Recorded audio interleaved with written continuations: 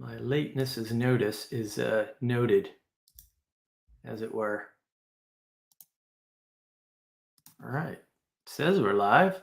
I'm assuming aliveness, although nothing's popped yet. So always one of those things.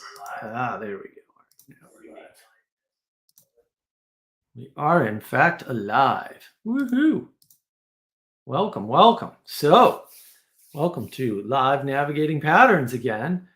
And it's sort of an open forum today. Whoops, adjust the camera. Man, I am not prepared. I was busy arguing on the internet all day. So, yeah, right up until live time. But yeah, there's a lot going on in the world today. And it seems like a lot of the struggles pretty much everywhere nowadays. And I do mean everywhere, which is sort of interesting. The struggles lately seem to be around structures and cooperation and what all that means in terms of how the world works.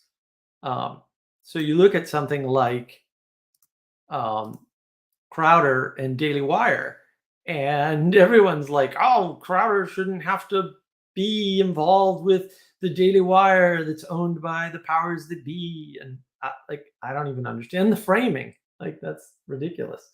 So I think that's one of the problems is that people aren't really engaging with the reality of how the world works. When you start to scale stuff, you have to change things. Scale to cooperate with people requires structure. That's what structures are. Like structures are the way in which you cooperate with other people. Structures are the way in which we get along together with strangers. Like whether that's the structure of being polite to people or a structure of a corporation or a structure of a nonprofit or a structure of a club, right? There's all these structures everywhere that we're bound to for whatever reason. And we need those things. Like we can't do without them. They're not optional. And everyone's like complaining. And it's like that's not appropriate. And money's used to resolve some of these things. Like how do you trade value with people with different understandings of value? You use money. Like all currency is fiat. Like I don't money is not something to be demonized. Like money is a good method of efficient trade, or efficient barter is a better way to say it. And speaking of money, look, if you think that modern art is good, that's fine. You should pay me for what I put on my board. Like if you think Jackson Pollock is good, that whiteboard, I mean, come on. That's next level right there. So I mean, and this is the problem. Like and then everyone's going to complain, "You're not an artist." Neither was Pollock, like by any standard. And this is the problem. Like you're just picking arbitrary standards, and like fair enough, but they're arbitrary. You need to understand your arbitrariness. You need to understand everybody else's too, and appreciate it. And appreciate it. Like structures are there because thousands of years of humans said structures are what you need to work, right? Emergence only is not a thing. Like this is not overly difficult to really comprehend. And everyone's upset about scale. You want to do things at scale, you have to make some sacrifices. And some of those sacrifices are simple things, like you have to sacrifice to structure. You don't have a choice. That's why it's there. It didn't pop up because some mean guy at the top said, "I'm going to impose a structure." That didn't happen. Like people are just weird. And I think this comes from the collapse of complicated models of the world. I get it that people have told other people you can understand the world by yourself. No, you can't. You're an idiot, like the rest of us. We're all idiots. You can't understand the world by yourself. You can't understand a part of the world by yourself. You're too stupid. We're all too stupid. The collective intelligence, the result of the distributed cognition of living on the same planet and being roughly the same creatures, means there are a bunch of things that individual creatures will never be able to understand. And that's probably most of the things as you get larger communities. Like, I don't understand how my city runs. I can understand parts of maybe somewhat how the city runs. Maybe I can see some of the structures, but like, I don't understand how it runs. Who actually makes the decisions? Is it really the town council or the mayor or whomever? Because it often isn't. That's why when politicians get in office, especially high office, and then the things you want don't happen, that's why. Because they don't have the power to do that. Because the person at the top can't just dictate things, or at least can't do that for very long before it collapses, a la Jordan Peterson, right? Tyrannies are unstable, yes, because your power as a single individual is less than the combined power of multiple individuals. It's not that hard, really, right? And so, yeah, you can tell people to wear masks, but you can't make them wear masks. And some people will do it, and some people would do it anyway. Like, what's your point? Is it worse if somebody chopped down tells you to do something bad? Of course it is. Like, what? Nobody is denying that. But that doesn't mean you have to follow them. Like, there's where the conflict is, or the overlap. That's where the problems are, is that there's no way around certain things. There are constraints. Reality, part of the meaning of reality is that which objects to your subjective experience. So if your subjective experience has a nature, like you keep insisting that structures can emerge from nothing, and that still doesn't happen, you should say, you know what? Maybe reality says I'm wrong. Okay. You shouldn't consider that there's a way to make your idea work when it's been tried and failed. You should instead consider that your idea is stupid, because it probably is. And that's not to say you give up the first time and things go horribly wrong. But look, at a certain point, you got to have a cutoff where you say, you know what? I was just wrong about that. That's not how things work. So, yeah, I mean, I just wanted to preface that because it's coming up everywhere. It's coming up in this little corner with the Cassidy live stream, which I haven't quite finished. But I find very interesting where Paul's struggling with what to do and Jacob's got his plan and Luke misunderstands everything about what Jacob's been saying and the problem at hand, which is the problem of how do you scale things? Well, if you want to scale value, you use cash. That's what you do. That's the way it's done. It's the way it's always been done. It has to be done that way for a reason, not because random somebody in the past arbitrarily. That's a very postmodern way of thinking about how the world unfolded. There's a better way to understand how the world unfolded. It's called history, right? It's not that difficult. And this top down only or bottom up only, it's both. It has to be both.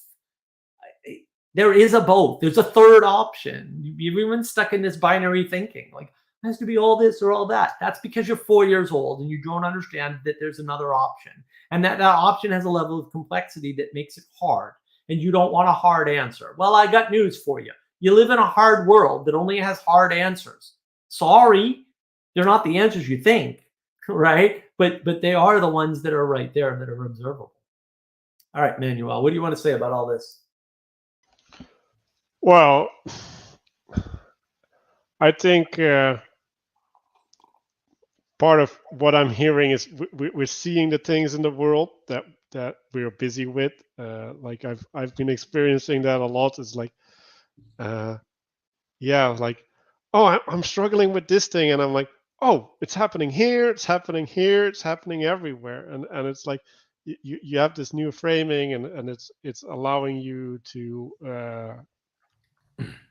find intelligibility in the world, and in some sense it's real satisfying, but in the other sense there might be a little bit of a deception going on, right? Like there's a bias there, and so what it brought up for me is like how do we figure out whether the discernment that we're seeing, whether we're actually converging towards something that's true, or that we're just going into the fantasy of like, ooh, like now I can do all of these things, right? And right.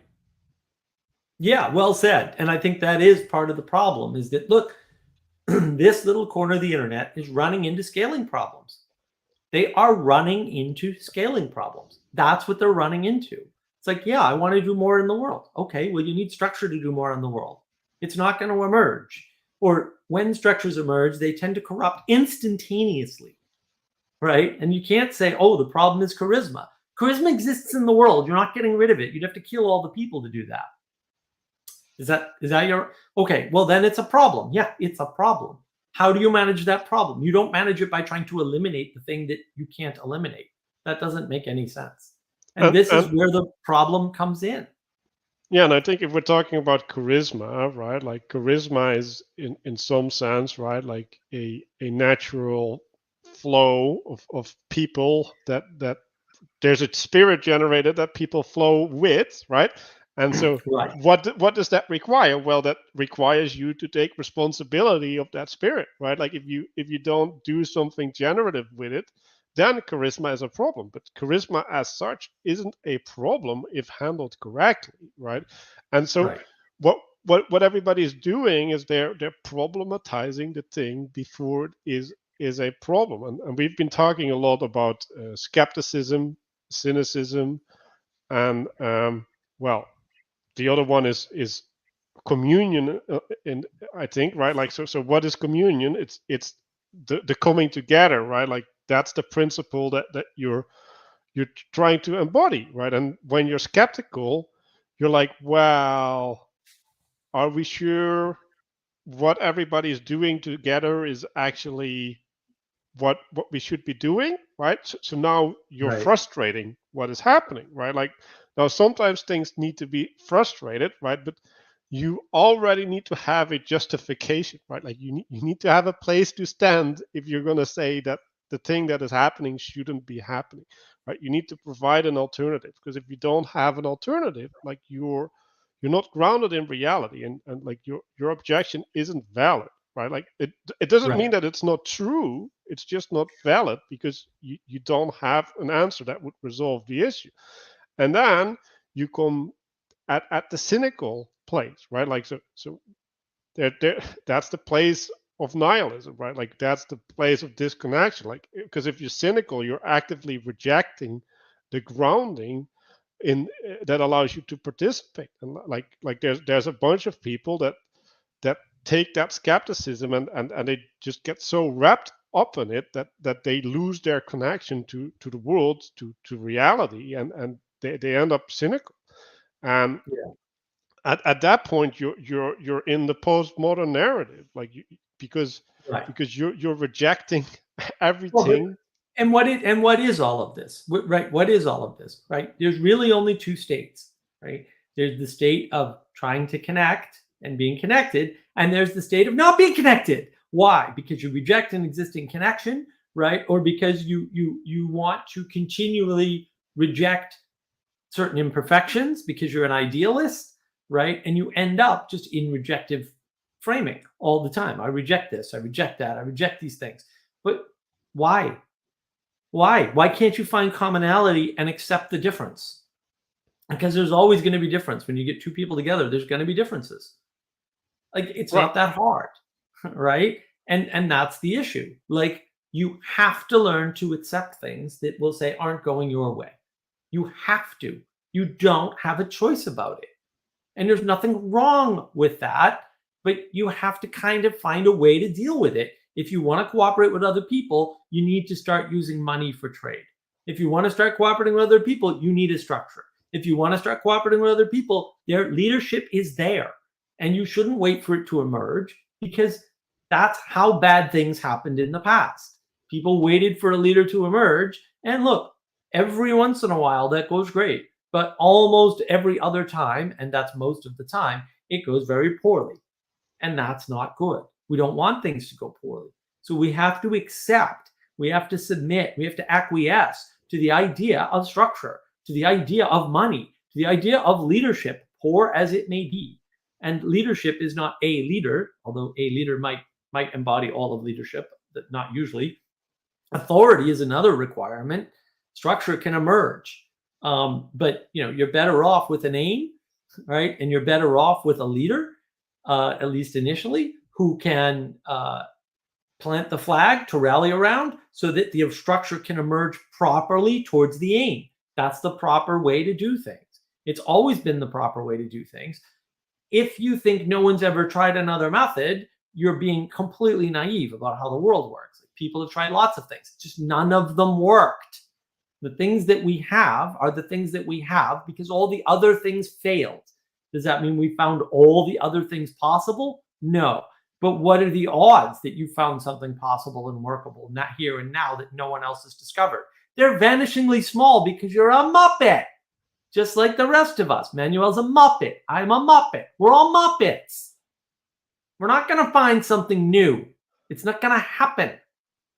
And it doesn't need to. We can just fix what we have. Honest. Oh, we're a structure that's corrupt. The thing that corrupts structures is people. Find the corrupt people, deal with that. Right? Flood the structure with non-corrupt people. Manuel is a Muppet, apparently. Yes, I love it. I haven't used that feature yet, but that was a good use of it. Look, I mean, you will follow a leader. The fact that aspiration exists means that you are looking for an ideal all the time. And any ideal is a judge. And any ideal is leading you somewhere to something. That's happening. It's inevitable that it happens. And so you're constantly looking around for leadership, in not just in one place, but that's happening to you. And it's happening from within you. You're not getting around the problem. It's just a problem.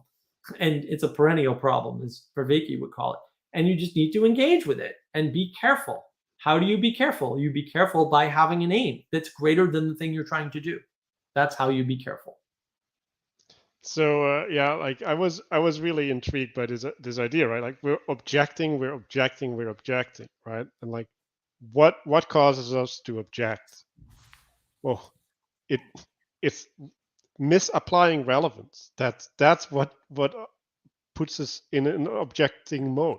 Like, because if we know what's relevant, right? We know we have discernment about what we should reject and what we should accept, right? And then if we're in this confusion that we in some sense need to know everything about what we're doing, or we need to have a full plan, right? Or like we can't adapt on the fly, because like everything always gets adapted on the fly. So like what is this fear about having to have all of these things sorted, right? Like what is important is that you're in the right spirit, that you, when problems occur, you have the capacity to resolve them.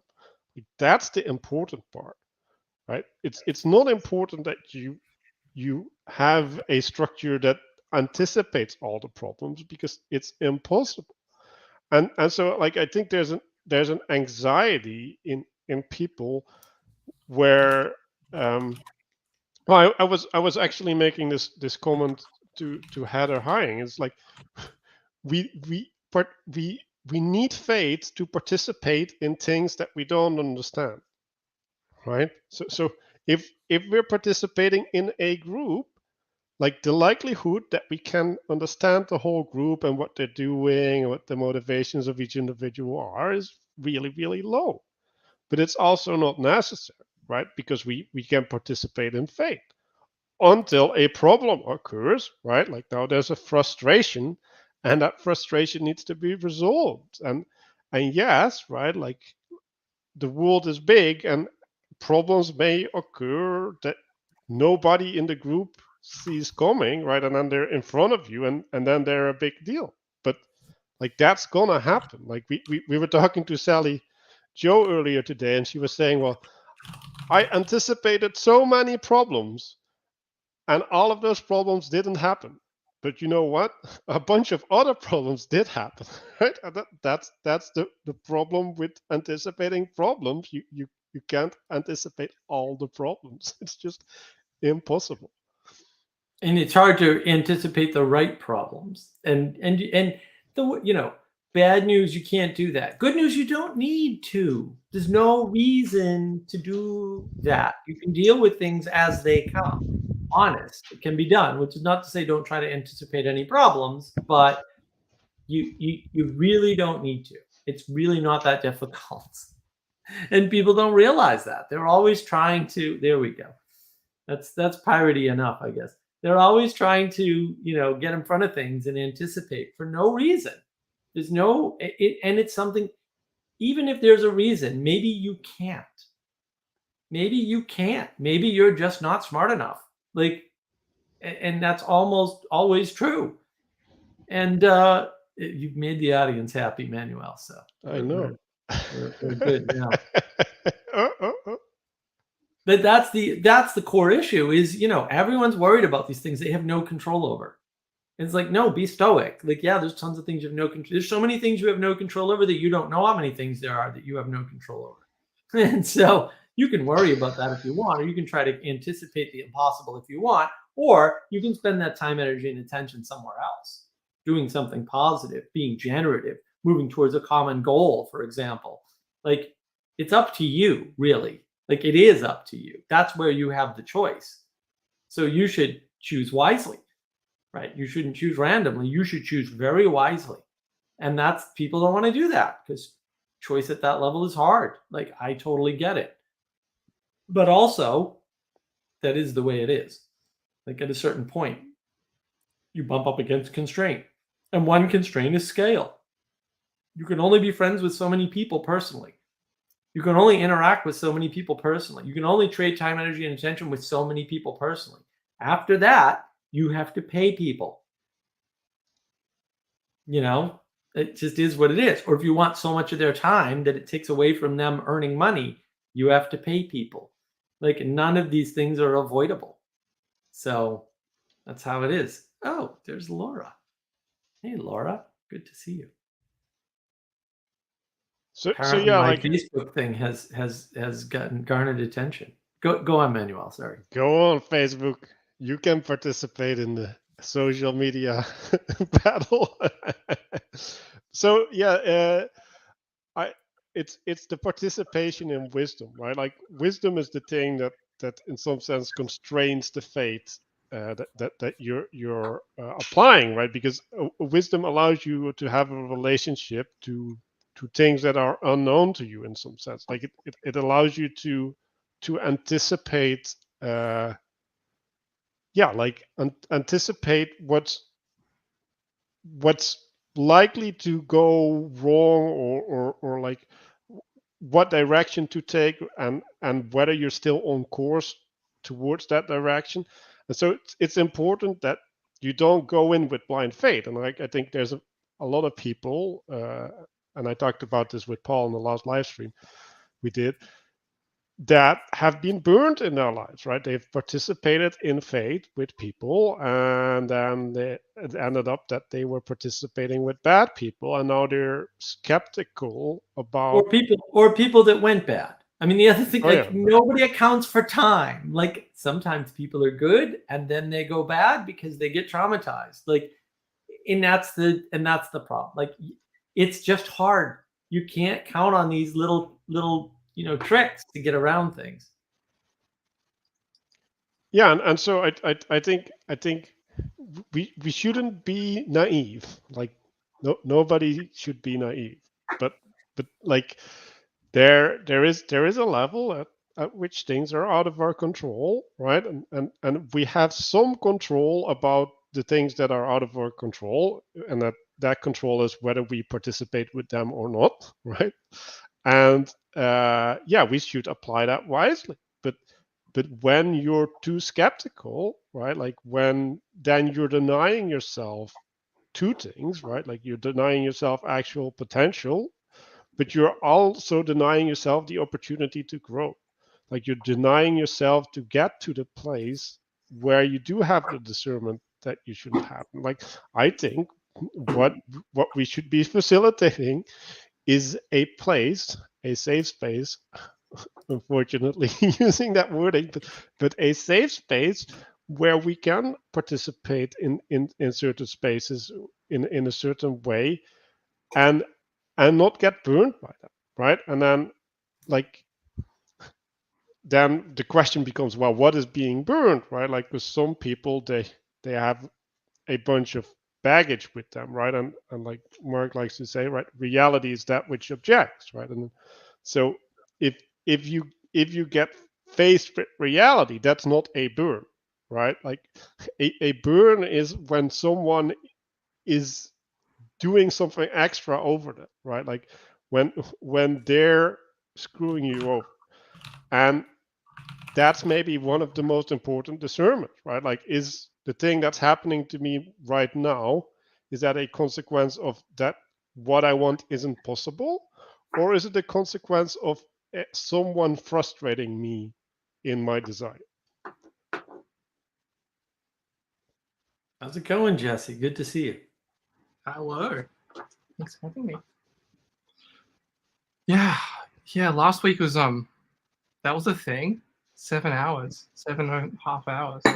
7 hours, over 608 views between the two channels. I don't know, dude. I've got no I was not expecting anything like that. It was a great conversation, and everybody should check it out. There was no part of it that wasn't awesome. We had a little 20-minute interlude of headbutting, maybe, but you know, there was more than that. Yeah, well, look, I mean, I've got to buy me coffee. So if you think Jackson Pollock is high art, then pay me for mine. I wanted to get to that. There was so many points in that conversation where it's like, okay, this is my first time. I'm new here. I don't know how objectionable to be. I want to be that person that listens. It was funny that the conversation kind of ended on that point of the value of listening, the value of participating. So that was interesting. There's also a thread about people in nihilism and how to help them with that. I think that would be one thing I'd want to pick up. Because I've been thinking about this. I've only seen half of the meaning crisis versus the faith crisis video. So sorry if I haven't seen the whole thing. That's okay. One thing I wanted to put forward is the idea that there may be a crisis above the two, which I'm kind of terming the attention crisis. Yeah, there's two crises. I don't think, I mean, they're related to the materialism. That's my thesis. But yeah.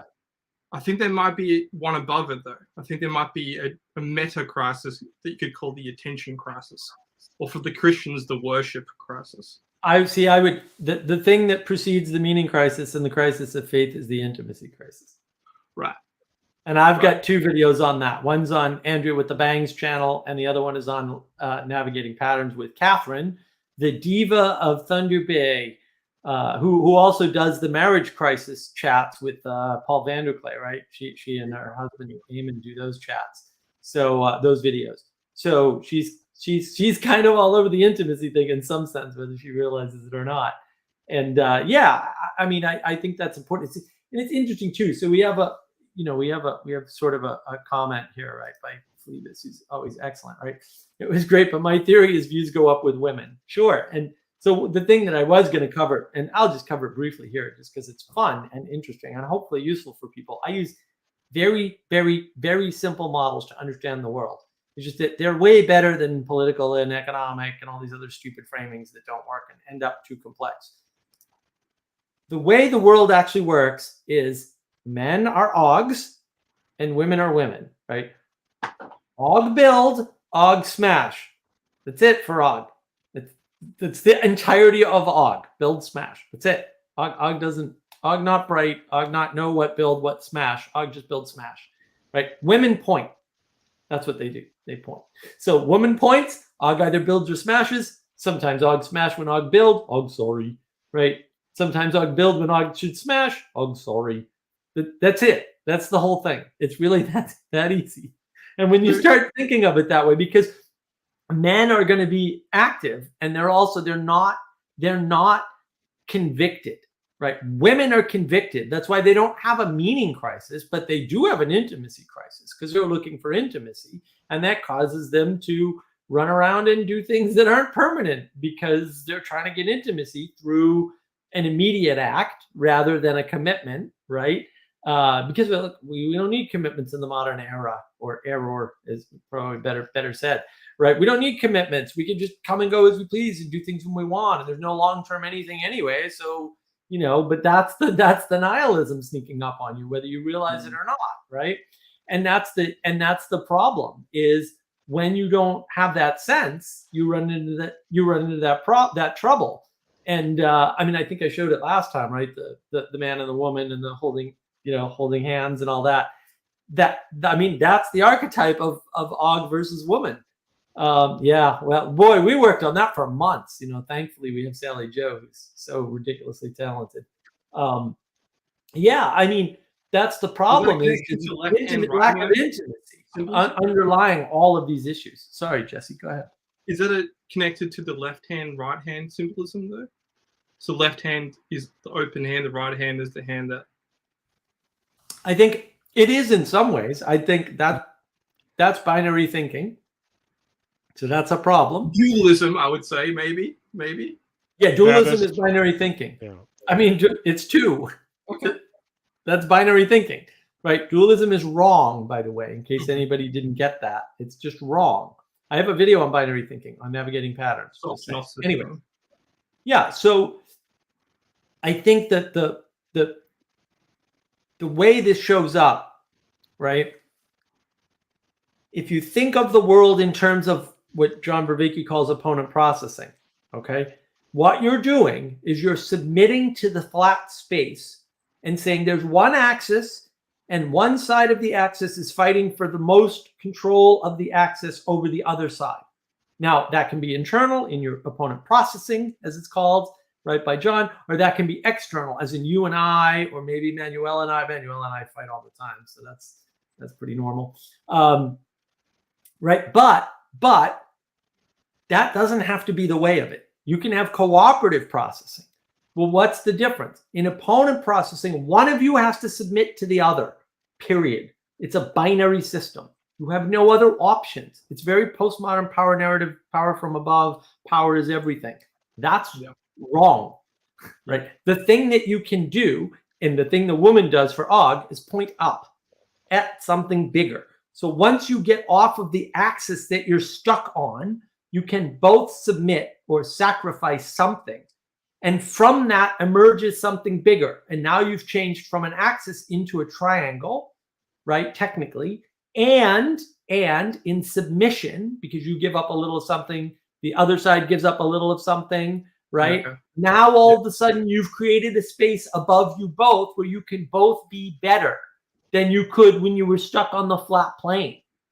And it's remarkable to me that people don't automatically kind of know this. And that's cooperation. And that's how the whole is greater than the sum of the parts, right? If you're stuck on a flat plane and you're in opponent processing mode, the whole, you can't create a whole that's greater than the sum of the parts. You only have the parts. In order to have a whole greater, you need to go up. It's that simple. So to go that to an example, when I argue with Mark, right, like what I'm trying to do is to figure out what is the reason that we're not agreeing, right? Like there's something that I cannot see, right, and that Mark cannot see, right, because else we could explain to each other where the disagreement is, right? So that means that there's something hidden in our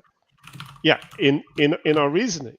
And when you make that assumption, right, like, oh, like I assume that Mark is actually seeing something correctly, right? Like I don't think he's deluded, and I'm also seeing something correctly, right? But now, like, what is explaining the distinction, right? And if you're in that space, then you're opening up, right? Like you're pointing at something outside of the conflict to resolve the conflict.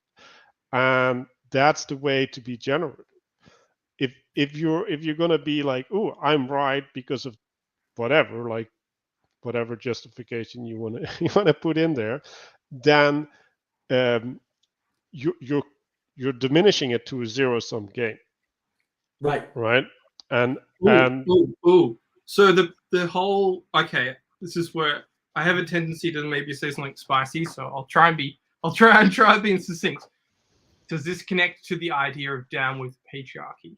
If the patriarchy is symbolically a triangle, and what they're after is a re-flattening of all the identity, all the association spaces. Yeah. So that's they want to be equal. Why do you want to be equal? Let's suppose you buy into the postmodern power narrative. What's the trick they're playing on you with the postmodern power narrative? They're not giving you an alternative. All they're telling you is that these people have the power, but you could take it away from them. They're not changing the system at all. They're not they're not telling you there's a different system. They're not saying that the system changes. What they're saying is different people need to be in charge of the power. they're not changing the game at all. And Yeah. that's what people are falling for, because they want to be equal. They want to have the power. Okay, well, you want to have the power, but the power didn't go away. And what if you're not perfect? I mean, I don't know about you, Jesse, but I'm not perfect. Are you perfect, Manuel? Yes, and the problem is Manuel for president, can confirm. the problem is, right, like what they're doing is they're basing authority on lived experience, right? So if you Yes. have suffered, you've had a revelation, right? Like you have an understanding of the world that is inaccessible to the other person, right? And therefore you have a valid point of view that needs to be included in the understanding of the world effectively, right? Which makes it a relativistic framing, right? Like they're changing the authority from reality, right, that which objects, to the person, right? And now we can't have a shared reality anymore, right? Like we can't have a shared authority.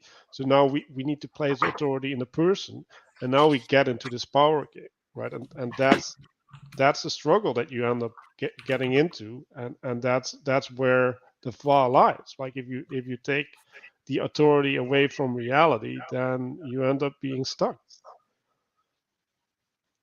Yeah, and that's really the problem. And I thought, we had a good chat. I pasted it in there with Vander Clay, who did a live stream, and that was fun. That was fun. And then I saw, like I said earlier, most of Cassidy's live stream today, and it was interesting because Jacob sort of revealed more of what he was up to, made his usual bombastic statements that are going to go over like a lead balloon, as always. Uh, and Paul was also struggling with monetizing things. And so they were having a conversation over, well, is it really right to do that? And, they were denying structure because people love to deny structure. And the whole thing's kind of crazy. He's a minister. If he's a minister, what do you do with ministers? Like, you have to, they're giving of their time, energy, attention, and love. Right. Wouldn't you want to contribute to that? If they're Well, that's the thing. Right. That's the thing. People don't understand. Like, if you want strangers to contribute, it has to be money. There's no choice, right? There's no better way to do it. Right. There's no better way to do it. Many things, but yeah, it has to be a currency of value. Right. And you that you could give back help. You can. Well, you can always do that, but 1,000 people can't do that.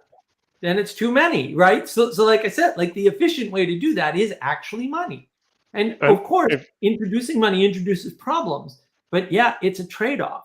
But if you don't want to scale, that's fine. But if you want to scale, you have to make a trade-off. Like, you don't have a choice. And people are this little corner's bumping into a scaling problem. Yeah. Well, because they don't want any of the bad things that happen due to the scaling. Well, that's too freaking bad. Then you can't scale. You pick one. Either you scale with the tools that we know that have worked for thousands of years, or you don't scale and you shut up. I don't care which, but it's got to be one of the two. Yeah, and also, if you're helping, you're no longer a stranger. And if you're helping, you need to structure to help within, because else you're not helping. It's that simple. Like you cannot have a organized effort without organization. And pretending that individuals doing the individual thing is actually a thing, like it's not. Like you can, like I've been getting into this, looking at the idealism, right? Which is effectively you have something in your head, and then you're gonna act out as if that's true, right? Without having a body for it, right? Like that's effectively what it is, right? Because when you have something in your head, the thing that the other person has in their head is going to be different, right? Like you can say and you can talk about it and you can pretend that it's the same, but it cannot be the same, right? And then, like the only way that you can participate in the same thing is when you have a spirit, and that spirit is the thing that you're joining up in. But you can't say, like, the thing out of my head is going to make the spirit. Like that's not how it works. So there's a bunch of things. Like when I think I'm doing this, right? Like when I make this video, I am contributing to this project. Like, are you sure? Like, first of all, does the project exist? Secondly, how do you know that you're actually contributing? Like, why are you diverting attention away from it? Like that might be possible. Like there's many ways in which your contribution can be actually negative because it's not integrated in the whole, right? Like you need a whole that literally defines your role in it. And if you don't have a way to define your role, you're lost. You don't have grounding, and you don't have a way to understand your participation. Why do putting out an assumption, say that millennials, my generation, struggle with this idea of membership in some aspects of life, but also are very open to it and want to contribute in others, i.e. YouTube influencers, video. Yeah, they have to. Because the whole crowd, everyone wants to give money. It's unavoidable, right? Yeah. They're just not admitting to themselves that they're making the same trade-off here and not making it here. That's really all it is. You have to.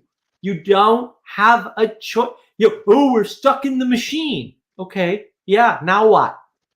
Okay, your option isn't, I'm going to unstuck from the machine. So if that's your framing, which I think is terrible framing and a stupid way to think about it, but also irrelevant. So what? You're not getting out of it. I mean, there's nihilism, but like that's just suicide. And if that's if that's where you're going, go there, but don't stay here and bitch. Like just make the choice and be done. It's not that hard. It really isn't. So what's going on with this membership dilemma? Is it failure to associate or failure to initiate the process? Are they wanting to be involved, or are they kind of not wanting the responsibility of being involved? They don't have a good model of the world. No, it's just, this is just a model of the world problem. They don't have a good model of the world. All right. Like if you think that your alternatives really are be part of big media, which includes the Daily Wire somehow magically, or be small like Steven Crowder, and those are the only two options because Steven Crowder's a rebel because he's doing it all on his own, which isn't true. He's got like 30 freaking people. He's a small corporation. It's still a corporation. Like, okay, small businesses and large businesses don't work the same. Yeah, don't tell me about that. I did consulting for years. I've worked at Fortune 500s, guy. I've been in C-suite meetings with executives, with CEOs. I've seen how they make decisions. It's not as impressive as you would think. And there's no cigars, not once, never dark rooms and cigars, right? And I've watched them scheme and try to run things, power down, tyranny from the top, and it never works. And in cases where it does work, it works for like 6 months and then they're gone. Like that actually happens. Sorry. And I've actually seen it personally, physically myself. And it happens all the time.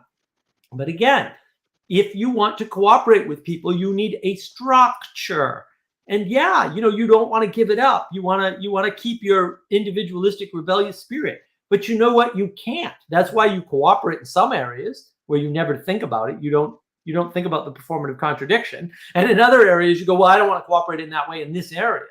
It's like, well, but that's nice, but cooperation only works one way. It doesn't matter if it's this area or that area. And so you can't be Crowder and say, well, you guys are really under control of big tech. You can't. I commented to one guy, I said, you can't sit there and say we have no choice about the algorithm and then say Daily Wire is using the algorithm to their advantage. Like if Daily Wire is a force for good and they're using the algorithm to their advantage and they have no choice but to be subject to the algorithm, then their will and agency towards the good is being forced on the algorithm, which is actually happening, by the way. So why are you upset about that? It's for the good. Even if you don't like Daily Wire, the fact that they're manipulating the algorithm by your own admission means that it's for the good because you think the algorithm is evil. Like, I don't get it. Like, why is this a conflict? It's not a conflict. You don't have to view it that way. You get this simple mind where it's like, oh no, $50 million is too much money, and people will have 500 million and could pay 50 million, but don't pay 50. It's all nonsense. And then these other people, like I heard a comment today where somebody was saying, oh, you know, these guys, you know, what was it? Michael Jordan, you know, he made, you know, hundreds of millions of dollars or whatever, right? Well, the people who ran the NBA made billions. I don't think the NBA's ever made $1 billion, ever. Certainly no team in the NBA has ever made $1 billion. That doesn't happen. Sports is a money-losing operation for the owners in almost all cases, for almost all sports. There's a few exceptions, but they're tiny, and they don't make a lot of money.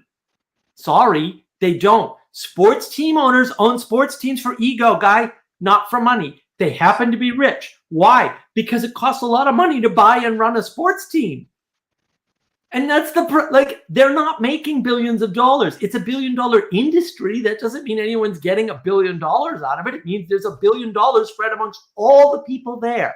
And some of those people may be making $300,000 a year, and some of those people may be making $3 an hour, and some of those people may be volunteers, because I haven't met a business yet where that wasn't true.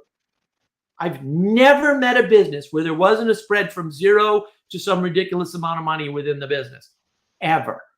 It's a closed market, isn't it? Because the sports teams that are doing well are the top 5 sports teams. The bottom 5 sports teams are not. They're losing money. They have to spend more money to get back up to the top, to get back to the. That's right. Well, and they bought in at some point. That's the issue. Like, it was funny when the I forget the team. It was one of the LA basketball team. I think it is what it was, one of the NBA teams. And the current owner had gotten caught making a comment about immigrants or something when his wife was an immigrant and whatever. It was a big dust up. And he said, well, I'll sell the team for $2 billion. And the team wasn't worth $2 billion on paper by any stretch of the imagination. Steve Ballmer came in and bought the team. And a friend of mine was like, oh, he must have a plan for making back $2 billion. And I was like, you do understand that Steve Ballmer is worth $20 billion, and that is 10% of his wealth. Show me a human being that doesn't spend 10% of their wealth on a luxury item, whether it be a once in a lifetime vacation, or there are zero people like that. Okay. He just 10% of his income just happens to be $2 billion. Like, it's not that hard, you know? And look, Anselman, I love you dearly, but you're kind of missing the point. Amateur sports doesn't exist. They're all businesses. The only difference between amateur sports and non-amateur sports is who makes what money when. And this is why college sports is an issue, right? Because it's right in the middle, and everyone's like, well, college sports is worth hundreds of millions of dollars a year per school, which is also correct, by the way. And that's the problem, is that, well, if that's what's happening, what does that mean? Well, easy. It means that the world is more complex than people just wanting to make money, right? Bad news, the world views more complex. Good news, people aren't just greedy just because they buy things or have money. That's not what's happening. And sometimes people buy things to cooperate with other people. You know, you can look at Elon Musk and say, why did Elon Musk buy Twitter? Which I have a video on navigating patterns, by the way. Right? Why did Elon Musk buy Twitter? Well, maybe he wanted to help the world. Everyone's bitching about billionaires and how they could use their money to save the world. And here he does, allocates a few $1 billion to save the world. And what does everybody do? They get cynical and bitchy at him. What are you doing? You're trying to take over the world. But you just told him, as a billionaire, it's his responsibility to do these sorts of things. And now you're bitching about it. I still think there's a lot of credit to Elon just buying Twitter for Babylon Bee to get back on. I still think that has 40% of an argument. It is. I think he kind of did it as a lull, and then he's like, well, it can do X and X thing, and maybe it'll help my AI training because there's all this data that they're not using, and the company. People don't do things for single reasons. Yeah, ever. It never happens. People have to have an ego reason to do something. People have to have a reason outside of themselves to do something, right? A justification, right? and then they have to have a potential in it. Because if it's not, which isn't to say like, people don't buy businesses to kill them, because they do.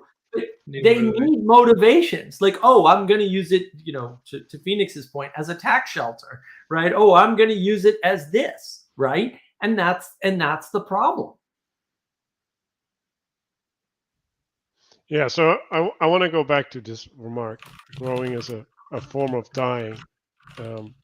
So Expansion. The problem with growth is, like, are we choosing to grow, or is our growth an adaptation to something that's already true, right? Because, like, sometimes we're in a situation and, like, things are already happening, and what is required of us is to keep up, right? Like, we need to evolve into this higher layer of participation because, well, we're in a more complex game. And so when we're talking about these choices and about these framings, like, is what we're choosing, is it actually a choice, or is it just a natural step, and are we resisting the natural progression of the game that we're in? And so this goes back to submittance, right, and surrendering. Like, are you playing the game, right? Like, are you aware of the game that you're in? Are you aware of the rules that you're under, the influences that you're participating with? Because if you're not aware of these things, you're irresponsible, right? Like, now you're effectively going into places blind, and you're just hoping that things will magically manifest in the right way. But, like, that might even be true, right? But you can still take responsibility and help manifest things in the right way. So even if that's your belief, right, like, there's still a responsibility on you to make these things happen, right? And yeah, like, that's the hard part, right? It's like, okay, like, I'm in this situation, and, like, I didn't choose to be here, right? Like, I just happened to get here for whatever reason, and, like, now I have an option. Like, do I play the game that is presented to me, or am I going to be skeptical, right? Like, am I going to say, well, I don't really know if I want to play this game, right? And what are you doing? Well, you're creating distance between you and reality, right? Like, you're frustrating what is there, and all in order to what, for you to make a judgment that you're incapable of making, right? Like, you can also participate, and, like, at a point where you're like, well, like, this isn't working for me, like, you can step out. But it's a fundamental attitude. And we've been talking about Protestants, right? Like, what does it mean to protest? Well, to protest is to look at the game, right? Like, this is what Vervaeke talks about. It's like taking off your glasses, like, oh, what is the thing that I'm participating in? And then saying, well, I don't like the glasses. Like, they have the wrong color. It's like, yeah, but now you don't have glasses. Like, you can reject your glasses all you want, right? But, like, you need to have a new set of glasses before you do that, because else you end up in this limbo, and that's just not a good space to be. And coming to that acceptance, right? Like, it's really sucks, but, like, you're stuck, right? Like, the fact that you're in reality means that you're in all sorts of games, right, or situations, and they're just there, and you can either participate with them or you can reject them. But are you manifesting the good if you're doing enough that? time that the groups grow? All groups grow at some point. It's just a matter of time and energy. Right. Well, they not all of them, but they should grow. Like, if you're trying to do something, you can have negative growth. I guess I'm trying to also. Well, you can do. Yeah, but I mean, some things do remain stable over time. I mean, there are groups that try to keep a membership of a certain size all the time, and they're very successful at that, so they don't really fluctuate much, and that's fine and fair. But, like, there's a limit. Like, scale talks about the limit of reality of what you're doing. You're not going to build a skyscraper with a group of 5 people. Like, it's not going to happen. It's not going to happen. That's all. And maybe you don't need to build a skyscraper. That's fine. And don't build a skyscraper, but don't get together and advertise building a skyscraper and then limit your group size to 5. Like, no, now you've transgressed. And that's really the issue, right? I mean, this is the issue that we've discussed with Van der Klee before. If you didn't want to have these problems, you shouldn't have had a YouTube channel. It's that simple. Like, having the YouTube channel causes the problems. What is the problem again? Can we restate it or rephrase Scaling. it? It's scaling, right? Oh, I want to help a lot of people. Okay. I want to help a lot of people I don't know and get to know new people. Okay, fine. They're two different desires. They're actually two very different conflicting desires. You can't prioritize and not at the expense of the other. You can't meet new people. Well, no. All desires conflict. This is the again, this is the problem, right? You have a limit on your time, energy, and attention. The question is, how are you resolving that conflict? When it's you and 5 people, it's easy to do. When it's you and 10 people, it's easy to do. When it's you and 100 people, it can be done. It's not easy to do anymore. It can be done, right?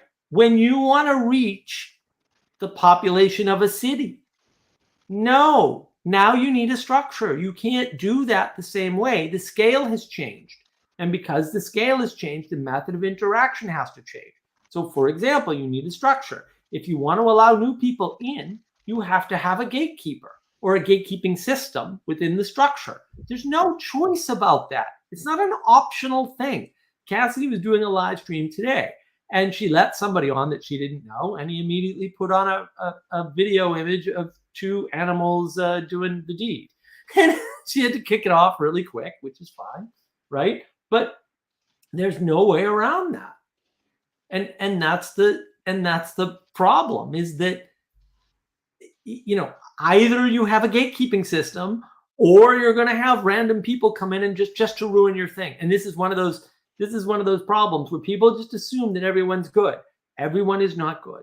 People like power. People who are bought into the postmodern power narrative would just assume come on your stream and ruin it for everybody, because that gives them the feeling of power. Whether it's real or not is not important. They think it's real. It's real enough to them to invest their time, energy, and attention in destruction. And I can tell you from experience, building things is really, really hard relative to destroying things. You can bring me anything, particularly an argument, although maybe that's unfair because I'm really good at that. And I can annihilate it in seconds. Any argument you want to bring, go ahead. Bring it all. You know what? Bring it all. Having read a whole bunch of books I haven't read, I will still tear it apart and you will not even understand what hit you. Because A, it's easy. B, I got skills, right? But software, I can write software. That's easy for me. I can write a few thousand lines of code. I've done it many times, right? I don't tend to write anything that big, partly because I like efficiency and partly because I hate large projects and I don't work on them generally even on my own, right? But if you want to engage with a large software project, you need a structure that enables that. And the larger it is, that maybe that you need a different structure than if it's smaller, like, and all the way down, like at all levels, because I've worked in the software industry for decades and I can tell you exactly how this works and how it doesn't work. And that's the problem. Like, when you get to a certain scale, things change. And when you pass that scale, things change. And when you scale down, things change. And you need different structures and different management styles and different coding style and different, like, everything changes. It's not just 1 or 2 things. It's not a tweak. It's not a tweak. So can you successfully deconstruct? Because you made that point, I think it was to Paul on Twitter.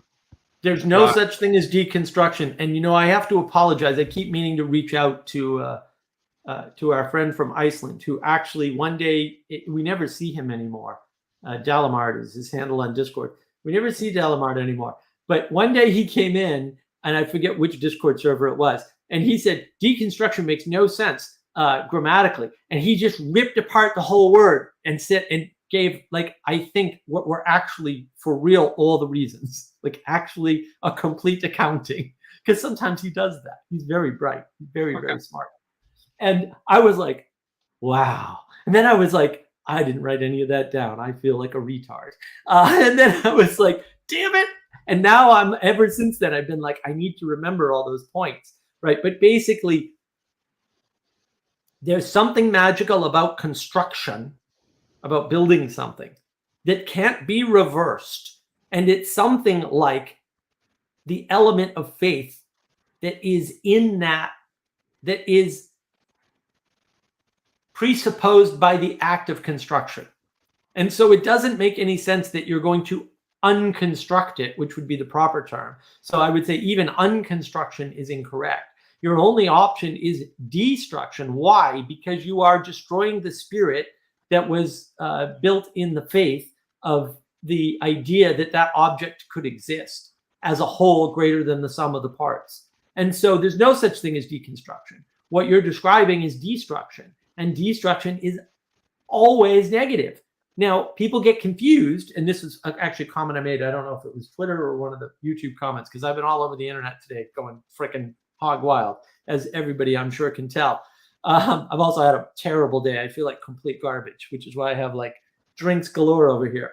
But what I was saying was, you're confusing the idea of, oh, I know, it was a comment to Jacob on Twitter, right? You're confusing the idea. Paul talking about Paul Antler talking about yes the right. Skyrim thing, right? And this whole idea that criticism could be generative. No, it's not. The fact that after you criticize you can generate doesn't mean criticism is generative. Those are two separate actions. You can't tie the two together, because just criticizing is not generative. As Manuel pointed out earlier in the stream, the bottom line is, if you engage in a process where you are criticizing something without an alternative solution, and this is well known in business, maybe you shouldn't be criticizing it, because even if you're right, who cares? What are you going to do about it? And is it correct for you to burden somebody with your problem? I see this problem. Well, maybe everybody else always saw that problem, and the reason why it's not fixed is because nobody knows how to fix it, and you bringing it up just makes you a jerk, quite honestly. Like, if you don't have a solution, why are you bringing this up? And I'm not saying you should never bring up problems, but I am saying, like, maybe don't presume that there isn't a good reason for the problem. Like, maybe don't presume that it's not part of reality or a known trade-off that had to be made.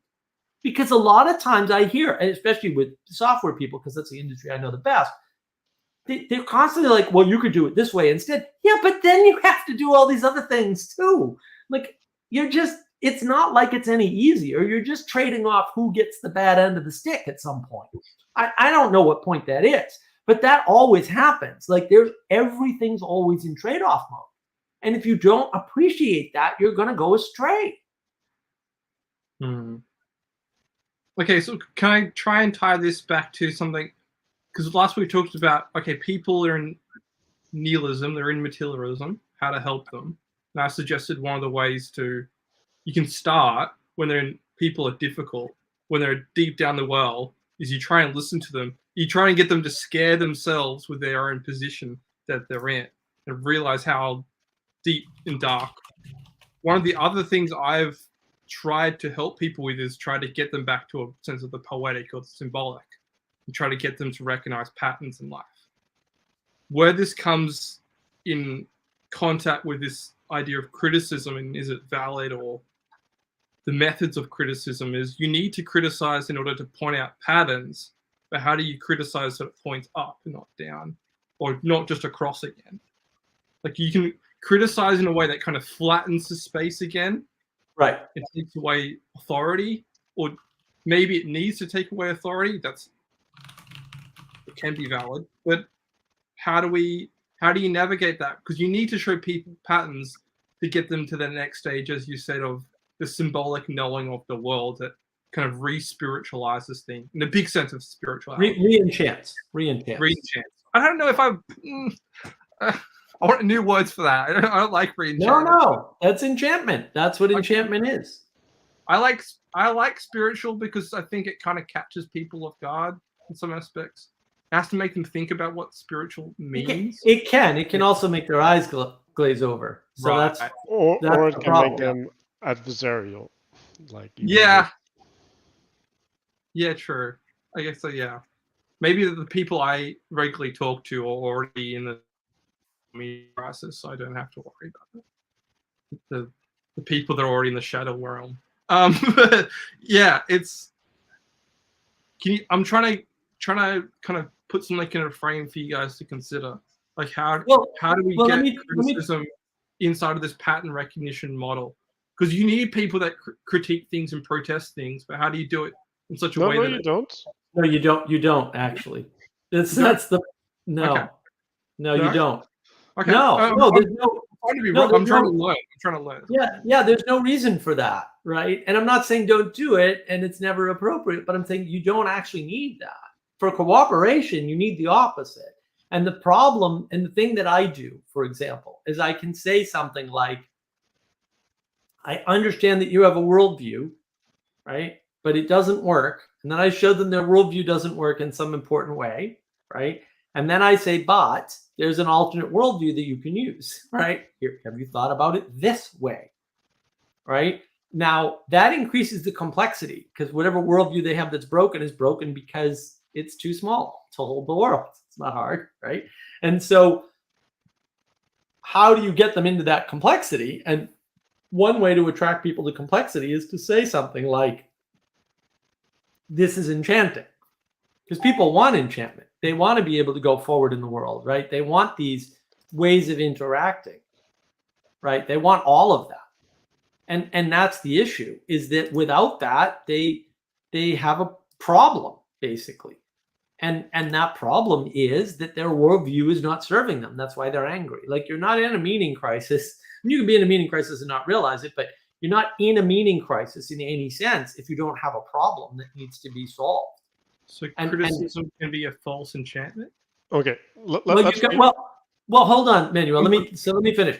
Yeah, criticism is the assumption that you're smart enough to do the critiquing, right? That's the postmodern lie, is that you're an individual and you're so smart that you can look at something that was built before you were built, right? Or a pattern that's being followed. Maybe the pattern is new, but it's a pattern that is as old as time itself, maybe, who knows, or at least as old as humanity, and that you can understand that well enough to have a valid critique of it. Okay? Now, anybody can have a critique. 3-year-olds do it all the time. And then this is literally my complaint about the postmoderns. They are nothing more. And I mean this technically, I'm not being hyperbolic. The entire summary of postmodernism is the same as a 3-year-old's. Why? It is 0% different from that. It is the presumption that you are smart enough to question everything around you. And so I tell people all the time, are you sure you're smart enough to understand that well enough to make the critique? Now, the advantage that I have is just purely experiential. Like, I've just experienced a lot of things. I learned a lot of things in my life, and I have a good memory. When they come up with a critique, I can tell them why it's wrong instantly, because I've already engaged in all these things, usually with other people. It's amazing the arrogance of people too, because they very often assume that they're going to come up with some construction for their ridiculous worldview, which I've already divined in 4 questions or by listening to 4 statements that they've made, that is going to somehow convince me that their worldview is correct because it's the first person that's ever told me this stupidity. And I've taken to telling people up front, you're not going to find an example I haven't heard. I'm very sorry. This is your first time talking with somebody who's skeptical of your worldview, but it's not my first time talking to somebody with your idiotic idea. And that's really the problem, is I'm just at an advantage, like house advantage. Please come join me. Let's put some money down though, because, that would be more fun. So that's the issue is, they assume they can critique, but why are you making that assumption? What if you're not smart enough to critique? And I wanted to reframe it a little bit, right? Because what do you need, right? You need a talent, right? Like you need a purpose, and so when you're doing something, right? Like when the spirit is moving, is it going towards the purpose, right? And like if it's not going towards the purpose, like you don't need to critique, right? Like what you need is you need to troubleshoot. You need to find a way to course correct. or to change the spirit, like that's also an option, right? But yeah, you want to have a course correct, right? So what you get is you have a justification, right? You have a purpose within your critique, right? And what does the purpose do, right? Like it organizes everything, like it puts everything in a structure, and everybody can have agreement, right? Because they're all participating in the same spirit, right? So they have the same discernment as the other people. So a critique is Say that again. Say that again. I think that was good. I just kind of jumped to the next thing. What you just said. Yeah, that's what I do. Yeah.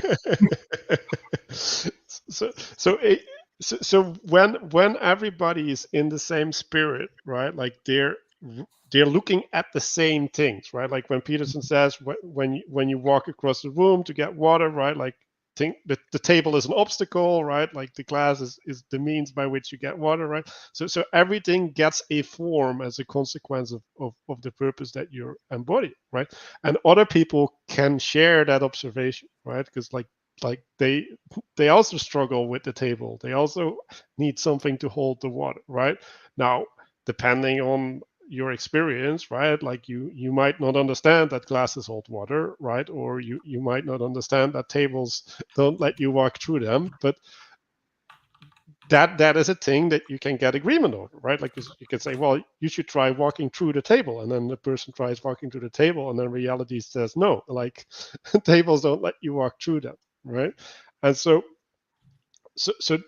you can get agreement about the arena that you're participating in, right? Like in some sense, the purpose makes the world into an intelligible arena. Oh, right? Say that again. The purpose makes the world into an intelligible arena. Right. The purpose first, not the arena. Yes. Yes. That's what defines the arena. That's the problem. The Yes. often the gallery calls forth the artworks, not the artworks get placed in the gallery. Yes, we've got it all backwards, right? The postmodern power narrative is, look, postmodernism is trying to struggle with the idea that there were things there first. And then it's saying, no, those things were placed there arbitrarily by people with power. But that isn't what happened. Power emerged from the fact that there was a time when no one had power. Like we were all just scrambling for food and trying to feed ourselves.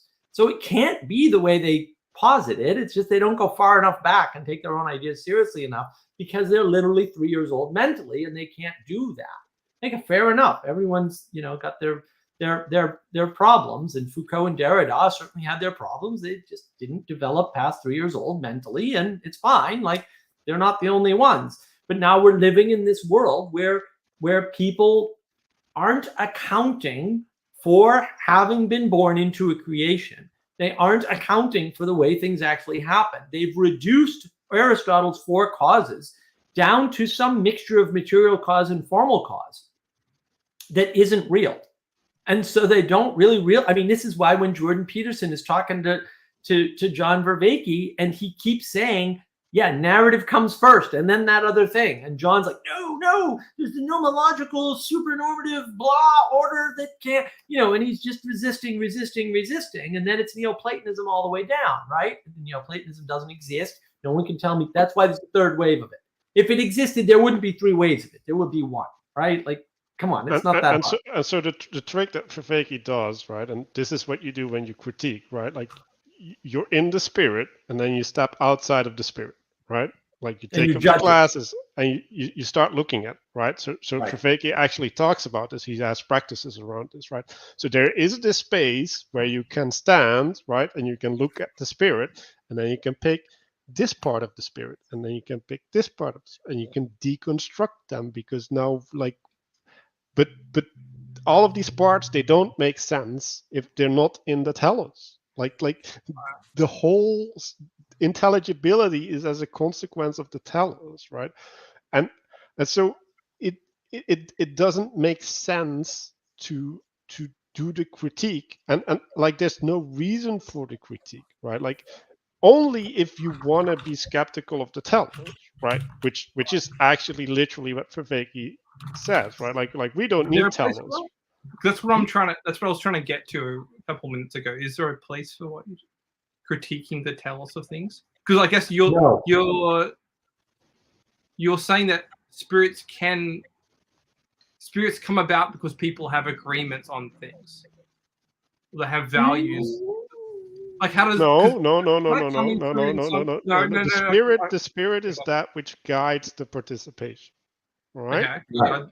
Yeah. I'm trying to get back to a few other things at the same time. So spirit is something that guides the participation, right? So if multiple people cooperate in a body, right, they can participate together, right? And so they can participate in the same spirit, right? Like you can also have a factory, right? Like with a line, right, where everybody is in their own spirit, right? Like there's no cooperation, right?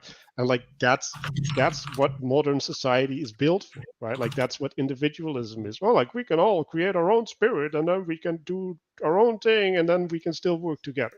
But it's like, no, you can't work together, right? Like you're together alone. Like this is the problem with people in cities, right? Like they're not partaking, like they're not in the same place, right? Like they're locked in their head, they have their headphones on, like their eyes glaze over, they're not part of the same world as each other. Like there's no communion, and that's the issue, right? And so this individualism, right? And that's the intimacy crisis, right? Like the capacity to have the connectedness between each other to incorporate the same spirit, right? Like that requires intimacy. Like you can't do that if you don't have an intimate connection, an intimate relationship within that community.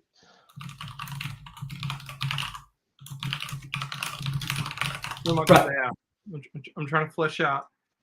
Well, that's so Jesse, the confusion is the following, right? I've talked about this all over the place in live streams with Vanderklay and stuff. And Vanderklay's actually mentioned it a couple times on some of his videos. It's very important. The science people talk about things as though there is a place from which you can critique that is totally neutral. What they are describing, I propose, is called objective material reality. That's what they're describing. They're saying there's an objective space. It is material primarily, right? And it's reality. And then I can look at things and say this telos is bad and this telos is good, blah, blah, blah, blah, blah. Okay? That's their thesis. I totally get it. But that's wrong. It's obviously wrong. It takes 2 seconds to realize that it's wrong.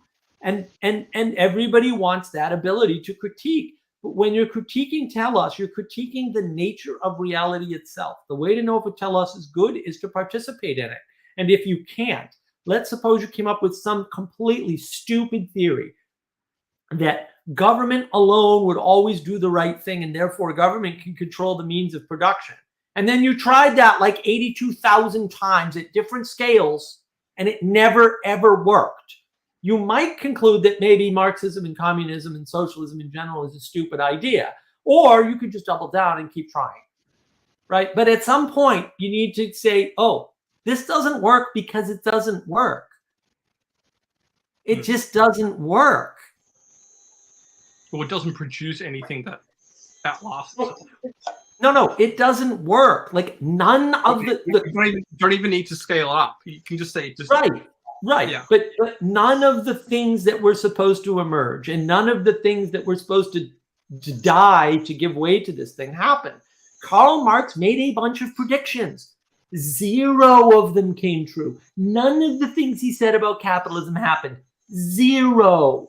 Okay? At the point at which your prediction rate is 0, you are wrong by any standard or measure possible. And people don't want to give up on it because they want to believe this utopic dream that solves their problems because they think that they can contain a worldview where they can understand the world and why it's going the way it's going. I can't do that. Manuel and I can't do that together, and he's really smart. Like, we could add 4 other people to that equation. It's not going to happen. The world is ridiculously complex. You don't have a chance in hell. In my Twitter video, I talked about this. Well, let's talk about all the reasons that Elon Musk might have put up a poll to have Trump on, right? And I think I went through 4. Those are just the ones I could think of. There could be 10. There could be 100. And who knows if Elon had any of those in mind? He might have had none of them in mind. He might have been saying, I'm going to troll everybody by putting a poll up. Who knows? I don't know. I don't pretend to know. I just say there's all these things that could happen as the result of putting that poll up without him violating, his, at the time, it was sort of an implicit agreement that he was just going to let everybody on who didn't break the rules retroactively. Well, fair enough. And he seems to have done that, by the way. So it doesn't seem like that was a lie. It seems like that's what happened. Hey, not to interrupt, but can you guys hear me okay? Yeah, we can hear you, Connor. Well, Okay, perfect. You have a Perfect. beep in the background. I think you want to mute when you're not talking, but yeah. There's a what in the background? A beep, like yeah, Beep. some kind of high-pitched noise. Oh yeah, I don't know what that could be. I'll just keep myself on mute when I'm not talking. Thanks. Like electricity from an audio perspective, being an audio person. So participation, agreements, criticism, membership. How do we collaborate together? No, like you don't have to answer that question. Like, no, I'm trying to track what are the things that are coming together. Like, why do? This is going to sound like a basic question, but why do people participate in things together? What's because good? they have the same telos. Like, Tell us. Yeah, I'm agreeing, but I'm okay. So Sorry, I don't know how to work this thing. That's okay.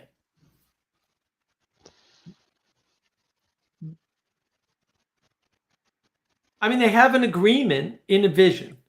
Okay. And that vision is based on a telos, whether they realize it or not, right? And so, for example, I'm working with a small company, and the guy who started the company had a vision, and I saw the vision, and I said, "That's a cool vision. I want in." Right? And now I'm a founder. Right? There's 4 founders, which is fine, right? But that's how that happened. Like, he had a vision, he was able to communicate his vision barely, and then all of a sudden, bang! Like, where there's a corporation gets formed around that. There's a formal corporation. It's all the paperwork's filed. Everything's there. It's got a bank account, right? We're off looking for investors. So if you have an extra $6 or $7 million to fix healthcare in America, let me know. I've got an investment for you. And that's how it is.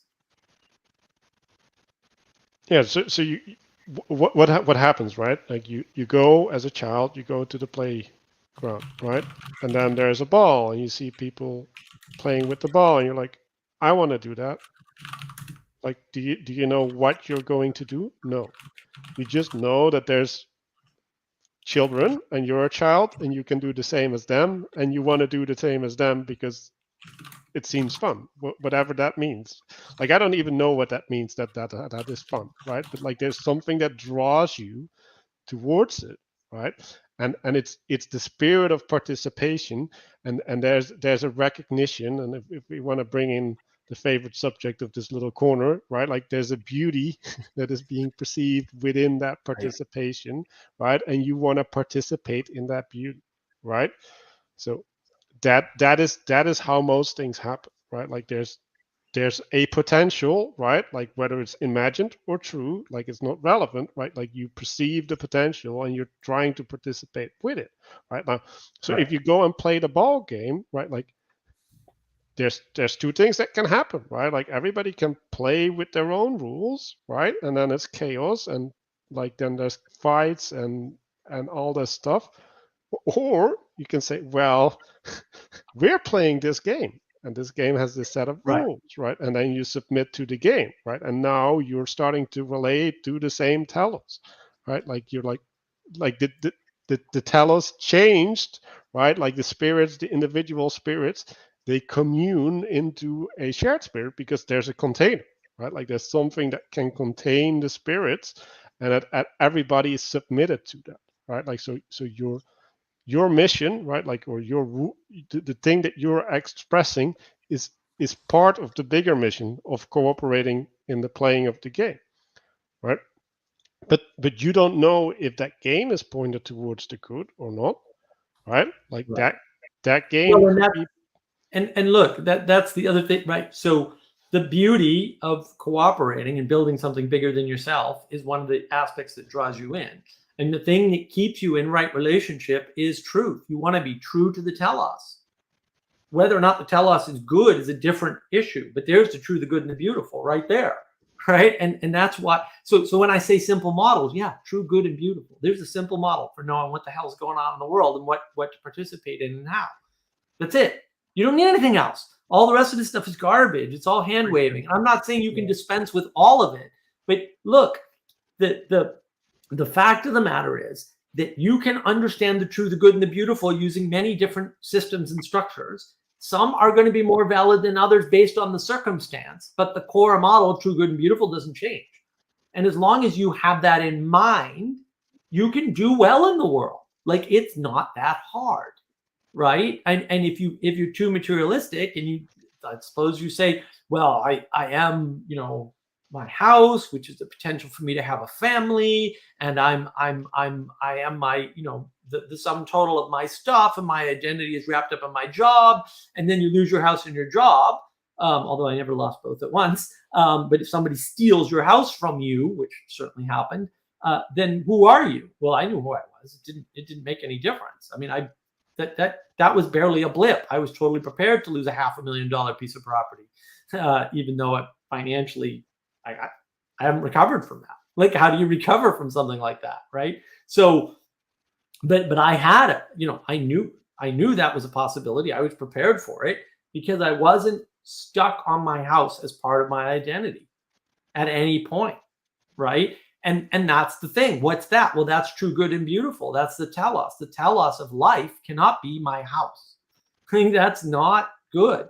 And in a way, what we're really talking about is domicile. When your model of the world is wrong, you put yourself in domicile because you're not able to fit in the world, right? And now you're in domicile. How do people get caught in the wrong telos? These are really basic questions, but if we're going to get up to membership and participation, they deny it. They deny its existence, just like John Vervaeke. Well, this is one of my projects. Father Eric will like this if he's still listening. Make final cause great again. What is final cause? Final cause is telos. It's right in the definition, actually, if you look it up. Final cause is telos. Why? Because you need the telos. You need to have something that binds people together. And that thing can't be material necessarily. Not that it can't be represented materially, but now we're going to get into icon versus idol and all kinds of messy stuff. But the virtue that you're going for needs to be common between the people. And that's the thing.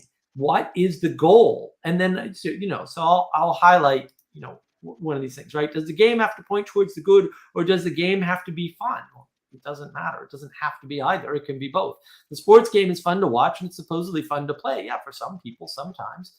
Is it fun to play for everybody? No, not all the time. It's not even fun to watch. Having fun. When you're in UFC, you're not having fun. You're going to war. Like, it's not fun. Well, some people have fun at it, right? And that's the problem. But you can't confuse, and this is the simplification problem, right? People are over-reducing the world. Well, I want a game to be one thing, either fun or serious. Well, first of all, games don't have to be either of those two things, and they can be combinations of them. Sorry, serious games can be fun. And the relationship of a game is based on where you are. Are you a participant in the game, or are you watching the game? What kind of participant are you? The goalie in a hockey game sees a very different game from the guy with the puck out front. I don't know what else to tell you. These things are one thing at some scale, and at another scale, they're very different things. So do you want to pick one aspect that is like the overriding aspect of everything? Maybe, but you're going to have an oversimplified model, and now you're not going to understand the thing. You're not going to appreciate the moreness of it, to steal some terms that John likes to use, right? The moreness of the game is that it has lots of aspects. And it was funny, years and years ago, I heard there was a radio station up in Boston called WAAF, which is the best radio station of all time and probably the best radio station it could ever possibly be. So I'm just going to state that axiomatically.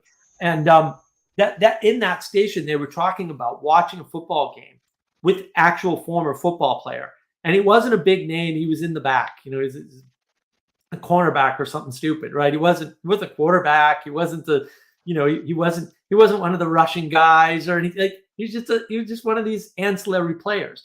But he started talking to them and showing them during the games to watch the backfield and not where the ball is in the game.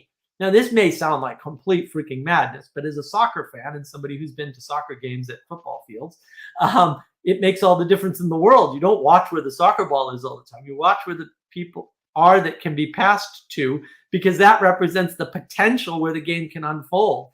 And seeing that in a football game, in a hockey game, in any kind of game, gives the game a whole different flavor.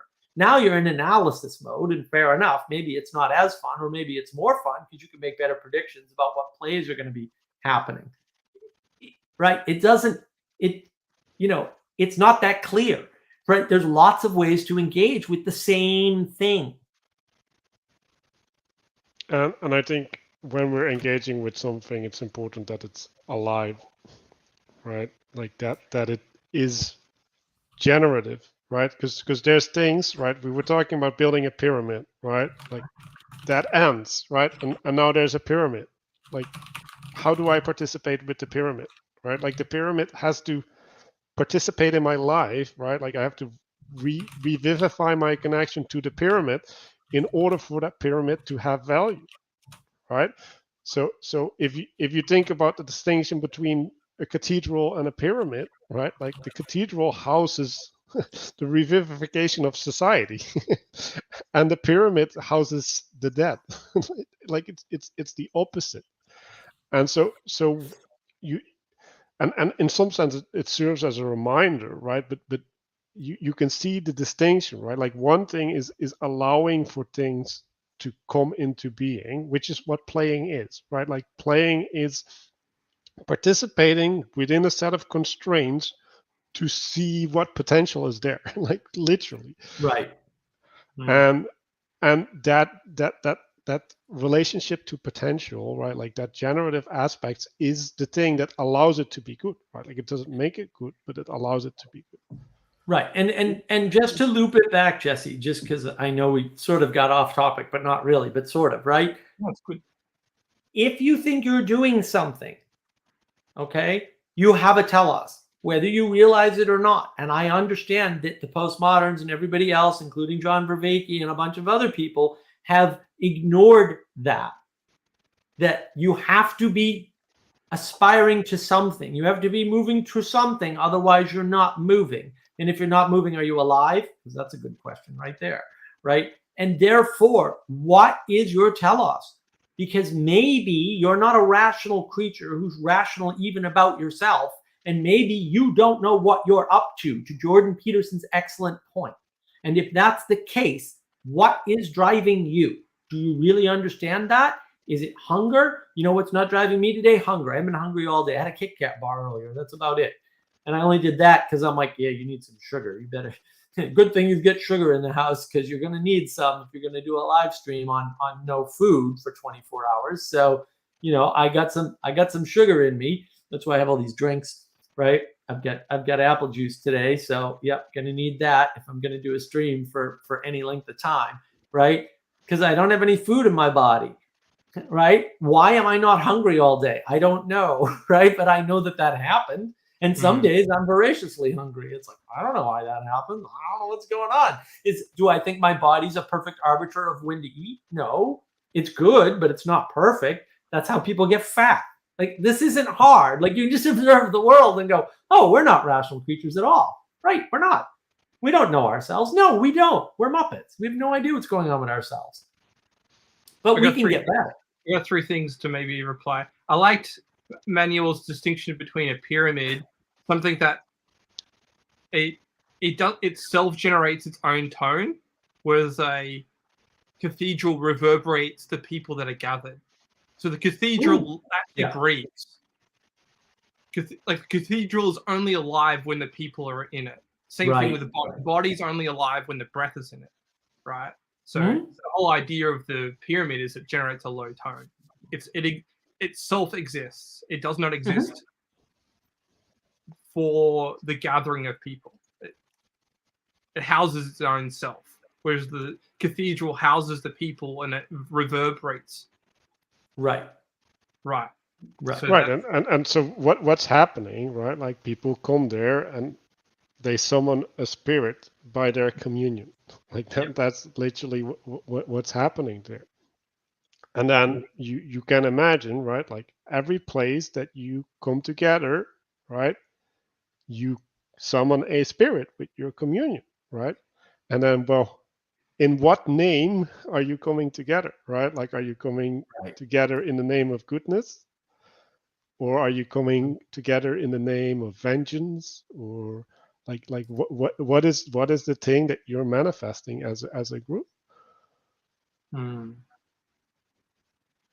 Well, like one thing that's coming to me is this is a sideline. Just the thought. Everything that has breath praises the Lord. Maybe you could say it as a Lord, as in a little L. Like everything that has breath is alive is going to have a telos towards something. Maybe you don't know what it is to Mark. Sure. Well, to a Lord. To right? a Lord. Yeah. Yeah.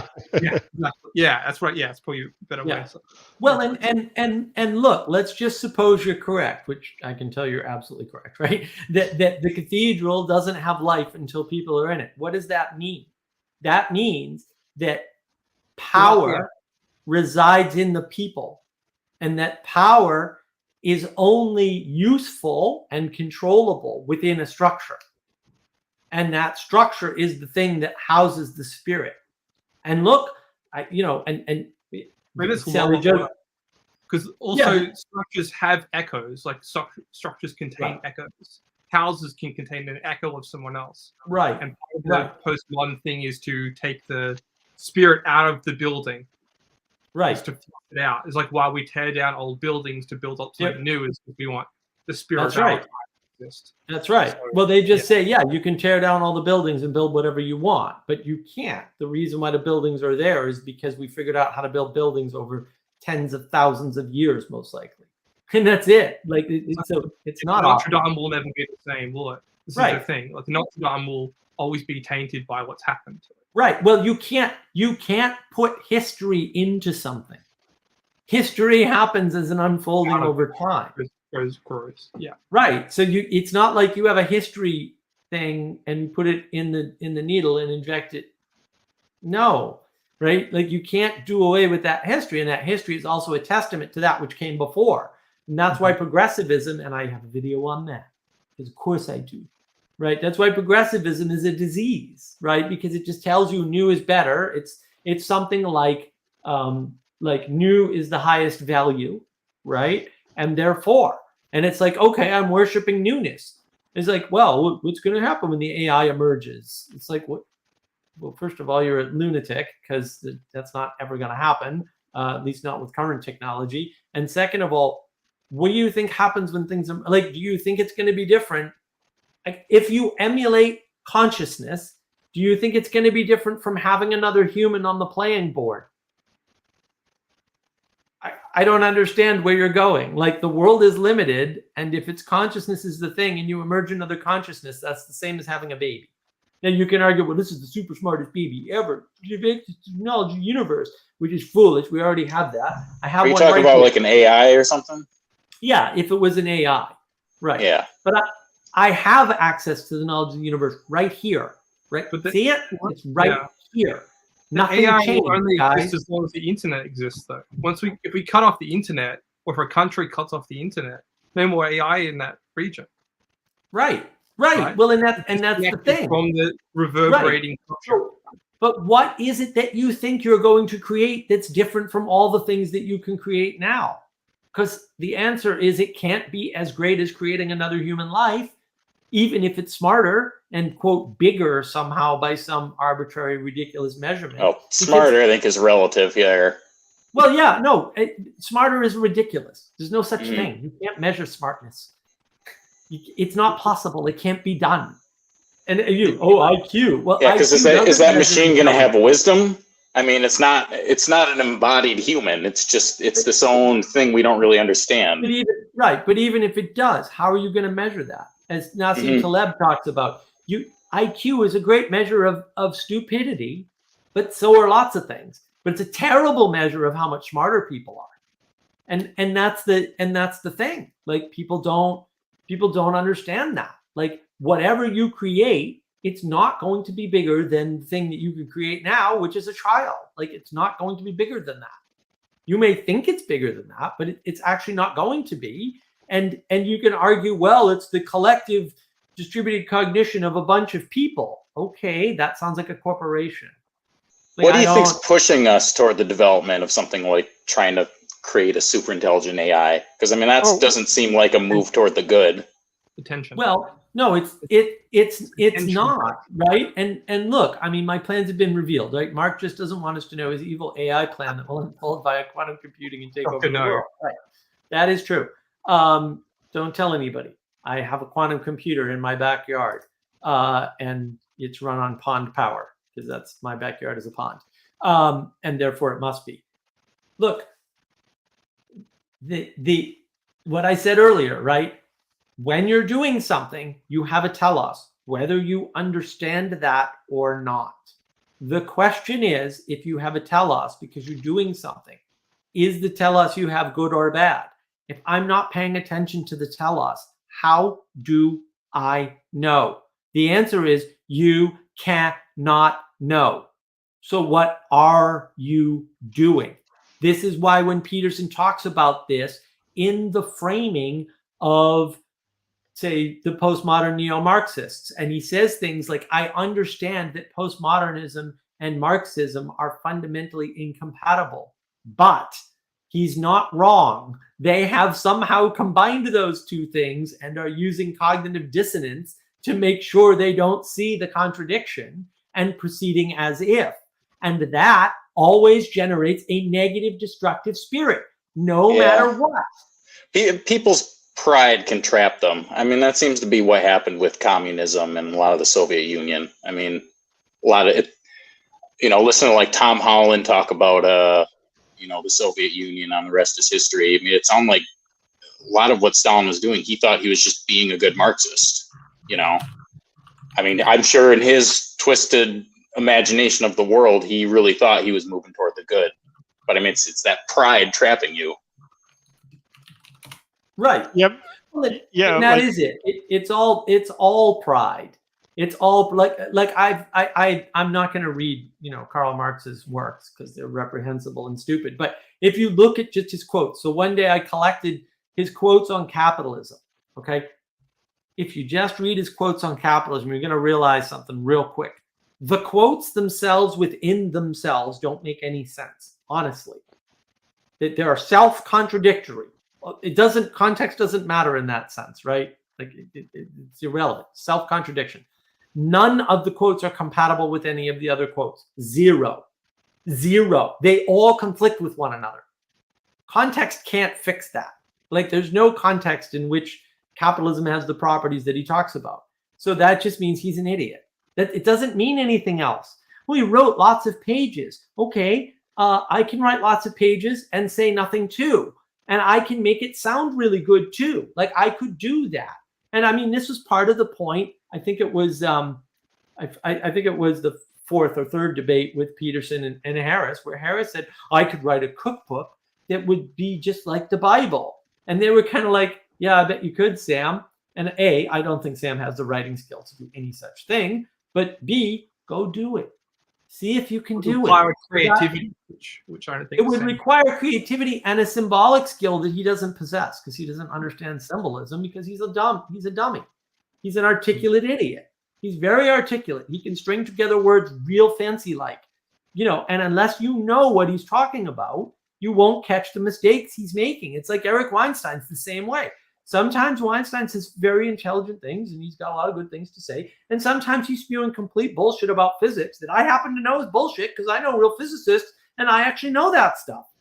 And so like I can catch him on it and other people can't. Fair enough.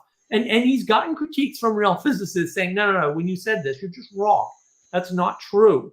And he ignores those critiques. Well, good for him. And we all do that. But at a certain point, you got to realize it's easy to fool people by just stringing words together and making them sound fancy. And what these people do often is they're redefining the words that they're using. Like, so if you have a word that's been used for a long time, and then you're saying, well, I got this set of axioms, right? And now this works differently, right? The word works differently because the axioms say that the world has to have this relationship now instead of the other, right? But now we're no longer doing the same thing, right? Like when we're redefining words, then someone might sound meaningful, right? But you don't understand the implications of what the redefinition or the assumption of the axioms that the other person has does, right? And like often I think people don't know their own axioms. Like it's really hard to look at yourself and see what is the telos that you're in, right? Like Vivek talks about it, take off your glasses, right? Like, are you sure you can take off your glasses, right? It's like, and he's like, well, you can step back, right? And then you can watch the watcher, and then you can watch the watcher that's watching, right? And it's like, are you sure? Like I'm already skeptical about the first step, but like if we're gonna do that in a loop, like are you sure you're doing that, or are you doing something else, right? Like, are Right. you in a spirit that is maybe like insane and like has no connection to reality anymore? Because like we outsource our sanity, don't we? Like you can only know what you're doing if other people tell you, hey, this is Well, you have to. Well, yeah. No, but you have to. The concept of sanity, and this is the problem with the individualism, right? It gives us the idea that there is a perspective that we have that is sufficient to see things outside of ourselves. Even though if you think about it for literally a picosecond, that isn't possible. There is a constraint by definition to the container that you're in. And the deep mistake that people are making is they're saying, I can see a constraint or part of a constraint more likely, and therefore I can know the whole thing from the outside. No, those two things do not follow. The fact that you can see a limitation does not mean you can understand all the aspects of that limitation and where it came from. That's not what it means. If you're stuck inside a box, you can't see what the box looks like from the outside because you're not outside of the box. It's really that simple. But the individualism tells us it's your perspective, it's your lived experience, and that's all you need to understand the world. And oh, by the way, you're smart enough to do that. And oh, by the way, you can do that with a single perspective by self-referencing backwards to a larger frame. We literally had this conversation, it was a Tuesday, I think, with somebody. And I kept trying to explain to them, you keep saying that the simulation can see the thing that's simulating it, but there is no case where that could possibly ever be true. And they kept going, no, the game of life. And I'm like, all right, guys, we're talking about computers. You're in the realm of my ultimate expertise. Okay? Like, no, I've done that I personally physically have run that simulation and run the simulation within the simulation. And each time you do that, it gets smaller because you're using more resources. It's just that simple. Resources are a constriction. If you run a simulation on a computer, the simulation can no longer run at the full resource load of the computer because the simulator is using some of that to run the simulation. If you then run the same simulation inside the simulator, which you can do with the game of life, it's very easy to do, the size of that simulation is much smaller. And then if you keep doing it, things get smaller. They reciprocally narrow. They don't get bigger. And that's why everyone's like, oh, no, we can just emerge something bigger. It's like, no, you can't. If you want something bigger, you have to look up. And when you look up, you have a telos. That's what you're looking up to. You have an ideal. You have a goal beyond yourself. But if in order to cooperate with that goal, now you need to make sacrifices. You need to submit to that goal. And this is why it's such a problem, right? I mean, Rule 10 in Beyond Order, that's the Peterson second book, right? Rule 10 is in there. He talks about this idea of relationship and submitting to the third thing. That's how you're in a relationship. You can't be in a relationship if it's a battle between you and the person you're in the relationship with. That's opponent processing. It's never going to work. You're using them or they're using you. Those are your only two options. You're stuck in binary thinking. But if you're both sacrificing to the higher, then you can build something bigger than both of you. You're sacrificing, submitting to the relationship itself. That's the only way to be generative. Everything else is not generative. By definition, it cannot be generative ever. It's not that it's not generative, and if the smart person comes along, and when we finally generate the AI, it'll fix it. It cannot be generative. There are constraints to reality. Are we kind of the whole idea of self-knowledge? Is that what we're trying to reframe here? Like what's possible? We can know some things about ourselves by ourselves, but ultimately we can't. We need to rely on others. Like you said, we outsource our sanity. Andrew Clay talks about that all the time. And because we outsource our sanity, we have to rely on other people, and other people suck. I've met them. They all suck, every single one of you, right? Because they all have flaws and problems and everything else. And like, fair enough, but like, I don't go around telling everybody they suck because I suck too. Like, is that a critique that everybody sucks? Yeah, well, okay, but now it's universal. Who the hell cares, right? And that's the problem. Now you can argue some people suck more than others. Oh, fair enough, right? Or some people suck in ways that you can't stand, and other people suck in ways that you don't care about. Absolutely, absolutely. So what? You haven't said anything at that point. Like, I made a bunch of true statements. I haven't said a damn thing.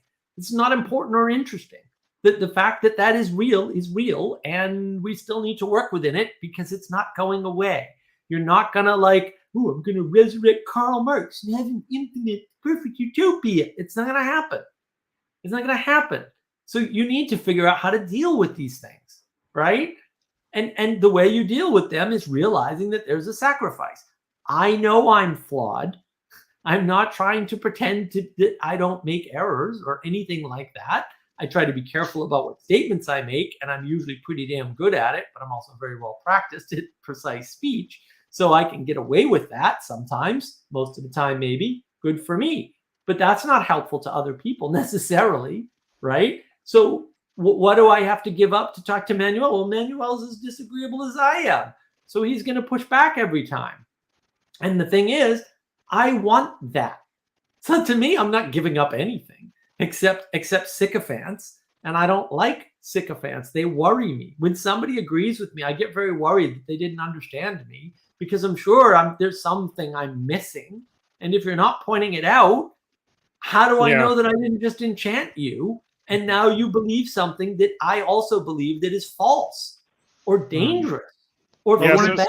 I actually had a conversation with someone, and I, like I said, like when I talk about identity, it's the thing that I assume in relation to something else. And then he said, "Yeah, I understand." And I'm like, yeah, I'm highly skeptical that you understand what I'm saying, because like I don't think I understand that, right? Like that is such a deep idea, and so there's this element, right? Like it's like, ooh, if you're agreeing with me on something that I am iffy about, like either you're like really genius, but like I'm just gonna go with, yeah, you're missing something, right? And talking about something genius, like I want to go back to earlier in the conversation, right? Like I think AI is a container for the Spirit of God so that He can be among us. Like I think that is the motivation for people to create AI, right? And then I want to connect that to the idea of vainglory, right? So it's associated with glory, right? But it's associated with glory in the wrong way, right? Like so you're trying to have the glory of God, but it's unearned wisdom, right? And therefore you can't apply it, right? Like and that's the mistake that people are in. And like, yeah, a different word for vainglory is pride, but I think there's a problem there, right? Like there's a distinction between doing something bad and doing something evil, right? And when you're doing something bad, you're participating from the perspective of a child, effectively, right? Like you're not mature enough to see the spirit that you're participating in, right? And therefore you can't be held responsible for the badness, right? Like that's just a consequence of your limitations, right? But there's also a way to participate in a bad spirit, fully knowing that it is a bad spirit and that you shouldn't be participating in that spirit. And that is the distinction. Like I think there's a bunch of people in AI who know better, right? But most people in AI, they're just caught up in this narrative, just like in all these other fields, right? Like all these SJWs, right? Like tons of them, they get suckered in, right? And this is why they prey on children, right? Like they want to get into their heads, right? Into their thinking really early, right? And because like you're really malleable, right? Like when we're talking about the problem of charisma, which is not a problem, right? But the charisma is that which can draw other people with them, right? And if you're naive, you don't have a good way to build resistance to the being drawn in that spirit, right? Because there's multiple spirits, and like if there's one really strong, that can override all the others, and so I think a lot of these problems are just as a consequence of that we don't mature the younger population, right? Like we don't mature them, and then they don't have discernment about what they're participating in, and then they end up studying in university, and then they end up like working at a company for 15 years, and then they get a midlife crisis, right? And then they figure out what they've been doing was wrong. No, it was wrong. Like they literally manifested evil effectively, and they're like, holy shit, what have I been doing? There's also the aimlessness thing going on where people are just working 2 or 3 years in something or doing something for 2 or 3 years because they don't really have the idea of ontology. They're not sure what they're actually moving towards. Right. Particularly, I'd say with my millennial generation, which I always kind of boil down to the internet. Like we got exposed to too much information too quickly and didn't have a framework didn't have the deal with the internet, and we didn't know how to understand what the internet actually was, which is a drug in some sense. It's a dopamine high. Like you can never get enough internet. Like the internet is always enticing. Right. Well, a lot of I'll stop internet and I'll go on with reality outside of my house. Like how do you, as a generation, right? But a lot of it is just what are the virtues and values that you've been, imbued with, right? Mm. And if the virtues and values you've been imbued with are things like knowledge or money, and that's what you're chasing, it takes you a long time of chasing money to figure out that money is not actually important.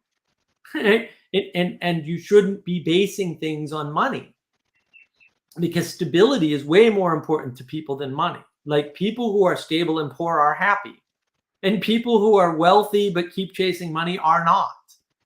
That should tell you all you need to know, right? And Gnosticism is chasing knowledge. It's endless. Exactly. Yeah. Right. Well, I mean, this is what I was saying earlier. It's very easy for me to tell you what your highest value is. I just have to listen to you for a little while and maybe ask you 1 or 2 questions, but usually people reveal it right away. So the problem is when you give people these simple models, like, oh, the reason why that corporation is doing this that doesn't make any sense to you is because of money. Okay. What about the instances where corporations are doing things that lose them money, like offering coupons? Did you know that? Corporations lose money on coupons on average, almost all of them. Producing bad movies for the sake of producing bad movies. Right. Well, that ideology or convincing people through magic that the world works a certain way is more important to them than making money. Right? And look at Sam Harris. Sam Harris doubles down on the dead children motif, right? By saying if was rough. Well, if vaccines killed children, we wouldn't be having these discussions. And it's like, well, okay. So basically what you're saying, and I put this on Twitter and I stand by it and I'll stand by it forever, right? What Sam Harris is actually saying is, I don't care how many children have to die for me to be right. That's what he's saying. He does not care how many children have to be sacrificed for him to be correct about the world. because his highest value is knowledge, and he has to have all that knowledge. And that's basically what he's saying. Hello. Excuse me. Hey, Dust. Hello. Do you all know each other, A little or bit. are some of you just randos? I'm a rando that has talked to him before. Sorry, my wire's in the front of my computer. Again. I'm from Okay. Australia. Like you guys are all in America, so Yeah, I'm from Michigan. Mark, where are you from? You say Boston or something? I grew up in Boston. I live in South Oh, okay. Carolina now. Gotcha. I'm down south, where the good people live, the good folk. Should have moved here years ago, but you know. Yeah. How long do you guys, Mark? How long do you usually do this stream for? Last week we did it for 7 hours, and it Oh, got wow, over okay. 600 views somehow, which is just amazing to me. But I don't know how that happened between the all the channels. I'm not going to be humble and say it was me. I'm just going to say my aura kind of. It was Jesse for sure. He makes no. I think it was the chicks coming in because It was Catherine. Women No, point. Yeah. Nobody wants to watch a bunch of Ogs build and smash on the screen. It's I boring. don't know Ogs are if I'm boring. completely on board with the whole Ogs thing, because women do. Women are women gather, women commune. They gather by pointing. Not always. They don't have to point though. Their presence. No, you do. No, you have to point. We went over this earlier. Tell us. Yeah, okay, sure. But, Yeah, I missed that whole conversation. That flew by me. Final cause, baby. Well, that's why you do things. You do things for because there's a telos. Now, do you recognize that? And if you don't, you're going to go horribly wrong, or at least the odds of you going horribly wrong are increased. And if you do, then you have a chance of going towards the true, the good, and the beautiful. So and that's really the problem. A way you can think about it is what is beauty? Well, that's what draws attention, right? So you have the beautiful woman, right? She draws attention, and now everybody can cooperate in that attention. Like that's literally the process, right? Like so there's a fixation, and that fixation allows for engagement with specific potential. Why do people participate in groups that are bad? Why do they stay?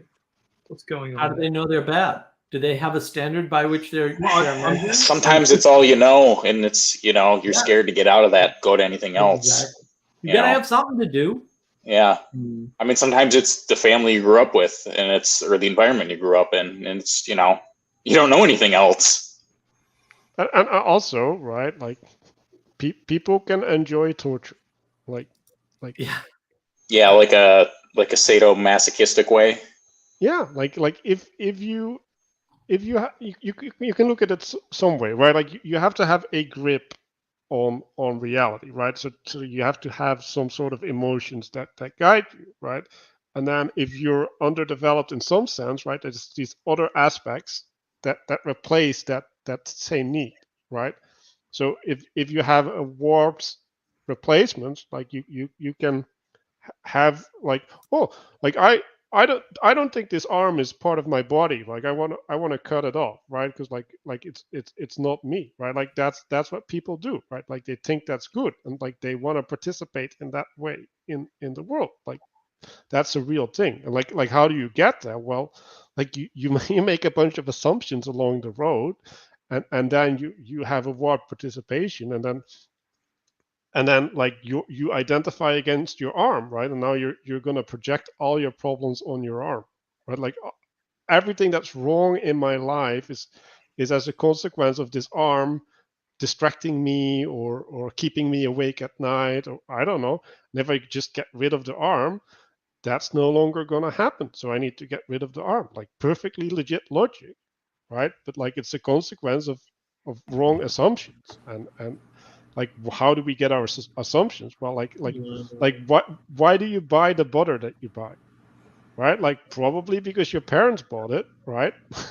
And so like you just take over all of these ways of being in the world from osmosis, right? And they end up putting you into a type of relationship, right? Like depending on the constraints that you have as an individual, right? Like they might manifest differently. And yeah, at that point, like what will happen, like if you never correct that, like who knows, right? Sky is the limit. Yeah, your upbringing it saves you from that combinatorial explosion, but Right. patterns that have been saved are good. It's Hold also on a second. cognitive. I think I gotta drop off the call. My girlfriend's calling me. I gotta pick her up. Yeah. All right, see you guys later. Nice talking to y'all. See you, man. Nice to meet you. There's also cognitive dissonance. People participate in things that they don't know why they're still participating in. Right. Well, I mean, that's the problem, is that there's all these biases, right? We're sort of told we're pure rational creatures and that we know ourselves. Well, I got news for you. You're not a purely rational creature. You never were and you never will be. And you can't be. And you don't know yourself. Like, apart from that, you don't know yourself.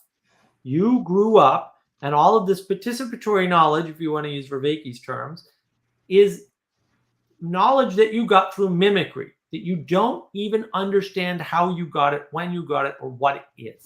You watched people and you followed along.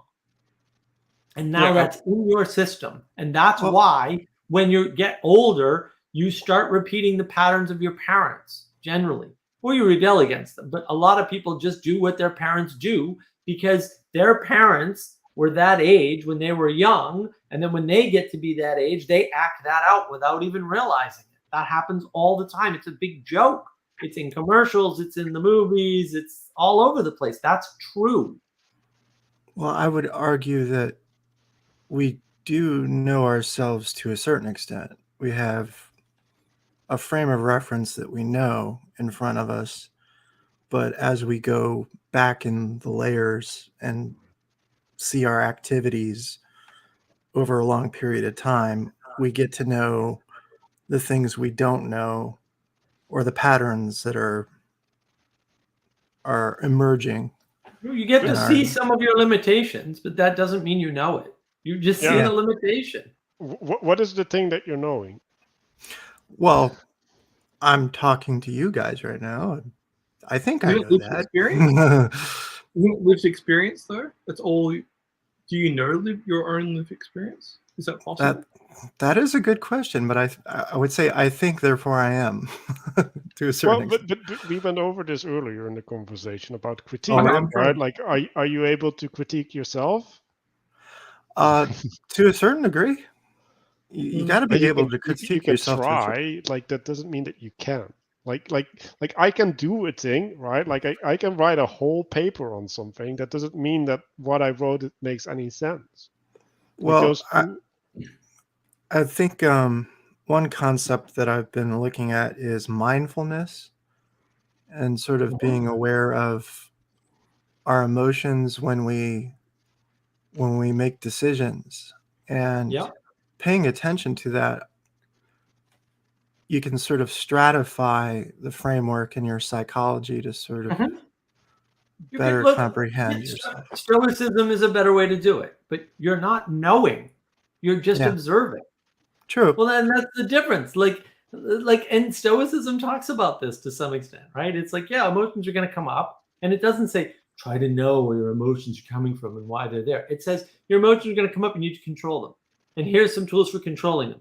It doesn't say that you need to know anything, because you don't.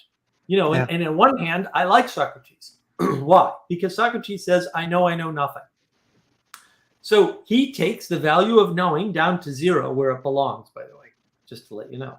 You don't need knowledge to do things, at least not in the classical sense, right? It's not required. The man who knows everything but does nothing has no value in the world. The man who does everything but knows nothing still has value. It's that simple. And nobody wants to hear that, but that's too freaking bad, because it's still the way reality is. And you can see yourself and not know what you saw. Like, I see that I haven't eaten in over 24 hours. I don't know why that is. I have no freaking idea. I have my suspicions. I'm never going to know. There's no way for me to know that. But you know what? I don't have to. I've treated it already in some sense. I've made the situation better, I think. We'll find out in the morning if I'm hungry when I wake up, right? But I'm not going to know why that happened. You know, bad news, you can't know. Good news, you don't need the knowledge. You can take action anyway, just based on the observation. And we confuse observation and knowledge. Like information and knowledge are different things. And that's the problem, is that when you start pursuing things past information as though they're valuable, you might be making a grave mistake. I'm not saying no, never do that, but I am saying that that shouldn't be your goal all the time. When I hear information, often I try to think, can you also say materialism at the same time? Because the way we think about information. Yeah, but that's also you. realistically- Like you think about information that way. I don't. Right. No. Well, then, no. But he's pointing to a problem, right? Yeah. What I'm trying to do. When the problem of materialism is jumping the Izot gap inappropriately. And what they'll do is they'll use a term like information or knowledge to jump the Izot gap. My problem is that information and knowledge, and I think knowledge is constituted of information. I don't think there's a way around that. It's the structure of an information or sets of it. Sorry, the structure of sets of information is knowledge, right? When you do that, you can do silly things like saying, well, you know, information is conserved in a black hole. That doesn't make any sense. Information is the formation of a signal. You have taken a signal and formed it. That is information. That's what the word means. That's why it's set up like that. It's not hard, right? But that has implications. And one of them is for the same signal given to a different person, the resulting information might, maybe might not, but might be different. And then up the stack, you can get the same information, right? In both entities. We'll just make that an axiomatic assumption that that can happen, right? And many times does happen. And they can come to different knowledge about it because knowledge is how they're structuring the pieces of information that they already have with the new information that just came in as the result of the signal. And right, this is why conversation isn't going to save the world, but it's certainly going to make things worse. The more you talk, the more differences you're going to find with people. The more the complex the knowledge that you need, the more you need that more complex knowledge. Like it has to stick together. Like Exactly. You need basic questions to stick up to difficult questions. Well, Exactly. but you resolve that with understanding, right? Like, Yeah. Right. because if you understand things, then you have knowledge about the knowledge, right? You know how the knowledge. That's the next level up. It signals at the bottom, Understand. information, Yeah. right? Information, and then knowledge and understanding is the thing that on top that encompasses all of that. That gives you a way to relate it so that you're self-checking. Like information doesn't necessarily check knowledge, right? You can bypass that. That's your cognitive dissonance, right? But understanding checks information and knowledge and allows you to adjust them both. And that's actually built into our model. Although I have to do slides for that and do that presentation at some point on the channel. I'm curious about the way the mind, because when I think about thinking itself, I think of it as like a balancing process. So you're weighing things against one another. You're weighing where energy and resources need to go, and you're pruning ideas that you feel. Are you? Why do you think you're doing like? Why is it that you think you by yourself can understand your own thought? Like that's ridiculous. The whole concept is. I'm merely observing what the brain does.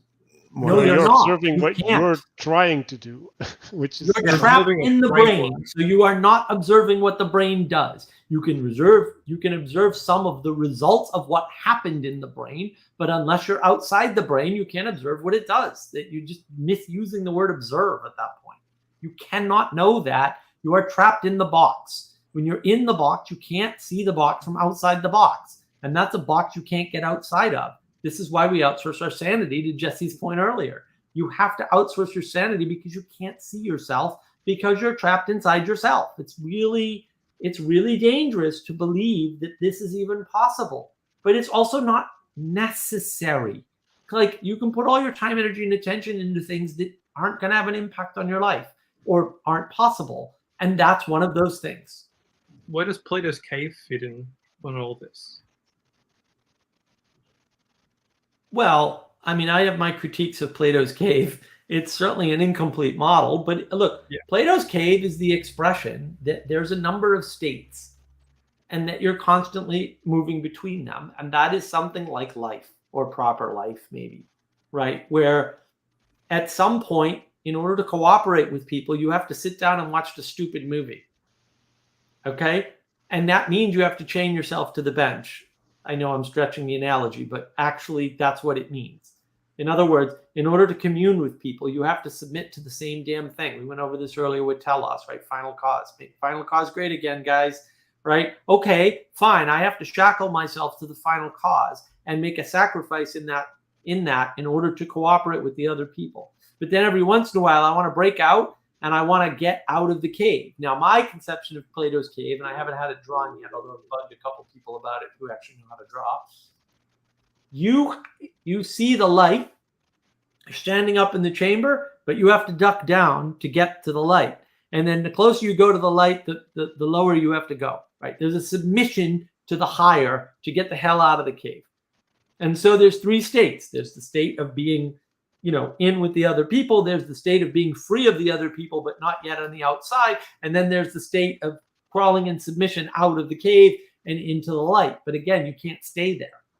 And you get so blinded. you have to go back in. Blinded first, right? You get out and you get blinded, right? Because you're disoriented because you don't have participatory capacity when you go into the light. Right. Well, and you're flooded by potential. And you can't remain in pure potential. That's mysticism. That's when people get lost in the occult, for example. Right? That's what happens. And this, like, it's a good analogy for what's going on. It's just limited and there's things missing, like the potential and blinding and things like that. I've never considered the fact that a part of the framing of that myth, if you want to say, or that framework, the framing of the frame is that there are people outside on the light, like the people are down below. Right. Well, look, you can't say that kind of potential. Like you have to.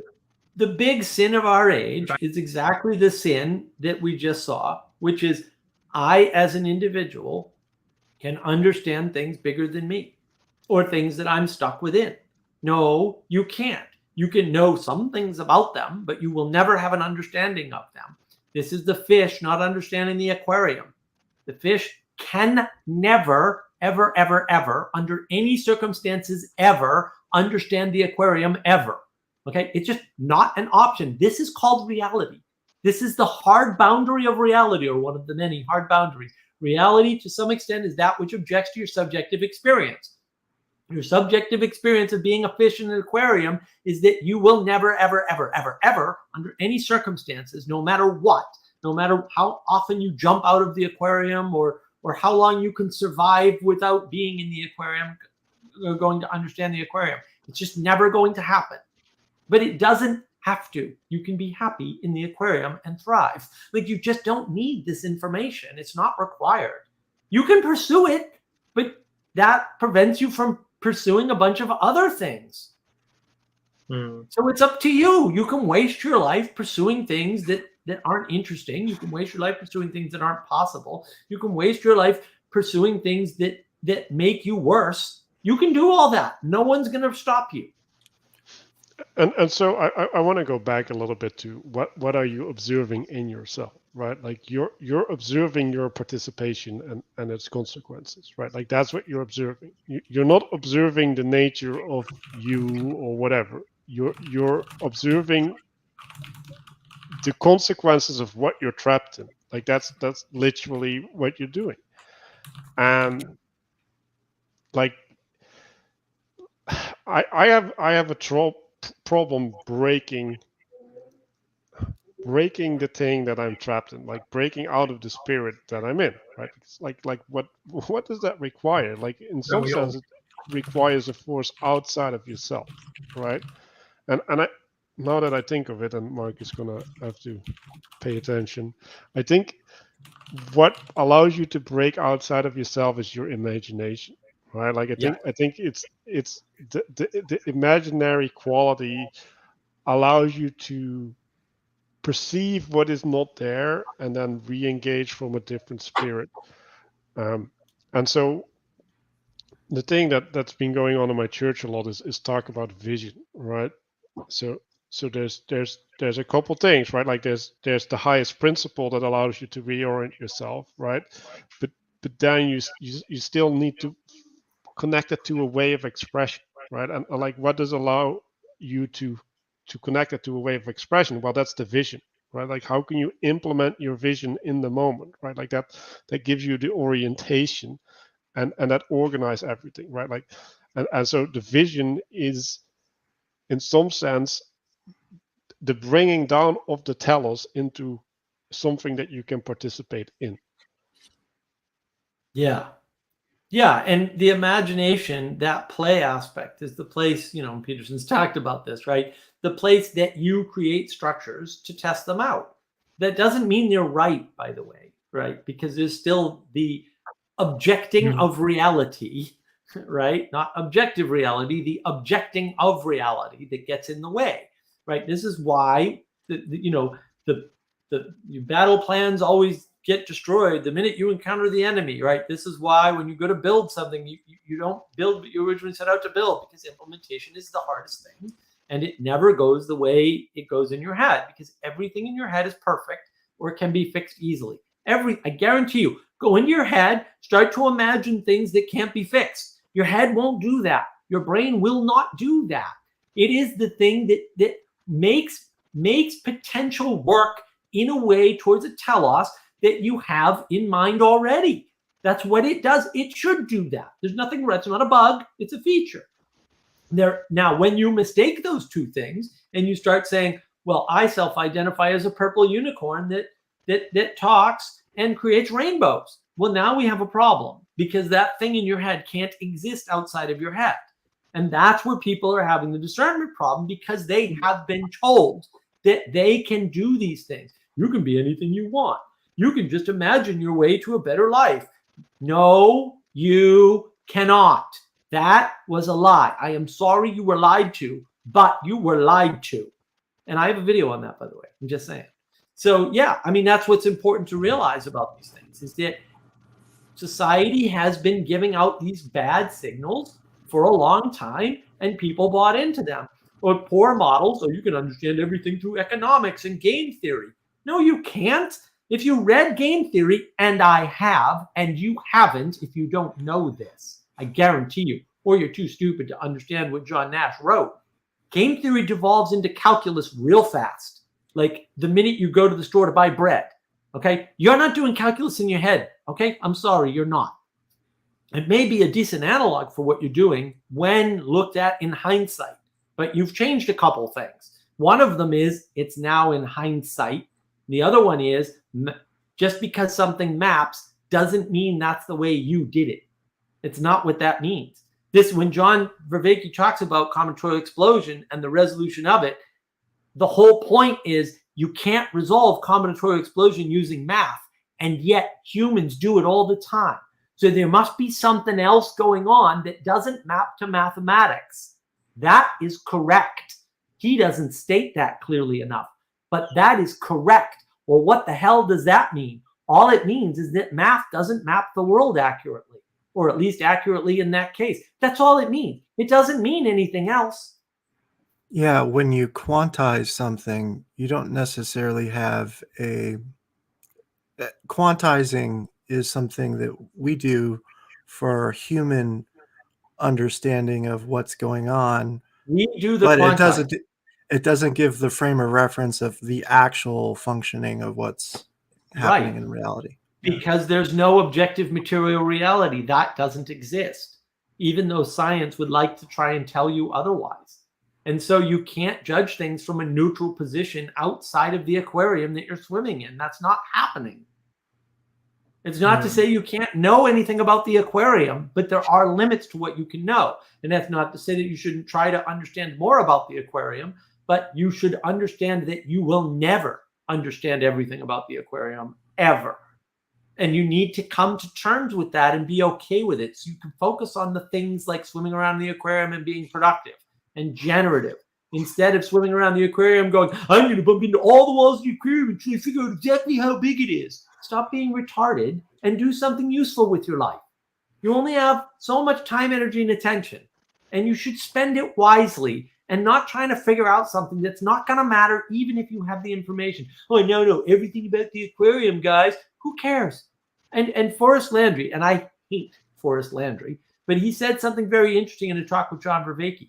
He said, all of these people are sitting out there going, oh, I'm going to get enlightened. And then they go off and they get enlightened and they come back. And the big question is, okay, but how does that help the rest of us? Well, that is a good question, isn't it? Let's suppose you're the Buddha and you can go off and be enlightened. That's fantastic. And when you come back, are you making the world a better place or not? Let's assume you actually got enlightened. What did you do with that? I didn't get enlightened. You did. How is this helping me? You've been off, not generating within the community to go off and get yourself enlightened by yourself on your own. And let's assume that's even possible or likely, okay? Because it's neither, right? It's impossible for most people, and it's not likely to happen even for the people it's possible for. And we know this, by the way. You can just go look in the East. The number of people that go off and try to go to the cave for 20 years. Half of them die, most of those by suicide, incidentally, which is a good indication that you can't do that, right? What good is that if you don't bring that knowledge back to the village? And oh, by the way, you've been gone for 20 years. All the houses you didn't build, all the things you didn't help with, what the hell? Why are you doing this? How is this helping everybody? You're helping yourself. Congratulations, you egoic, selfish, arrogant bastard. And by the way, screw you and your freaking enlightenment. How's that? So yeah. No, you can keep going. Yeah, so I was trying to last week I was trying to put forward that idea that the 18th century is where the problems in the West have really begun. People's trying to go back to the medieval, but I don't know. You can't go back to the medieval so much. Like you have to kind of go back. Protestantism, like. Okay. Let's not go there because the other thing the thing you started with, Manuel, which I really got a lot out of, was these people that are trapped in nihilism, for a broader term, are basing their authority on lived experience, which is what we've been talking about a lot. So how is there a process to which we can validate the acquisition of knowledge? How do we know we're acquiring the right knowledge? No, I don't think. Why do we care? Why do we care? And also, why are we doing knowledge again? Like we're back in Gnosticism. Like, I'm trying to critique Gnosticism. Define knowledge first. Are you talking because Gnosticism is propositional knowledge? Like that's what it is.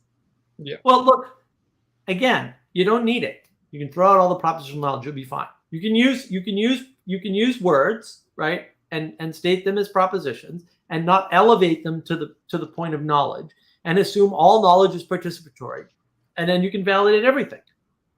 When I implement this in the world, does it work? That's it.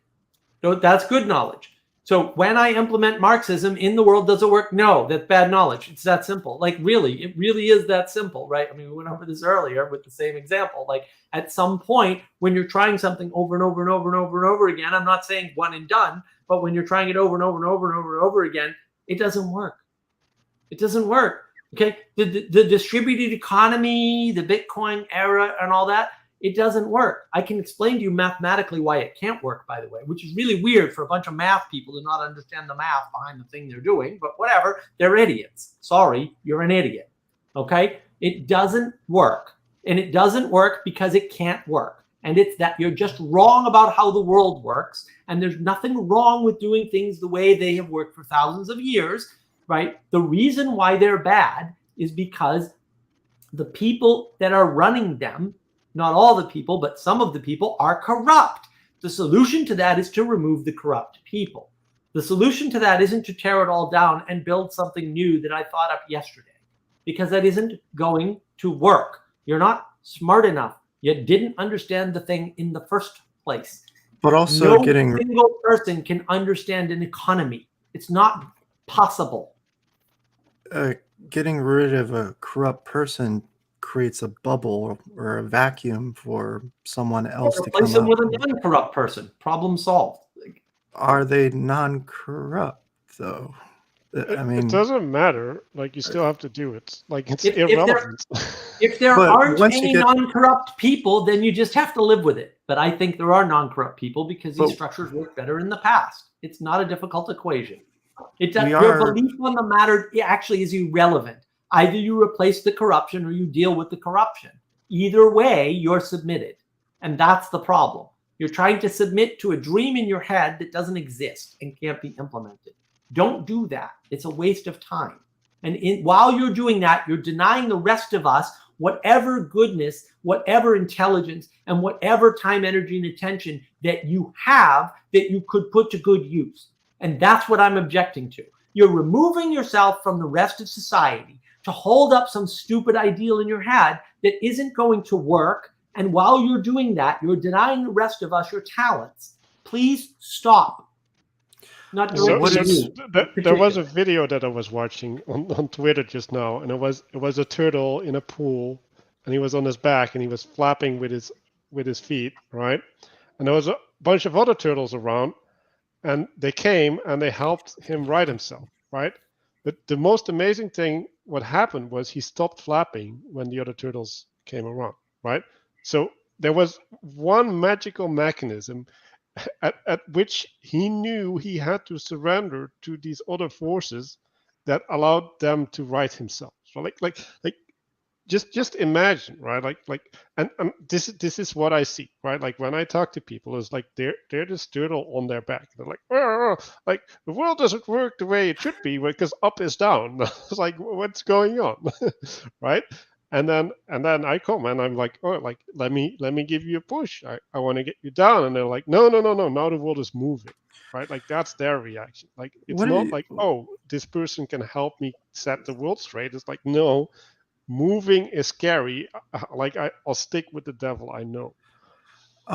What do you believe, like with the story of Jonah? Like it's an upside down framework that keeps on twisting upside down. And I find that I run into that problem quite often, and I've been trying to deal with the AI issue in my brain, if I can even bother dealing with it. It's just, for me, it is such a, as Paul Vanderklay, was it Aporio?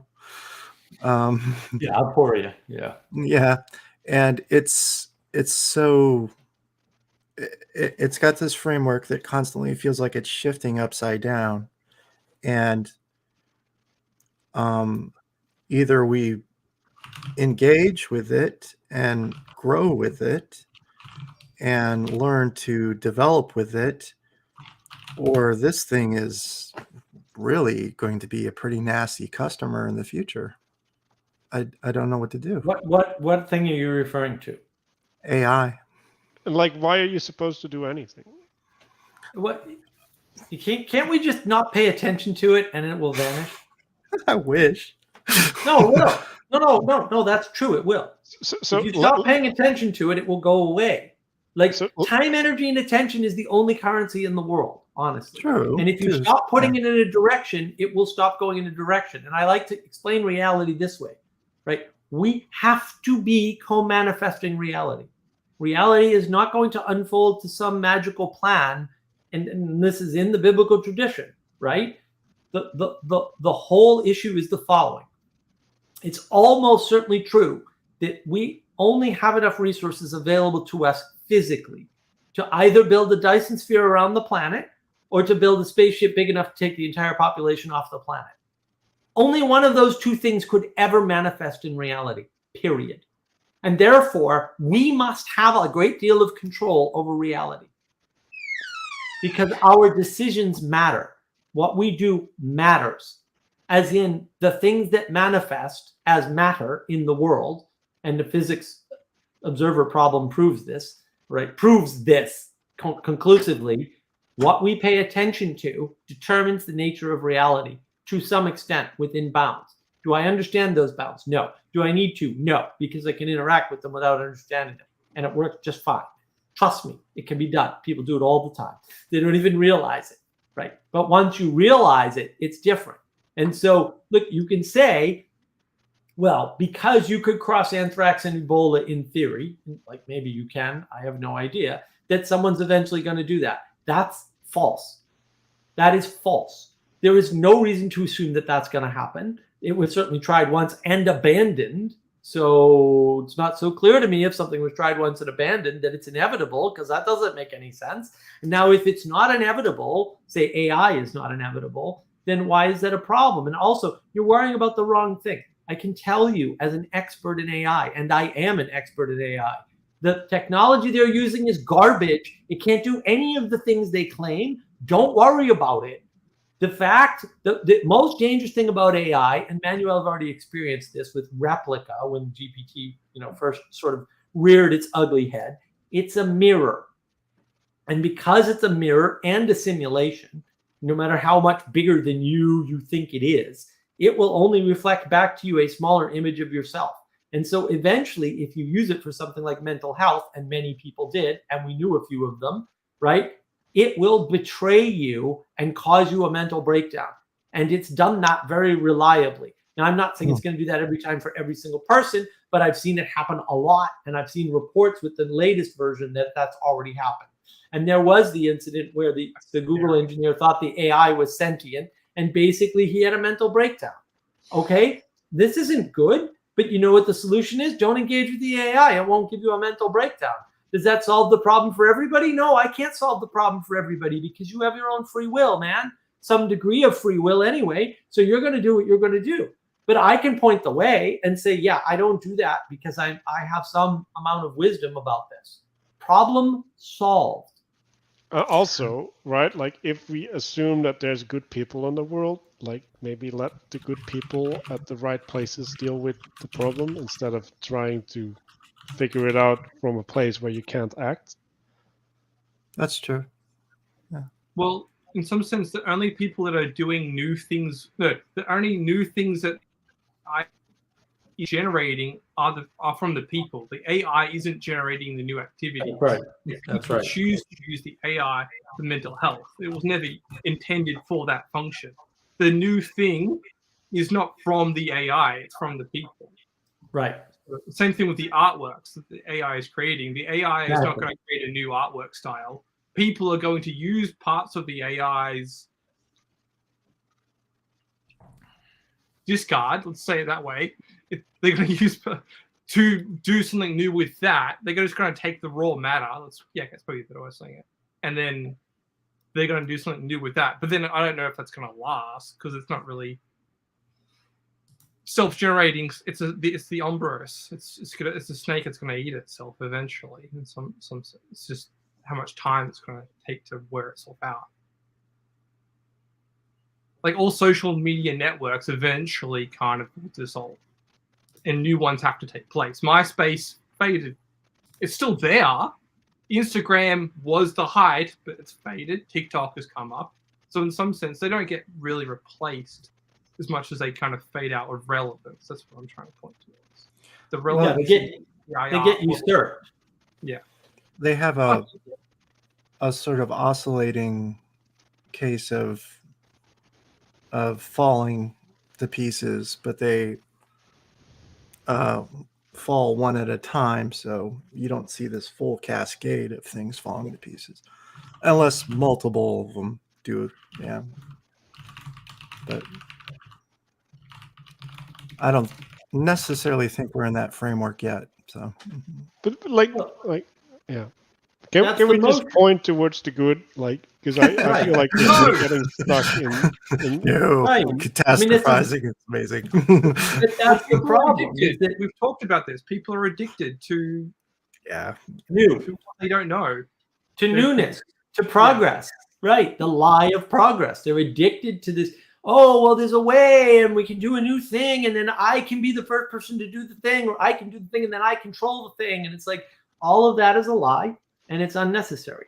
right? You barely have control over yourself. Why don't you focus on that? Right? Focus on the thing that you have the most control over, which is you. And then realize you don't have perfect control over yourself. And doesn't that suck?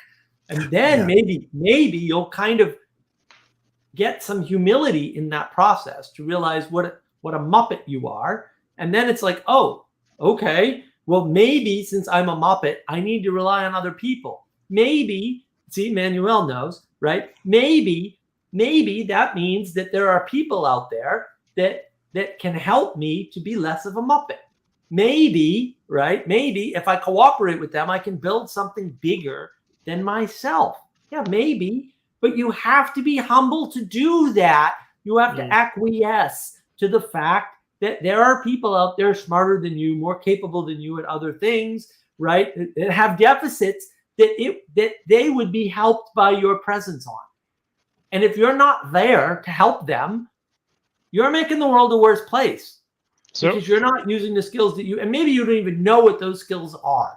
Okay. I did not know, we'll say 4 years ago, that just saying you're doing good to somebody every day or whenever you saw them could make a huge impact on their life. But I now know that because I did it and it worked, right? How do I know that? How do I validate that I did it? It worked. That's how I know it.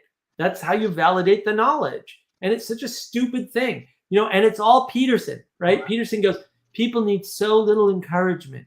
And I was like, well, that can't be true, because who doesn't every once in a while say something like, oh yeah, no, you're doing good. Or, hey, I heard about this and what you're doing is okay. Or, you know, well, it turns out almost nobody ever does that for anybody else.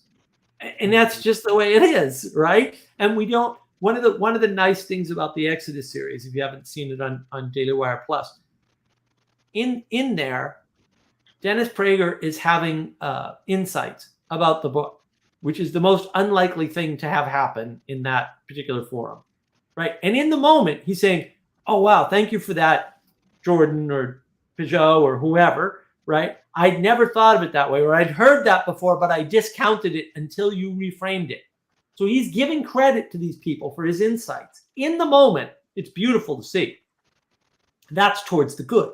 It's like, oh, this is towards the good because he's talking about a good thing. He's not saying he changed his mind in all cases, although sometimes he changed his mind right on the spot, right? But he is saying, you've caused me to think about this more deeply. And that's good, irrespective of the conclusion of the thinking. We get too caught up on the end goal. Well, if I think about this, will I be oriented towards the good? It doesn't really matter. The fact that you're thinking about something important that you were stuck on before, or maybe that you had discounted before, is good.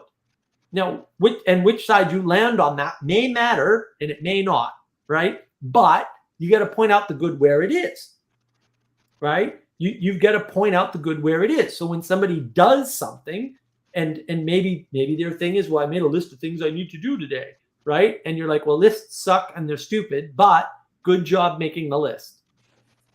Because that is good.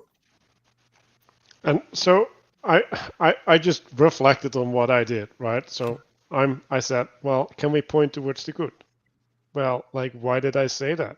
Right? Like, what prompted me to say that? Well, because we were talking about what is, not about how we can act in the world. Like, we're no longer connecting the thing that we're talking about to the agency that we have. And so, like, whatever we're doing, it cannot lead to the good. Like, so no, don't. Like whenever you're having a thought, right? Whenever you're trying to understand a thing, is like, does this actually improve your capacity to participate in the world? Because if it doesn't, what are you doing? Like, for real? Like, what are you doing?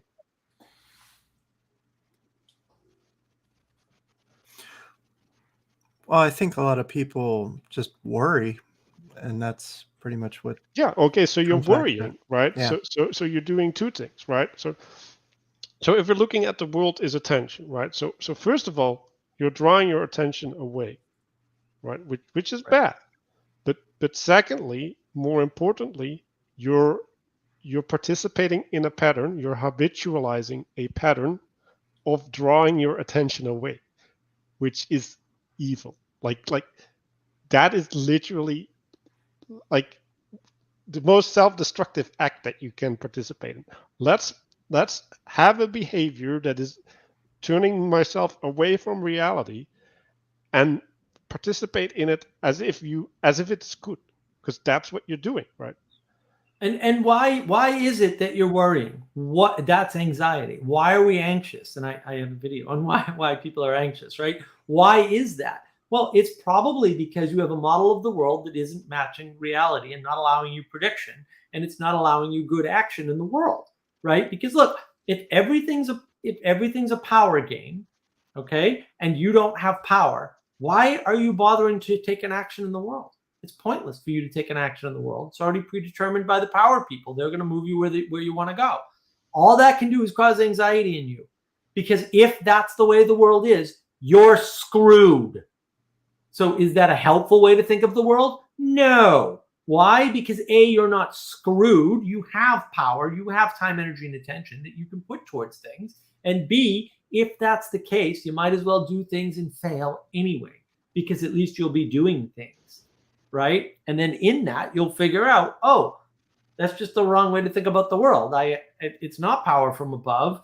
The people at the top can change, right? And I can have an effect on them, whether they change or not. Yeah, your voice matters. Your time, energy, and attention matters. Why else might you be anxious?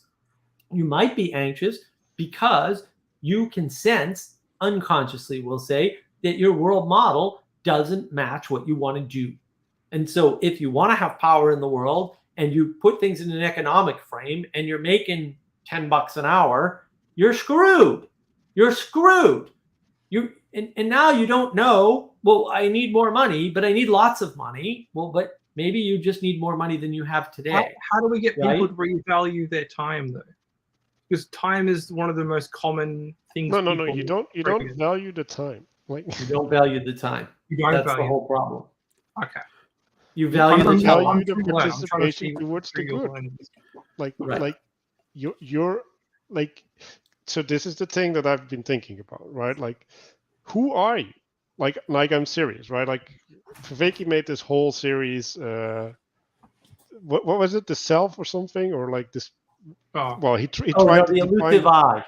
the elusive I, right? So Yeah. he was trying to identify who I is or whatever, right? And he goes into all of these there's this problem and there's this problem, and it's like, oh, like no. Like, what is the conception of myself, right? That allows me to be the person that I want to be, right? Like how do I need to think of myself, right? Like, well, no. There's a bunch of things, right? Like I have limitations, right? Like I have real limitations and I have imagined limitations, right? And like I have a will, right? And that will can get translated into action in the world, but like often that goes wrong because like I have no correct understanding of my agency, so I'm misapplying my will, right? So there's, and like I can go on for like a real long time about who you are, right? But So who you are is not bound by time. No, it is like Okay, you're in time. Yeah. Well, I would say it's That's what bound people by do. narrative. Yeah. No. Like stop going for an answer, right? Like you're a dynamic process that is manifesting and is dying and getting reborn and participating in that. Like you can't hold all of that in your head, but you don't have to, right? Like what you need to hold is a way to participate in all of these dimensions and becoming a more effective agent, right? Like, So what's and more so who am I? Well, I am that which is co-creating reality with all of these aspects that I have a relationship with, right? And so now what is my job? What is the most important thing is to discover these relationships, right? And to be in right relationship, like to maintain right relationship, right? I have a confession, and it's like when I've always felt like the dumbest sheep in the flock, but I do have like something akin to emotional amnesia, and when you use the topic of self and I meditate on it and sort of the frameworks that help me build back something is the emotional content of security, feeling, or safety in those particular places where I was in history. Those are the things that help me sort of rebuild a sense of identity. But without them, I But genuinely... you don't have an identity. You assume an identity. And you don't have one identity. That's the other problem. An identity is negotiated. And the thing that identifies you in contrast is your struggle, not where you felt safe. Well, So the Italian theory of the stage is that every actor can wear a mask. Any of the mask characters at any time can change masks, and often do in these old Italian medieval plays. Right. Someone with a comedic mask might change to the villain halfway, but the character stays the same, but the mask, the association changes often. It has to, right? Because we're not one thing. Like, you know, that's where the Neoplatonism is correct. We're not one thing. We're a bunch of parts, and how we think of those parts matters, because how we think of those parts gives us our agency. And so our agency changes based on our telos, right? If I want to think of myself as a software engineer, that's fine. That enables me to write software. If I want to think of myself as a systems engineer, I might be able to go into the cloud and like build a bunch of infrastructure to put my software in, right? But those are different identities, and they can't be mixed, because the knowledge set, the set of information that I must have, and the set of skills that I must have almost no overlap between those two things at all, right? I know 8 programming languages. That doesn't help me anything in the cloud at all. You don't need to know any programming languages to do work in the cloud nowadays. None, 0. There's no overlap there. Now, it helps you know a bunch of stuff about computers, and it'll make you a better software engineer if you're also a systems engineer, right? But that doesn't go the other way, by the way, and it's not relevant. And that's the problem. Those identities do not have an overlap, but they do have a conflict, because I have a limited amount of time, energy, and attention. And I can either work on the cloud or I can work on the software. And I do need to switch between them. And that switch is not free, right? And that switch in thought is not necessarily free. I mean, it might be for me, but that's because I'm a freak. But it doesn't matter. The point is that this scales all the way out to everything in your life. You're a son, you're a father, you're a friend, you're a lover, you can be all kinds of things all at the same time. Or you're the thing that can be things, right? Like maybe that's like, I don't think that's a complete description, because I think it's still lacking, but it's way better than most people have, right? And it's so complex that you can spend years investigating that before you run up to the limitations of that. And the problem is, but the core problem is, people reduce identity to role, and now you're looking at the wrong scale, and now you don't understand the world, because identity is complex. And the problem is, all right, identity is complex. How do I resolve that? That's ethics. That's how you resolve it. That's what ethics is for. And I'm not saying you have to like read books on ethics and understand ethics and morals perfectly, right? But that is the realm of ethics. And I think there's perfectly ethical people who've never read a book on philosophy, for sure. And maybe there's people who are perfectly ethical who've never read a religious book either. That's perfectly reasonable. And look, it's all this reduction kills us. We keep reducing things down to single entities. So one critique I have of John Vervaeke is he talks about agent-arena relationship. And I did point this out to Vanderklay at one point. There is no arena with a single agent. That doesn't exist. And there is... Well, that's depression. There's no agent in only one arena either. Yeah, it's depression. As soon as that happens, I think there's no game. There's no game. You would reciprocally narrow on yourself, and you would be in depression, right? And then you can't participate in any arena. That's what depression is. I can't participate in any arena right now. My brain is depressed. That's what happens. It's a good way to think about it, right? But that's the agent arena relationship. Of that. And- So And let's assume that you're in that state, right? Like, okay, I can't get right relationship with arenas, right? Like, what's the solution? Try a new arena. Like, sound familiar? Right? Like, this is progressivism. Like, this is literally, right? Like, it's the escape forward, the continual revolution, right? Like, oh, like I'm just gonna take more and more shapes, right? Like I'm gonna become a shapeshifter. Like, I don't have an identity anymore, right? Like I unified self, and you're engaged in this continual revolution of the self, and at a certain point you become incapable of function, right? Like you lose your ability to be connected to reality, right? Because there's no stability within reality, right? And the way that you get desensitized to the newness, right? So what does that require? Well, it requires you to get more and more extreme.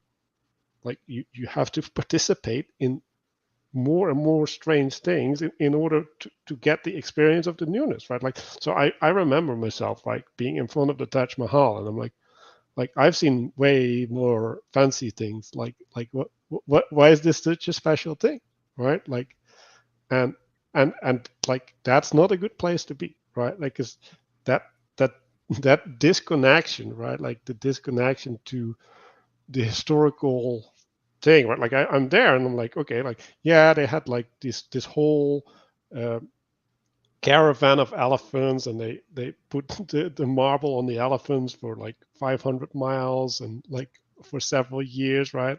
Like, and then there's this history about the story, right? Like about the guy did it as a tomb for his wife, right? Because he was, and then he built one and on the other side of the river, and then there's this whole perspective, and like there's all of this stuff going on, and it's like, yeah, that kind of cool, but like kind of cool. it didn't resonate at the time. And yeah, I think that, look, that is the individualism. It's reducing you to an agent arena relationship in the world. And that isn't your relationship in the world ever, and it's never going to be. Now, you can put yourself in that situation, but what have you actually done? And this is sort of new thinking, so forgive my sloppiness. You're typically narrowing.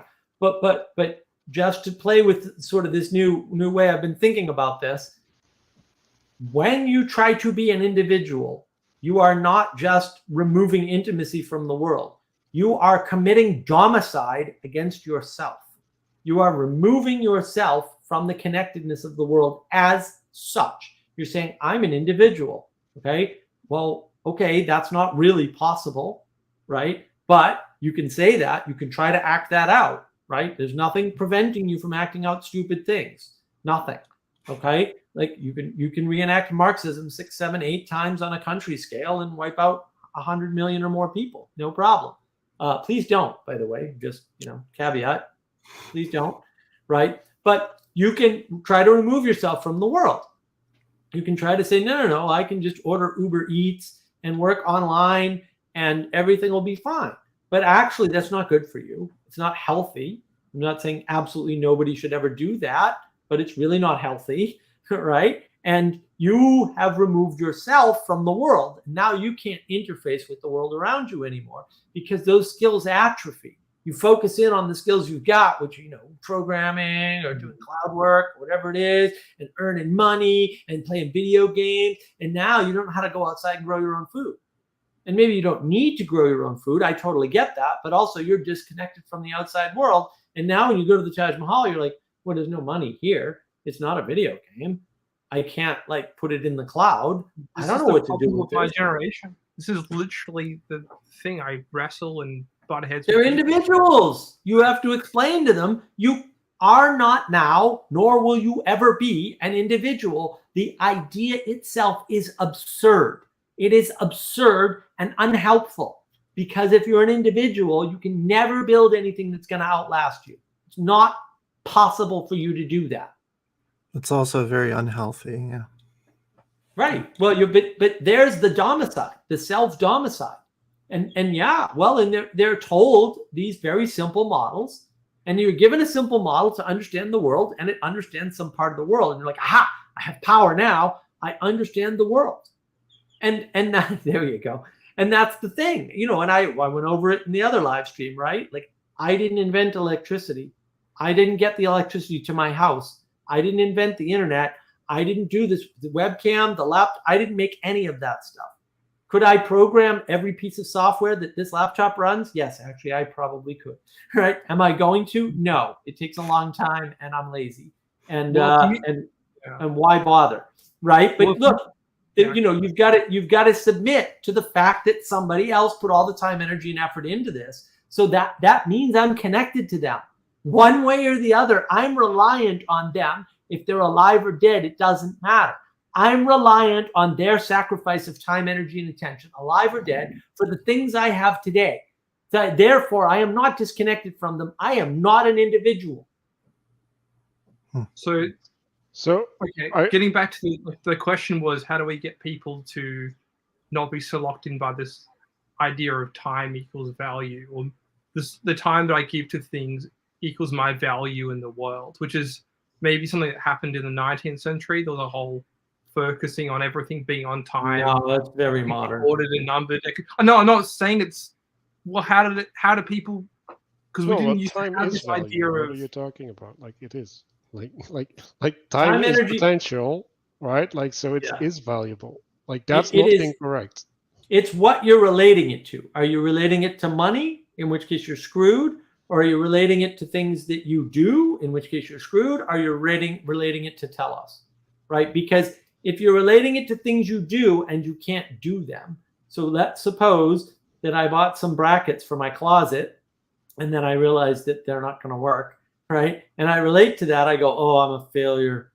The brackets for my closet aren't going to work out. What am I going to do, right? Because I could do that. Time to learn, to overcome, to face trauma, and the problem are these relationships to time. No, they're not. They're not, Jesse. Look, let me finish. Okay. If I relate my success and to the value, I say the value is in my success at the task. I don't have the humility to learn anymore. Yeah. The value is not the success of putting up the freaking shelves, which I haven't put up yet, by the way, and need to get to, right? The value is in the telos of having shelves, right? And so what happens is my brain goes, oh, great, you have 8 shelving brackets. What are you going to do with them? And then I go, you're an idiot. You should put them on the effing wall of the effing office, you dipshit.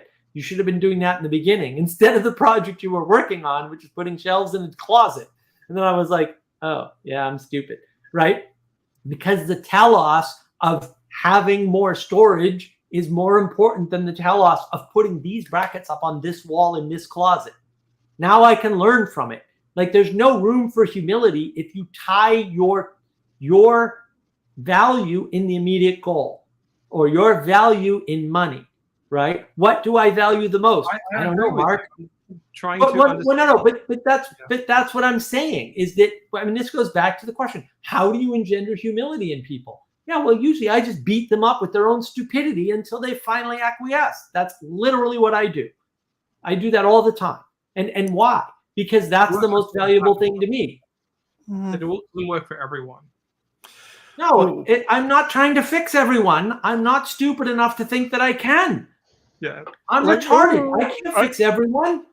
Hey, Jesse, maybe you should create an AI that can just like help everybody. Like you're doing. I agree. I'm being too much of a devil's advocate because I have people that I'm acting in the way of asking the questions that they think in. So I'm trying to get outside wisdom to help pass on this knowledge.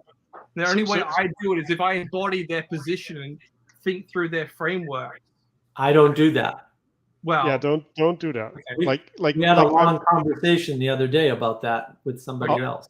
I'll get into it, right? So there's two ways that you can relate to the world, right? Like you well, maybe that's too reductionistic, right? But like the cultural narratives, right? Like what are these narratives, right? Like these narratives are ideas, right?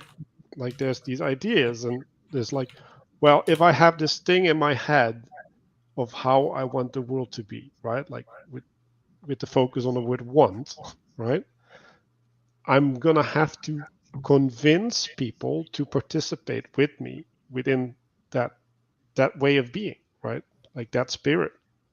So I'm gonna have to create a narrative, right? Like, is this looking familiar, right? Like all of these people, why are they protesting? Well, were they protesting to create awareness, right? And like, what is awareness? Well, when we're aware of something, we're seeing the world through that lens, right? So if we're seeing the world through that lens, now we're seeing the same thing, right? And now we can change the world to correct that flaw, because if everybody is seeing the same thing, then we can correct the flaw, right? Like, but maybe that's a flaw that you can't correct. But that's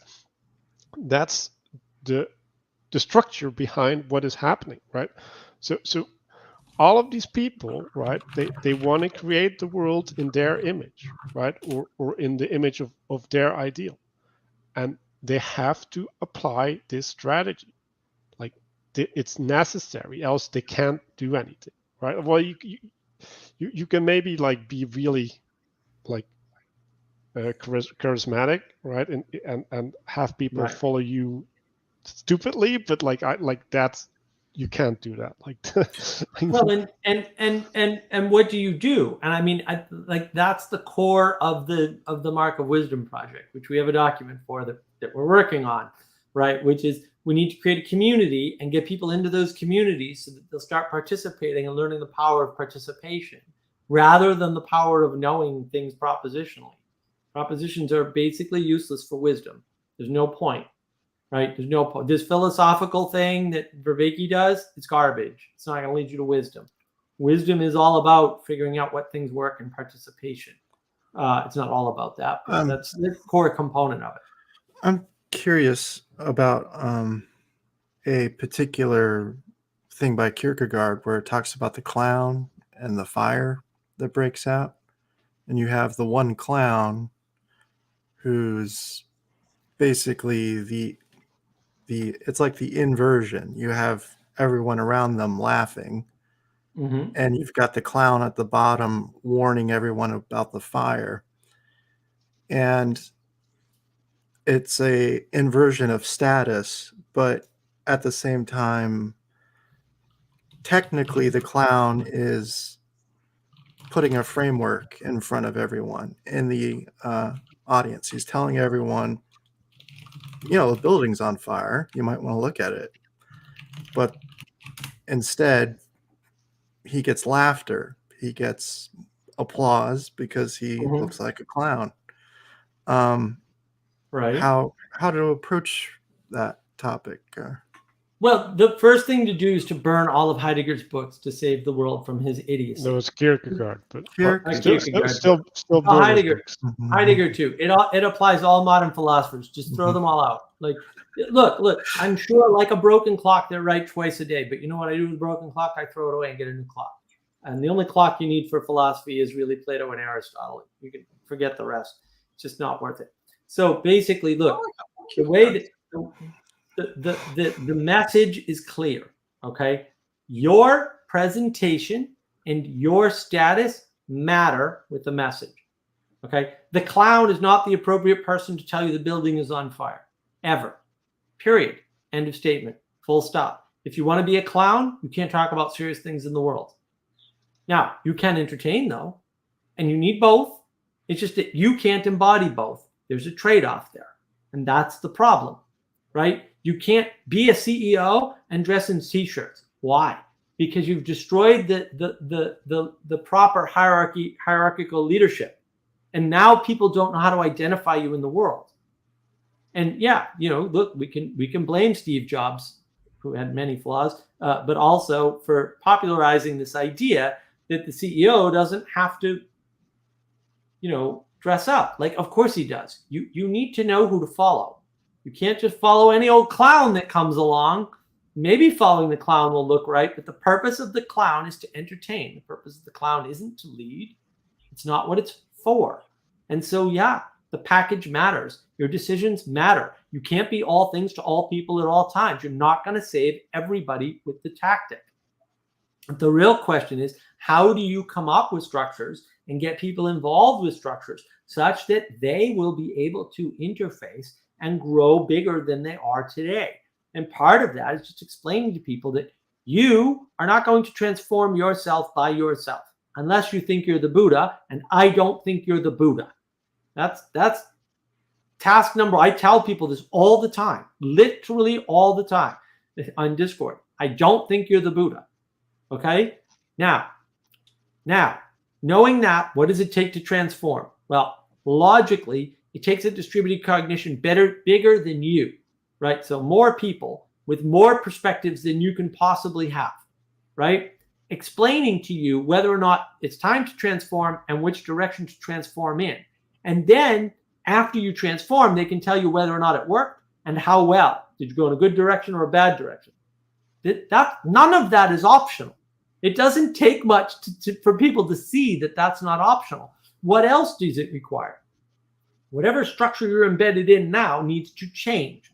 While that change is happening, it would be nice if you had the support of other people, like a community that knew what you were up to and could help you, not only with the distributed cognition, but with the rest of it, like by checking in on you. So 2 days ago, I sent a text to my friend because I know he's going through some hard stuff. And I said, hey, how are you doing? Something like that. And I didn't hear back from him until today. And he called me up and he said, hey, how you doing? And I said, well, I'm doing better now that I know that you're alive. And I meant it. And he knows I meant it. And he probably appreciated that, although he'd probably rather die than admit any of those two statements. And that's fine. I don't care. What I did worked. And that's all that matters. And then he said, I've been in bed. I haven't gotten out of bed for 3 days. Right? Oh, weird that I would text him right in the middle of that, huh? But it's important. You know, am I saying if I hadn't texted him, he wouldn't be here? No, but maybe. I don't know. Right? And that's fine. Like, I did what I could. Do I wish I could do more? Yeah, but I don't live up north anymore. I can't go knocking on doors and like pulling people out of bed and things like that. Not that maybe you can't do that anyway, even if you're physically there. That's all. And that's the problem. It's like, who's giving what message, when they're giving that message. All of that is wrapped up in how you're engaging in the world and what you know about. And if you don't know how to transform because you've never done it actively within your head, it's good to tell people that. You've never transformed. I mean, I've told people who take psychedelics all the time, hey, you're the same jerk you were before. I hear you that you think you had a transformative experience, but I'm here to tell you, buddy, you're the same idiot you were before that experience. I appreciate that you had fun and you had a profound experience and you saw space elves or whatever the freaking hell other garbage you saw. Okay, but A, that doesn't affect me at all. And B, you don't seem any different now. So maybe you were different for an hour or a day or whatever the hell it was. Okay, but you're not different now. And that's what transformation is. It's something that lasts. It's not some progressive new thing that you did. And for 20 minutes, I was with the space elves and we were happy. And there was a talking purple unicorn that made rainbows. Yeah, that's great. But you're here now, buddy. Now what? Yeah, or you're in the state, right, where you're like, oh, like I'm still seeing the space elves. Like they're still there. It's like, yeah, but I'm not seeing them, right? Like I'm happy that you're seeing the space elves and that you can commune with them and like that's great for you, but like you're paying attention to the space elves, not me. Like that's bad. That's not good. We can't commune in space elves and purple talking unicorns that do rain. We can't do that. So the question is, do you want to cooperate with people and actually have a home or not? Do you want to live in domicile and risk depression and suicide and nihilism? You can give people that option. You can be flip about it and say, oh, you don't do that, Mark. Oh, no, Mark absolutely does that. I will walk right up to somebody and say, yeah, why haven't you committed suicide if that's the way you think about the world? Yeah, I was trying to point towards that. The aspect to which people devalue how much time they have and what they're using their time for.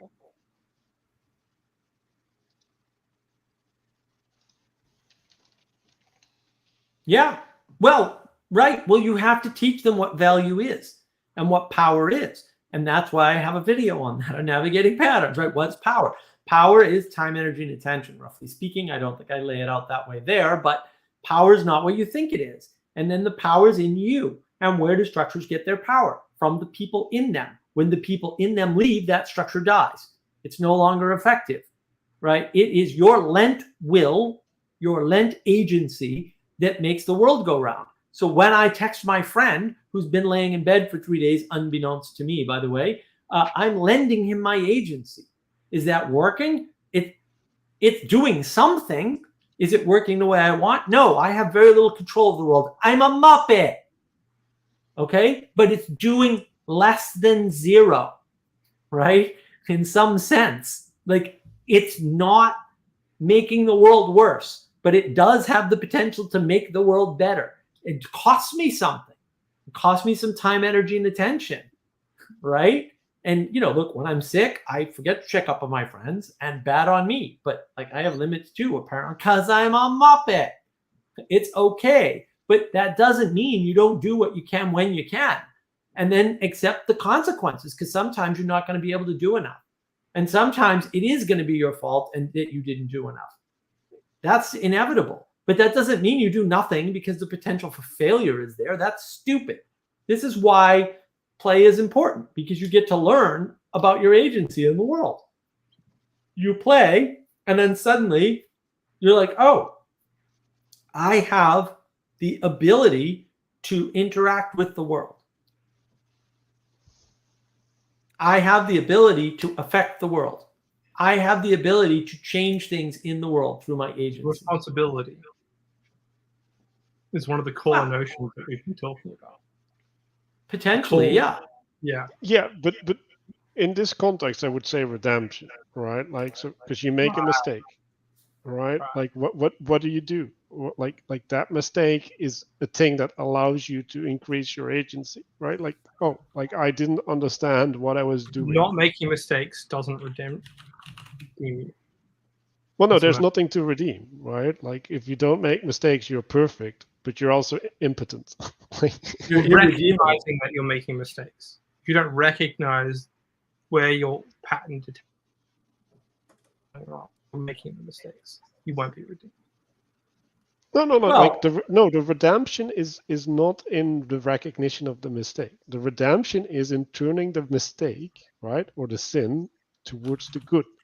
Like, you redeem it by having it participate in something bigger, right? Like, so you're like, oh, my pet died, right? Like, well, like maybe my experience with the pet dying can result into when my wife dies, I can be there for my family, right? Like, yeah, that's redemption, right? Like the negative experience, and it's even more profound than that, right? Because I can participate in the death of the cat with the framing that it will allow me to be there for my family and have a good experience. Like, that can be good, right? Like, I can feel good about my participation with the death of the cat if I understand it in the frame that allows me to participate in the wholeness of being towards the good.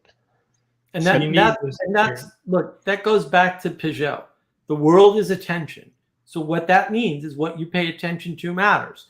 And I said this earlier, right? If I pay attention to buying the shelves for the purpose of going in the closet, then I find out, oh, these shelves aren't going to do what I want to do in the closet, I'm screwed. I don't have the humility to learn from that.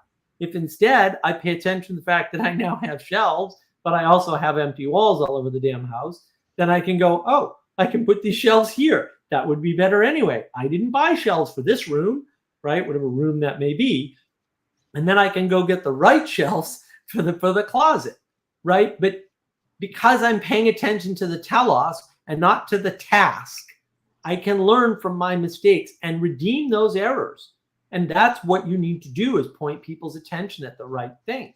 So you can point their attention at the fact that they're poor and other people are wealthy, right? But that's going to just make them angry and resentful.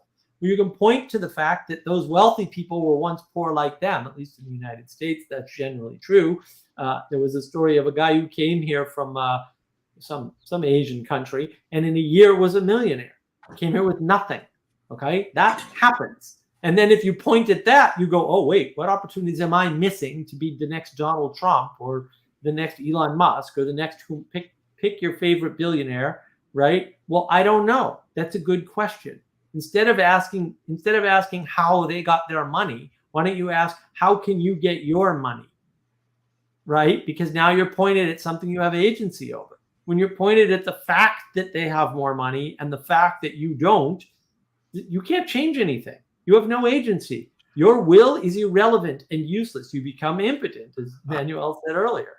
I also kind of think that having more money is not necessarily a I realize for some people who are extraordinarily poor, this is, obviously kind of a frame issue, but if having $1 billion poured on you could also be like the worst thing possible. It turns you into a target. Yeah. No, you look at the numbers. 80% of lottery winners are bankrupt in 5 years. Bankrupt. They weren't bankrupt before the lottery. What happened? Well, yeah, they got too much money too quickly, and they probably never learned the difference between wealth and income, which is a huge, whopping difference. By the way, if you don't understand that, you need to. It's important. Rich Dad, Poor Dad is a great book. Maybe I don't recommend his other books, but that book is excellent. Robert Kiyosaki. That's a good book for getting a financial education so that you don't make some of these mistakes, because they are mistakes. Thinking of the world that way is a mistake. Putting your attention on the things you're doing as value, or putting your attention on knowledge as value, or putting your attention on economics as value, or money as value, those are all mistakes of the same order, right? You're not submitted to the highest. You're submitted to something material, right, that isn't higher than the thing you're trying to do. And now you can't engender the humility to learn from your mistakes. And now you're trapped in this reciprocal narrowing agent arena relationship, even though that's a false projection of the world. It's not real. So if experience helps you to navigate through your mistakes, what happens? Aren't we generations limiting our experience of things? We're shrinking things down to digital. We always limit our experience. This is one of the things that Vervaeke talks about. What do? We filter the world. Okay? We filter most of the world. 99.9% of the world. Down. Right. Well then, okay, so we've filtered the world. We have some awareness. Our awareness has some undefined limitation. I don't know what it is. It might be different for everybody. It might be the same for everybody. I have no idea. I don't care. It doesn't matter. The awareness is maybe not able to encompass all the world 100%, right? And maybe it's only able to encompass 10%. It doesn't matter. However you use that awareness, and then within that, your attention determines how you can act in the world, right? Because again, if the problem is that the world is merely power, and that's what you pay attention to, you're screwed. It's over. You're stuck where you're stuck. Now you are a slave, and you were born a slave, and you'll always be a slave. If instead you realize that people who didn't have power now, which obviously has to be true, so you would think it would be impossible for anybody to make this idiotic mistake, and yet they do, right? Then you can go, aha, well, that must mean, and this is true, that must mean that I can pay attention to the world in a different way and obtain that power or that money or whatever it is. Yes, you can move your attention. Now, will it work? Maybe, maybe not. But that's not important. What's important is you regain agency so that now you're a participant in the world again. And now you can gain participatory knowledge again, right? But all of that requires a change in attention plus humility.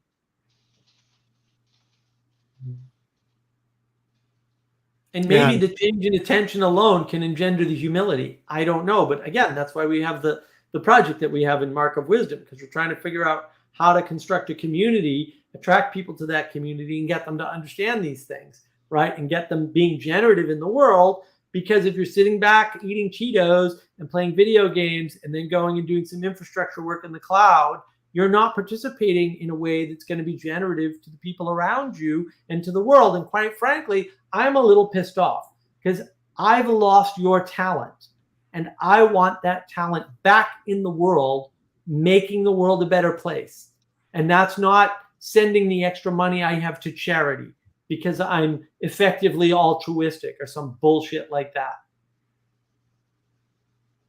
No, I hope I'm asking the right questions. I'm trying to see what's on the other side of this Gnosticism thing. Because last week you mentioned that the awakening from, I've never checked into that awakening from meaning crisis server, is, I think you quoted it was like it was a cesspool of Gnosticism. So I'm like, okay, how do I ask the questions that talk about all this without me one statement? Because I see this, I pointed my friends to Viveki, and yeah, they've kind of gone that way. Yeah, I don't know what to do with it. Well, look, I mean, this is a problem. So the thing that I tell people is, Viveki has a series called Awakening from the Meaning Crisis. Okay? It is misnamed. That is the wrong name for that series. That series should be called Awakening to the Meaning Crisis. Why? Because it doesn't give you a solution. Now, Viveki does have a partial solution to the meaning crisis. It's his meditation series and his Cultivating Wisdom series. Those are partial ways to address part of the meaning crisis, for sure. And then the real question is, well, what other tools do we need? I mean, this is why Manuel and I focus on practices. Why? Practice.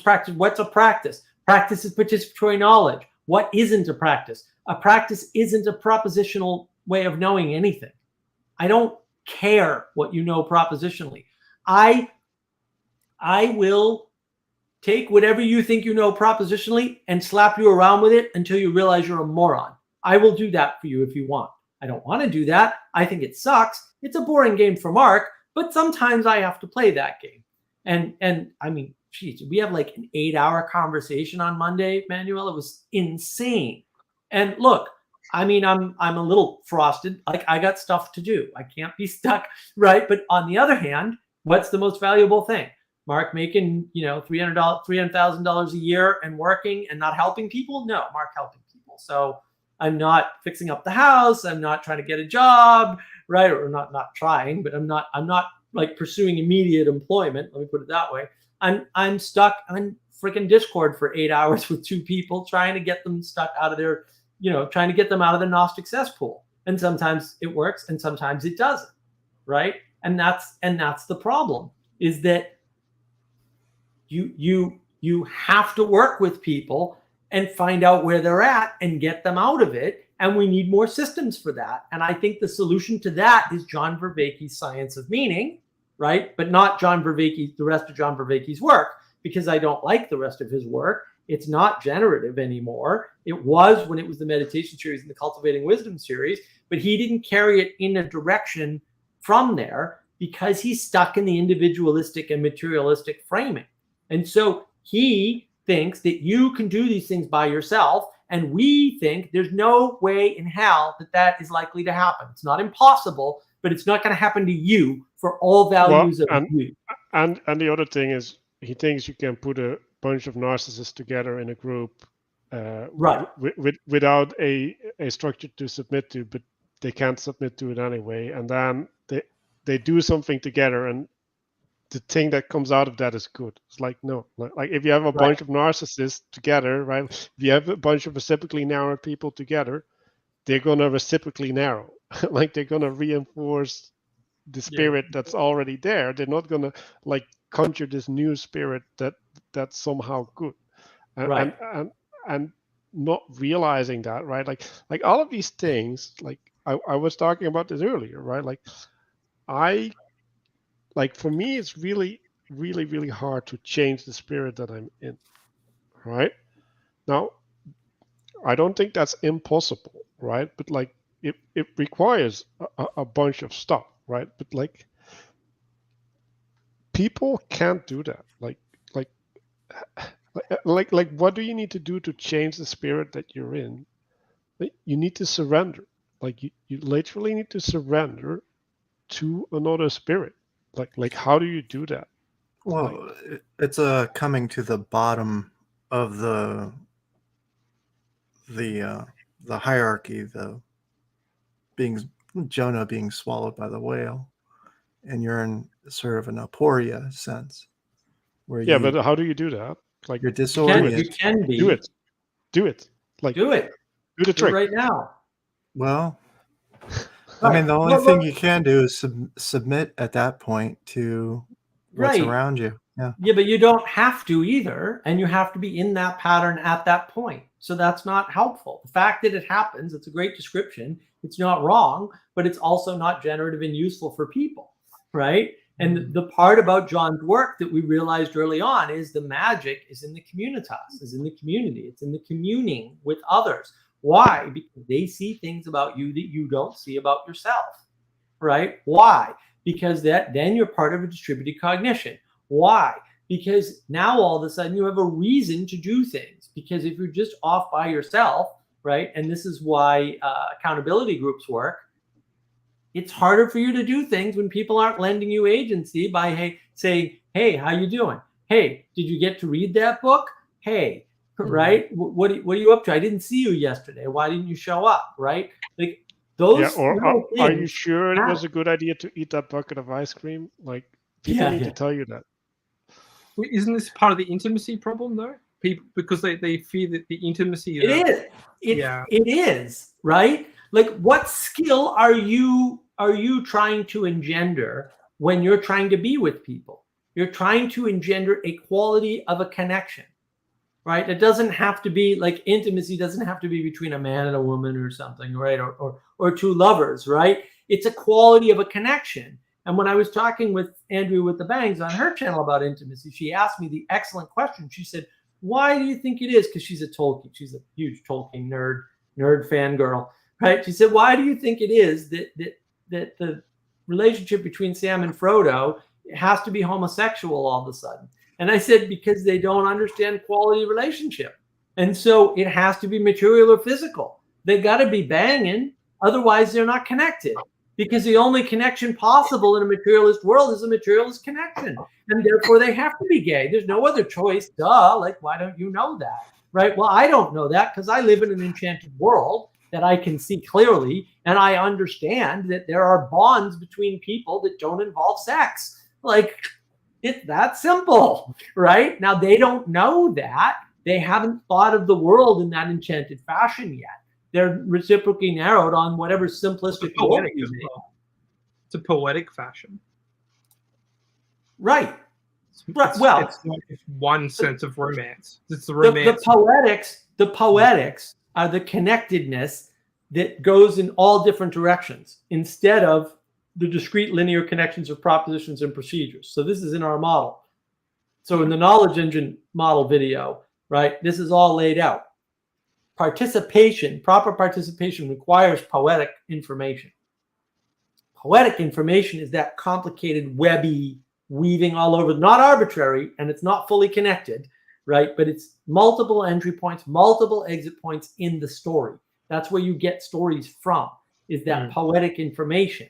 And that's how you navigate a space. That's how you dance with somebody in a conversation or on a dance floor, or how you interact with music, right? Whether you're physically dancing to it or not. That interaction with music is a poetic way of informing the world, where you're seeing these relationships between the music and how you feel, between the music and what you remember, between the music and the aspect of the world, right? All of those things are important.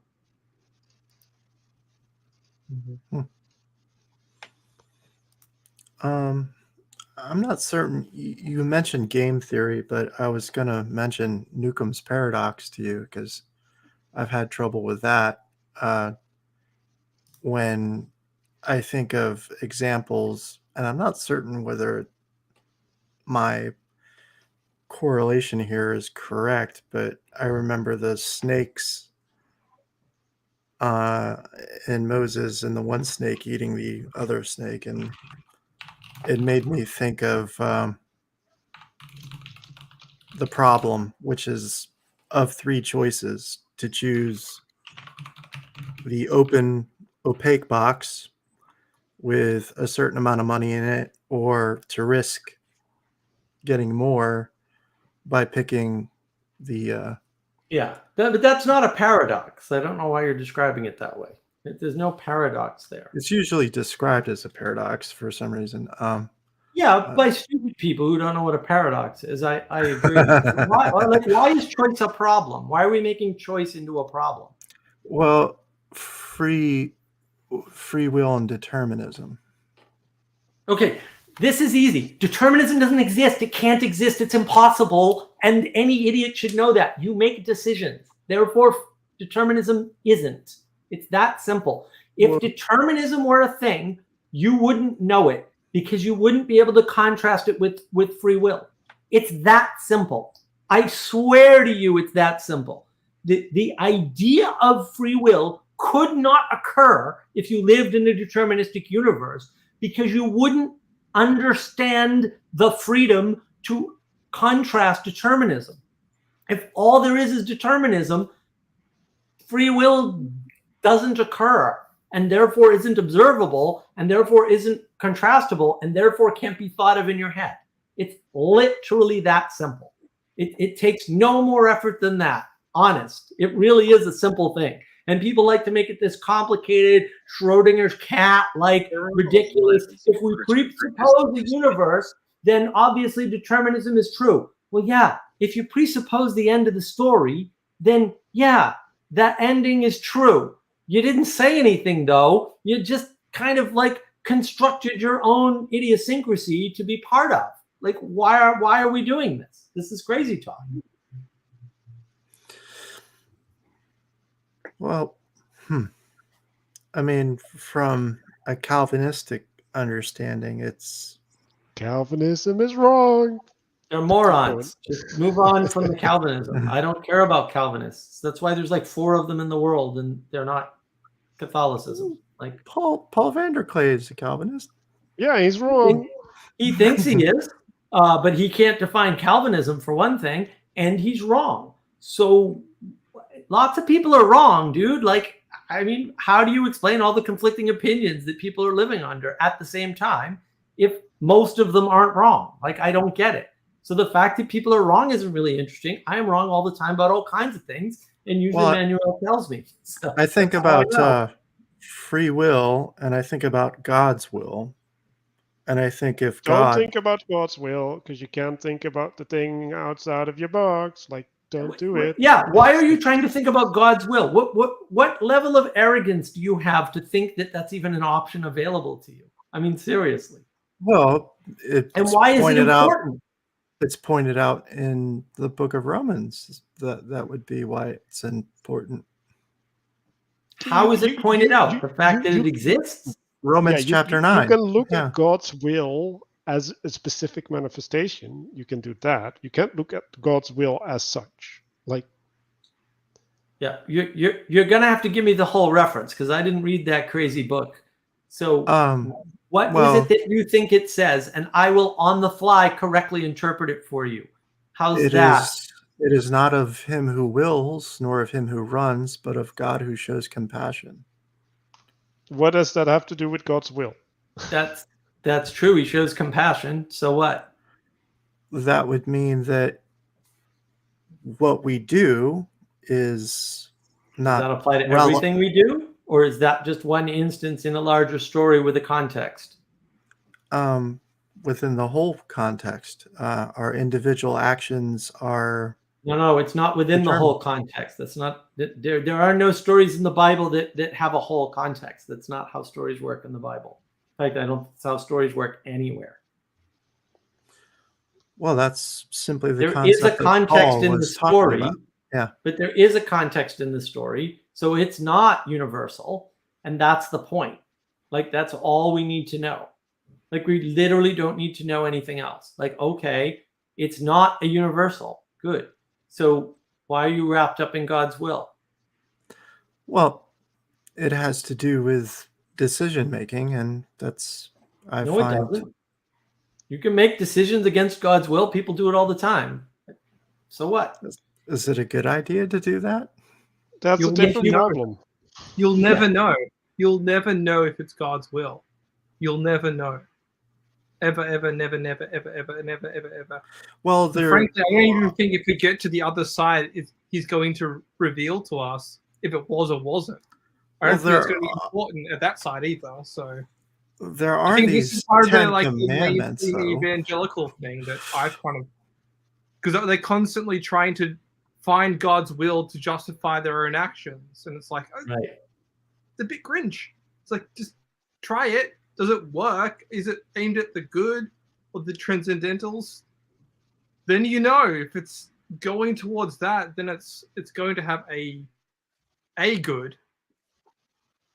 But I know where it comes from. I know where this God's will question comes from, and it's a what do you call it, Bermuda Triangle. Once you get there, you don't know how to get out of that. Like, you don't know how to get out of that association with, is this God's will? Am I doing the right things? Is she the right one? Should I take this job? Right. Well, and that's the thing. Like, we are developing creatures. Is he And frozen? so there isn't a right answer until we participate in the thing. I want to be genuine with Dust. If you hear, We have 2 dusts. Apparently. Apologies. I think mine 3 Dusts. snapped or something. Yeah. Your internet rubber band snapped. That's all right. Well, Scripture also says, who can know the mind of God? Who can understand his ways? And why do you need to? Like, you just need to understand the true, the good, and the beautiful. And that's like, no, really, you don't need all this other stuff. Like what you need to do is know is that you can surrender to God, and that there's methods to do that, and that allows you to have a certain participation from there. And like, before you're there, maybe you shouldn't make any statements. Well, you need to get to there me, first. it runs into an issue of rest or act, and in what way act, or in what way rest. And I run into this box of mine that I get caught in, which is Yes, narrow because it narrow can't solve thinking. it. Like, it's not a thing that you can solve.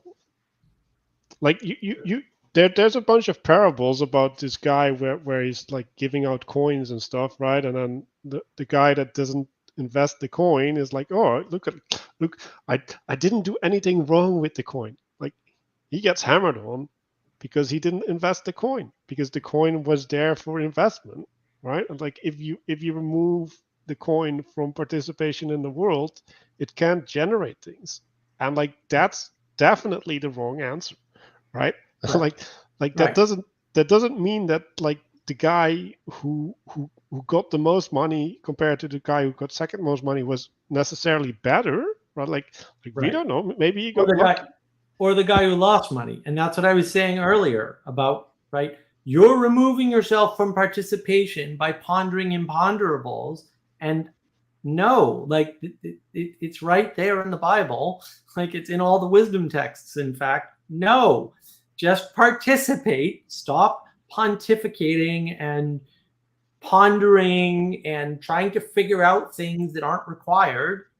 Take action in the world, and it will tell you what's required. Like, participation will show you reality. And I can tell you what the will of God is. Redeem the flaws. Like, that's the will of God. But I mean, do you just participate in cliff diving to figure out whether cliff diving works? I mean, or no, like we talked about this ask- before. Like, tell us. Like, why would you do cliff diving? Like, there's no reason to go cliff diving. Like, Well, cliff I diving have is a narcissistic I have a endeavor. friend who does that. Yeah. Yeah, well, like, he's a narcissist. Like, good job. Like, Dust, is this something you struggle with?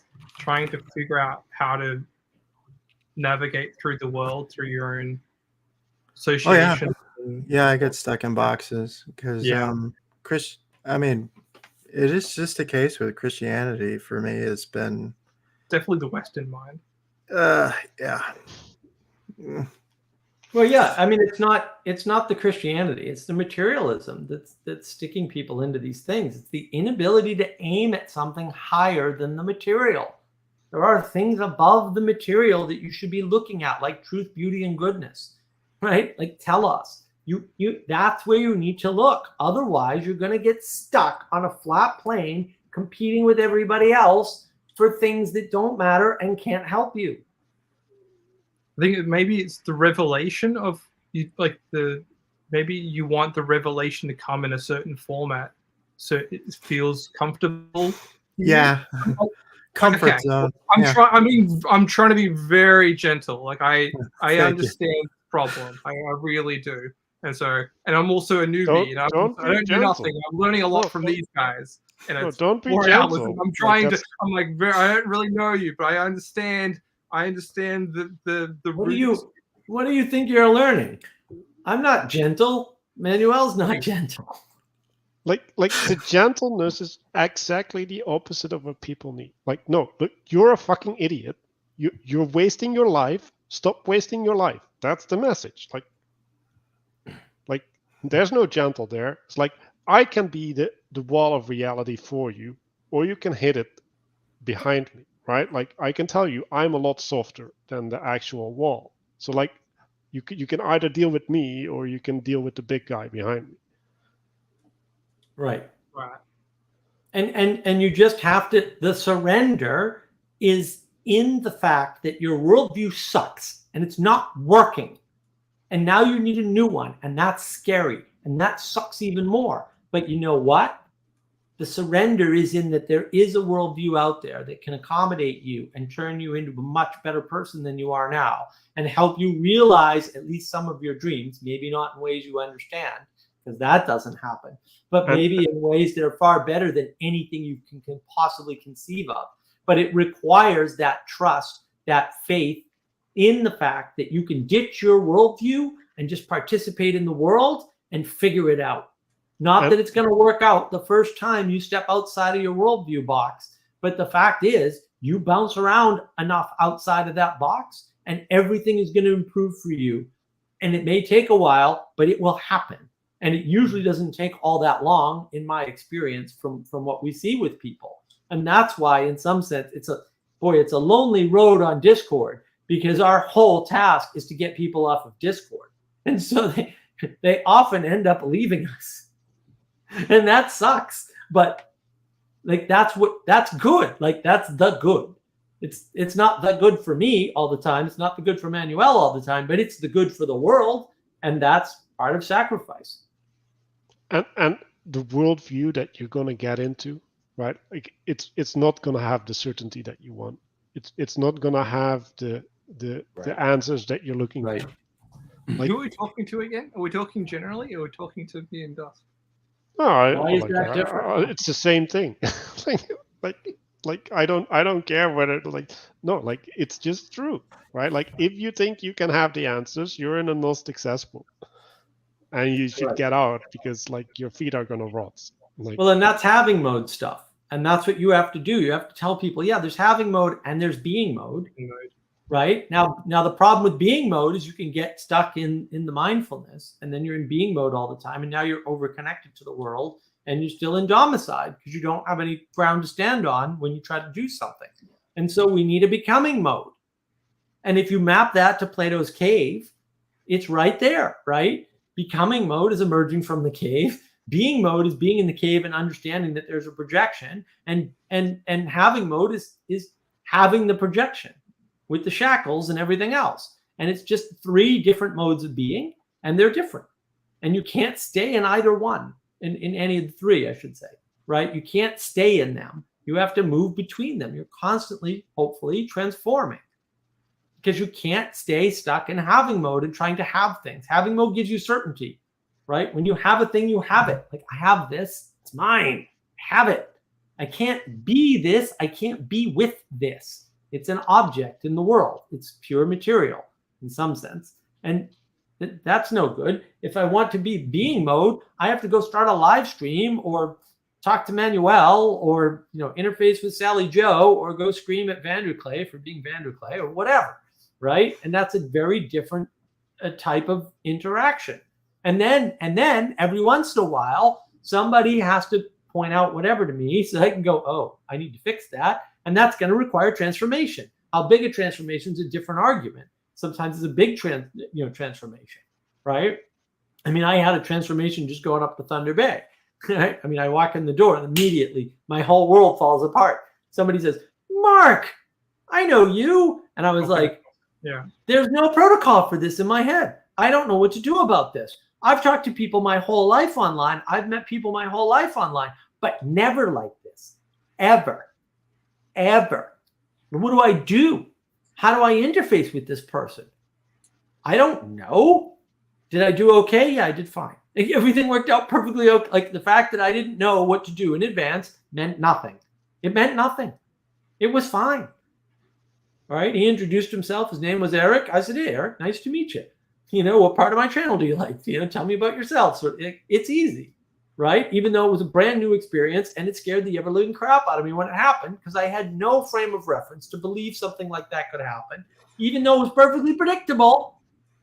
And that causes a transformation. And then meeting Paul Vanderklay in person, right? Meeting John Vervaeke in person, meeting Jonathan Peugeot in person, right? Finally getting to see Catherine and Eamon and, all these new people that some of whom I had never talked to ever in any forum. Like that was a big deal. And then meeting a bunch of people that Sevilla King was there. I was like, oh, Sevilla's here.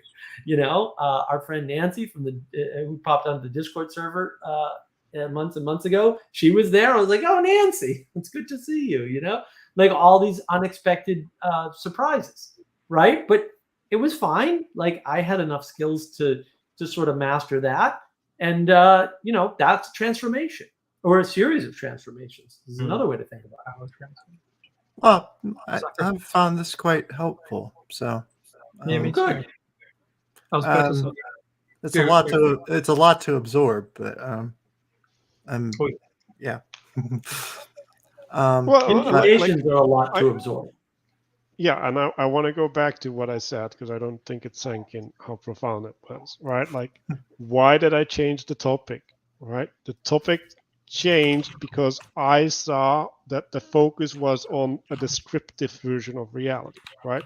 So I can say, well, like, there's a painting here, and there's a plant here, and like there's pillows there.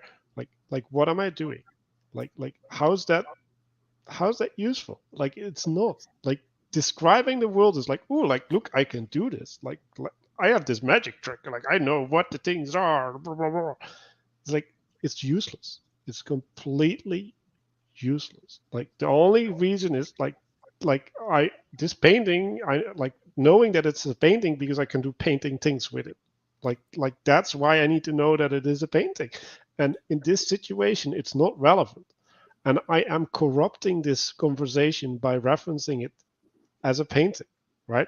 But I'm not referencing it as a painting. I'm referencing it as an example that is in service of the conversation, and therefore it is redeemed in some sense, right? So you have to recognize, okay, like I am in a telos, right? So I'm trying to articulate something, and the painting can participate in that. Like it has a method of participating, but not as a painting, right? Like it has the method of participating as an example in a different context, right? And we, like, I was going to the chat with a lot of people, and they're like, well, like, what is the purpose of playing sports? It's like, well, like maybe my purpose of playing sports is picking up girls, right? Like that could be my purpose of playing sports. Like there's no purpose to playing sports. Like it doesn't exist in playing sports.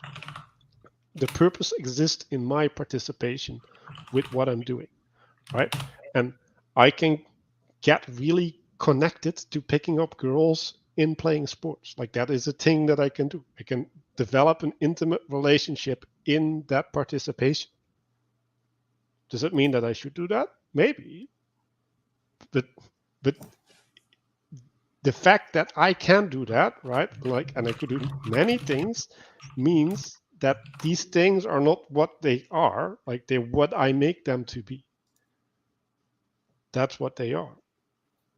And now it's like, well, how do I choose what I make them to be? Well, like now I need to reference back to the telos, right? Like I need a measure, a standard that allows me to judge my participation, right? Like, am I picking up girls to get laid, or am I picking up girls to get a wife?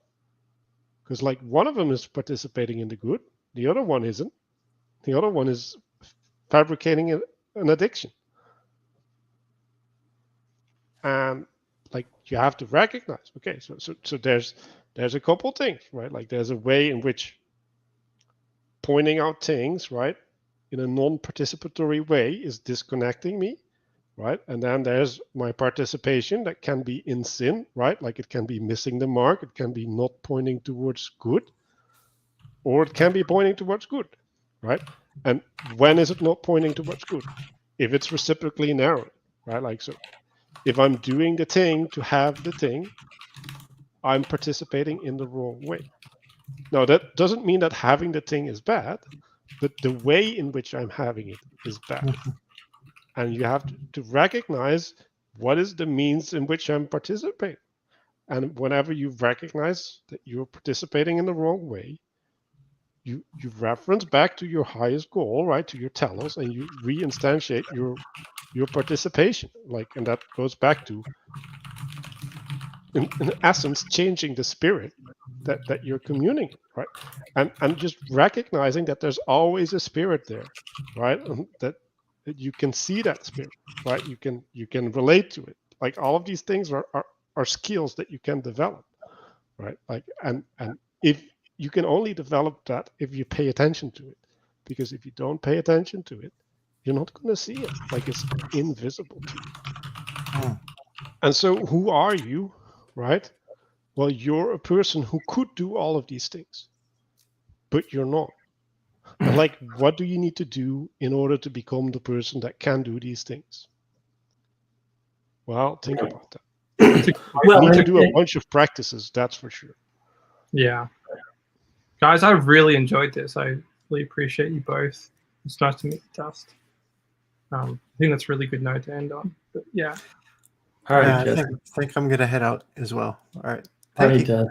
No, it's good to see you guys. I'm gonna try and do a video on identifying people's highest values, right, and how to get them unstuck from that. So I'm working on that stuff. We'll see if next week's going to be busy because I get company coming, but we'll see if I can get something like that done so that you can sort of listen for the keywords and figure out, even for yourself, like, oh, I'm stuck in this mode. I need to stop thinking that way, et cetera, et cetera. I could go back and re-listen to what Manuel just said then, because there's so much.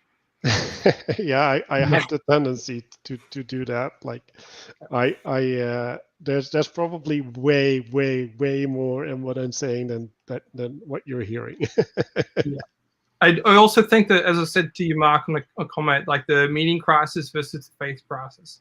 I think it's a very long conversation. If it could be shrunk down into, repackaged into something, I think that's. It's on the list, Jesse. It's on the list. I thought I was going to get it done this week. I've got 3 videos in the can that I'm waiting for editing on. Yeah. So I'm I've got doing like 20 songs I'm working on. So so we're getting clips channels, right? Like I think it's, if you guys want to participate, right? Like viewers or you guys, anybody, make a clips channel, right? Like take the clips, put them in an organized fashion, give them a framework that people from the outside can relate to, right? And do some wisdom music, right? Help us with the website. Like, we got lots of projects. Anybody that wants to help, article, Discord server, Mark of Wisdom. I've got, we're trying to get this stuff up and running. A bunch of people who were going to help are, busy. So, we're just trying to get stuff up and running. It takes time and it takes effort from people.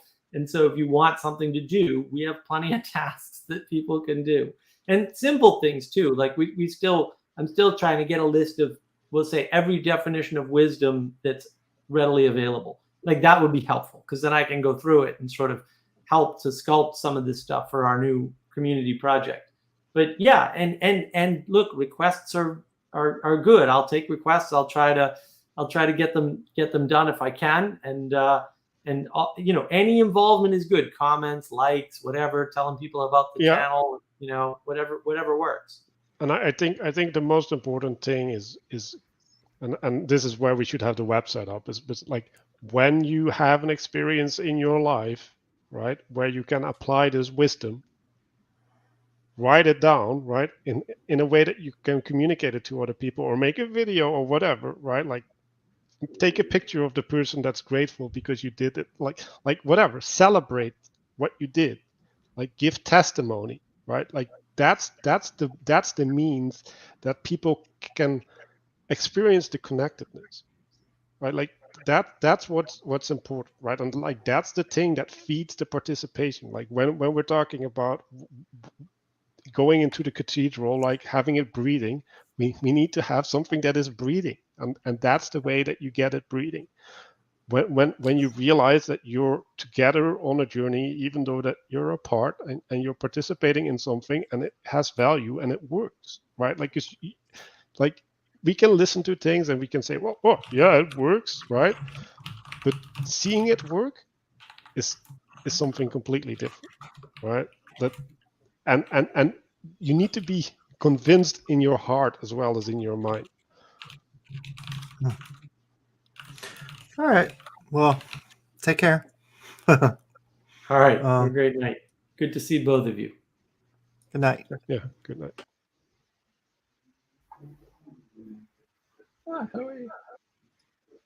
Oh, did anyone get a chance to listen to my album? You should put it in the chat. I'll try and put it in the chat. Let's see if people are interested in that. Manuel has a will to power spiel? When did you have a will to power spiel? Were you talking to Ethan without me? And now I'm behind on knowledge? Oh yeah, last night. It figures. Oh, on the PVK stream. Oh yeah, no, he was genius on the PVK stream. That's a whole different kettle of fish. The will to power thing. I thought I went into that too. No, just Manuel. I am sorry to steal your thunder sometimes. Steal away, buddy. No, you were on fire on the PVK stream. That was excellent. I think I had some good jobs today as well. Like it's like that's the spirit. Like you need to get a taste of the spirit, and then yeah. This morning in Discord. Who's you, Ethan? Was that me or Manuel? I don't think I talked to him this morning. Oh, all right, it was me then. Yeah. Well, that's how it works. Yeah, I know we're still live. It's the behind. We're waiting for music here. We were given instructions that music was forthcoming. We need wisdom music is what we need. We need all this wise music. Excellent. Open futures. Okay. We will check that out, Jesse, and give you some feedback. We really appreciate it. Well, it's the least I can do. You actually participate in my channel quite a bit in comments, unlike many of the other viewers. So I will return the favor. Yeah, is that on a particular platform? Like, how do we find it? It's on all major platforms. So it's open features on Spotify, Apple, YouTube, everywhere. Paid for the big distribution. So great. All right. It's really aimed at the meaning crisis guys.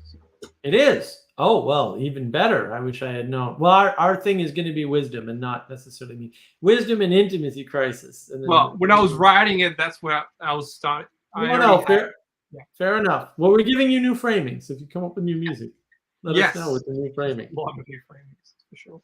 All right. Appreciate you guys a lot. Thanks for your time and your attention. Yeah, thanks everybody for their time and attention. Yeah, no, it was a good stream. A little bit shorter than the last one. Maybe next time we'll get some. We'll do this Augs plus wives thing. 1 Aug, 4 wives. That was pretty funny. Please come over, wives. I have 4 slots left. there's Manuel trying to force the marriage crisis on himself, even though even though he hasn't even solved the dating crisis, much less the hello crisis. Uh-oh. Oh, why did you do that to him? Don't do that to him. Hey, that was Ethan. to humiliate him. Okay.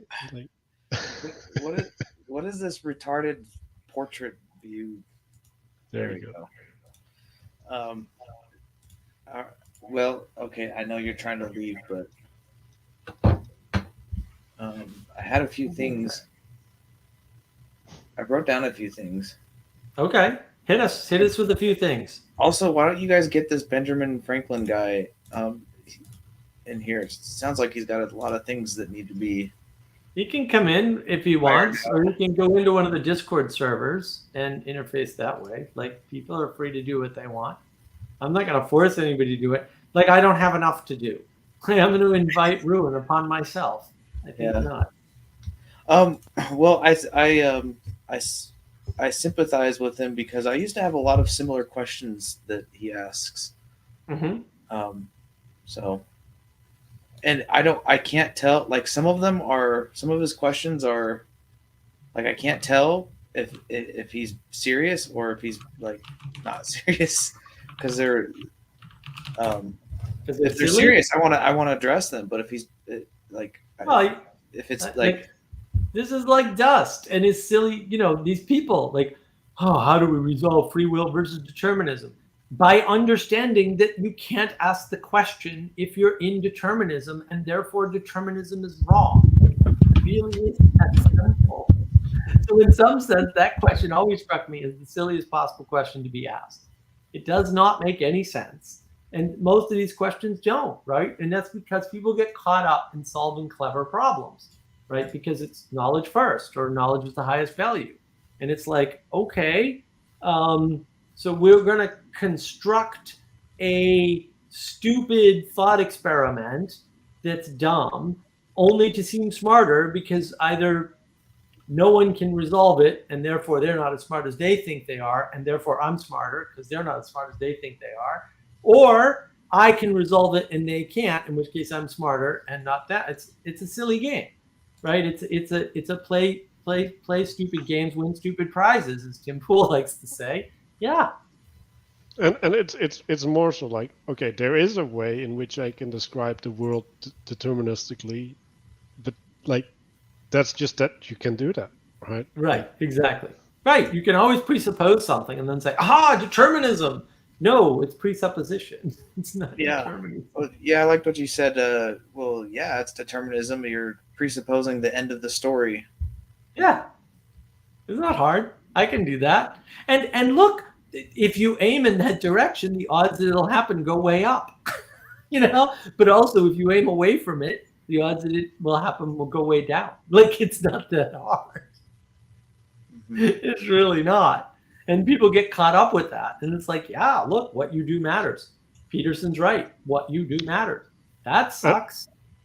And the problem with determinism is like, if you think that way, right, like you will become fatalistic, right? Like you will neuter your agency in ways that you don't understand, right? Like, and I think you will become materialistic as well, which might explain some of the suffering that Van der Klee is going through, right? Where he's like, oh, I need to read C.S. Lewis every time to remind myself. And it's like, well, yeah, like maybe if you're in a framework, right, like that framework will point you in a direction, and you can be in a paradox, right, or you can be a hypocrite in some sense by resisting the implication of the spirit that you're in. But like that spirit is going to move you to a place, and you're gonna have to resist that movement. And then like, what are you doing? Like you're living in an unnecessary tension because you're adopting a framework that is not in correspondence with reality. Yeah. It's just like with the mushroom thing, it's the sola scriptura is exactly the same thing as sola mushroom. Well, it's not exactly the same thing, but I love it. It's like if you're in good framing, like the top of the triangle, right? If you're orientated properly, it can suffice as a good tool. Like, I mean, if you're building a house, and you know how to build a house, a good hammer and a bad hammer makes a difference to you. But if you don't know how to build a house, a good hammer, like a well-crafted hammer, isn't going to make a difference in your ability to build a house. Right. So the top of the triangle, right, comes first, and then the expression or whatever you want to call it at the bottom comes second. So well, like, and that's why leadership matters, and that's why it's not all emergence. Unlike Luke, who thinks it's all emergence and structure just emerges. No, structure needs to emerge to a higher aim. Otherwise, it will instantly become corrupt most of the time. And if you get lucky and point to that, that's fine, but it's not likely enough that you're going to see it happen. And that's where people get confused. They don't understand the primary thing is that thing above. And also, and if you're living in a world where you're living in relation to the limitations of nature, right? So you're bound in a feedback, right? Like the structures that can emerge, right? Like they're more heavily constrained by the physical limitations, right? So that emergence is more durable than the emergence that happens on the internet, where people are not bound in their participation.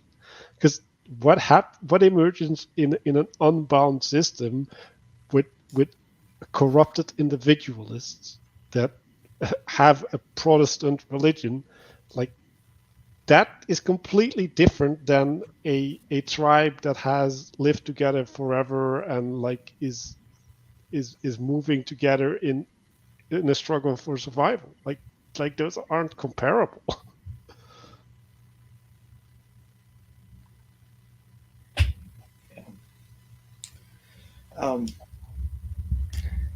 So like with the triangle things, like if we assume that like anything on the bottom of the triangle, whether it be knowledge, money, hammers, if we think hammers are intrinsically good, so we go and produce a bunch of hammers and I lay them down on a table,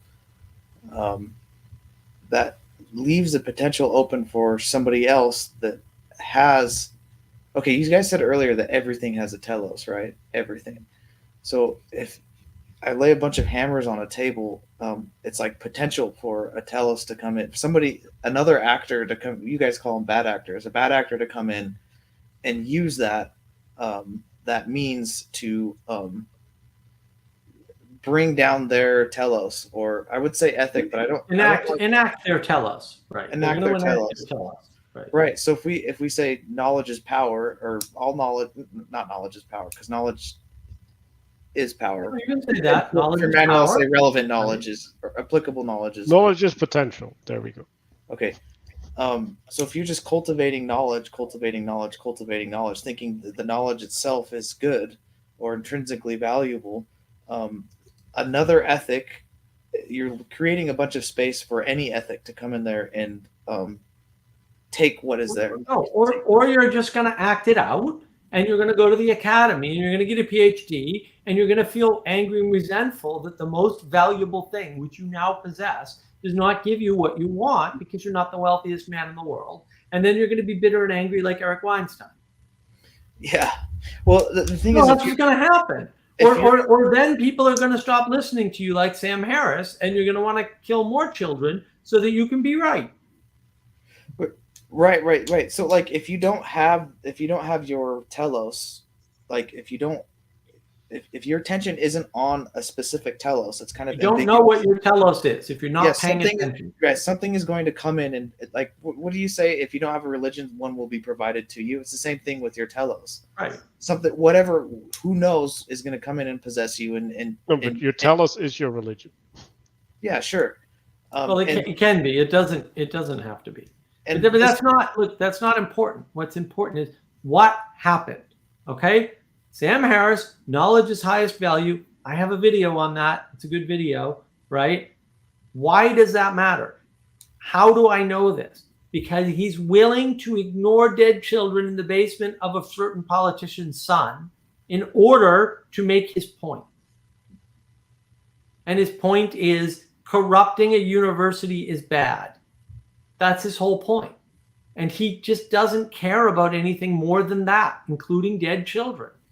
And then he wants to be right about the fake news virus scam.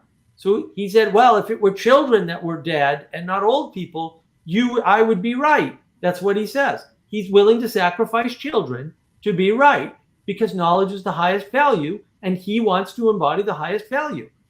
Okay, I get it. So now how does this fit in with hammers?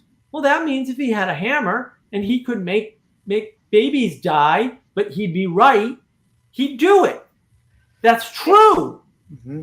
He said it multiple times. Right. He's defended it again and again. He will kill children, sacrifice children to be right. He will. It's not unclear. It's evil. It's bad. I don't like it. I wished he wouldn't do that. But he's not unclear. You're just unwilling to see the evil in the world. Right. Yeah. That's why the telos matters. If there's it's a bunch that of simple. He's a bad person. I'm sorry. I'm sorry anybody was fooled by him. I was fooled by him for 0 seconds. 0. It was always clear to me. I'm sorry if it wasn't clear to you for whatever reason. Okay? But we're here now. And that's the problem. You ranting right? about how he just doesn't care. Had it been children that died from the virus, you'd all pay attention. And no, that would not make you right. But it does make you evil, whether you're right or not. So that's the problem. You've got to pay attention to your telos. Yep. And the thing is if you don't have a telos, you do have a telos, and you lay a bunch of hammers on the table, you're just putting potential power out. What else you got? Hello? Can you hear me? Yeah, I can hear you. Oh, okay. So if I created a bunch of hammers and put them on the table, I'm just laying potential on the table for anyone to take, because it is power. It can be power to certain teloses, other teloses, and allows them to come in there and take the power. So like, oh, I'm gonna develop the technology that laces. What did you say? This is the Jordan Peterson Ebola with that the KGB was doing. Right. Ebola with, I'm going to develop that technology because I think knowledge is intrinsically good, and I'm going to publish it or whatever and put it out there. That's creating potential for another agent with a whatever telos to come in and do whatever they want, bad or evil. It all goes back to the forbidden knowledge, tree of good and evil. Like don't like God said, don't partake of this because like you can't handle the potential. Like you don't like you eat it when I tell you to. In other words, you eat it when it's good, when it's appropriate to eat it. But if you take it when it's not good, when I don't tell you, it's just pure potential, and you can't control it. You don't know what to do with it.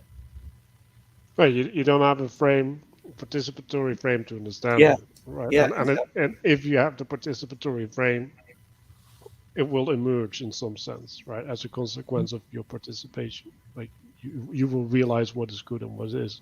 Mm-hmm. Yeah, and that's why what's his name?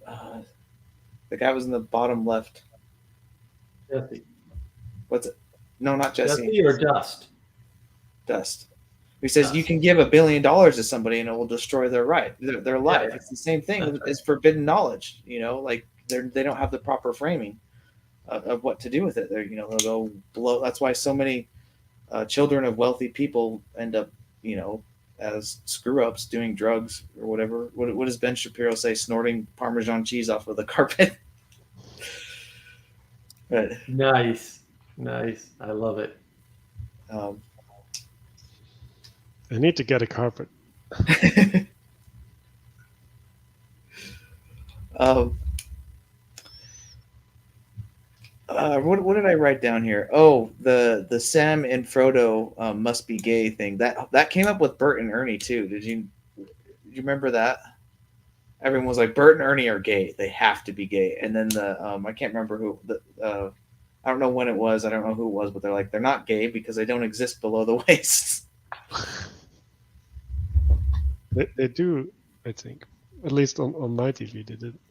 That's yeah, that's one way to resolve it, I guess. But Well- the reason that they're gay is because Bird is a banana. Like, duh.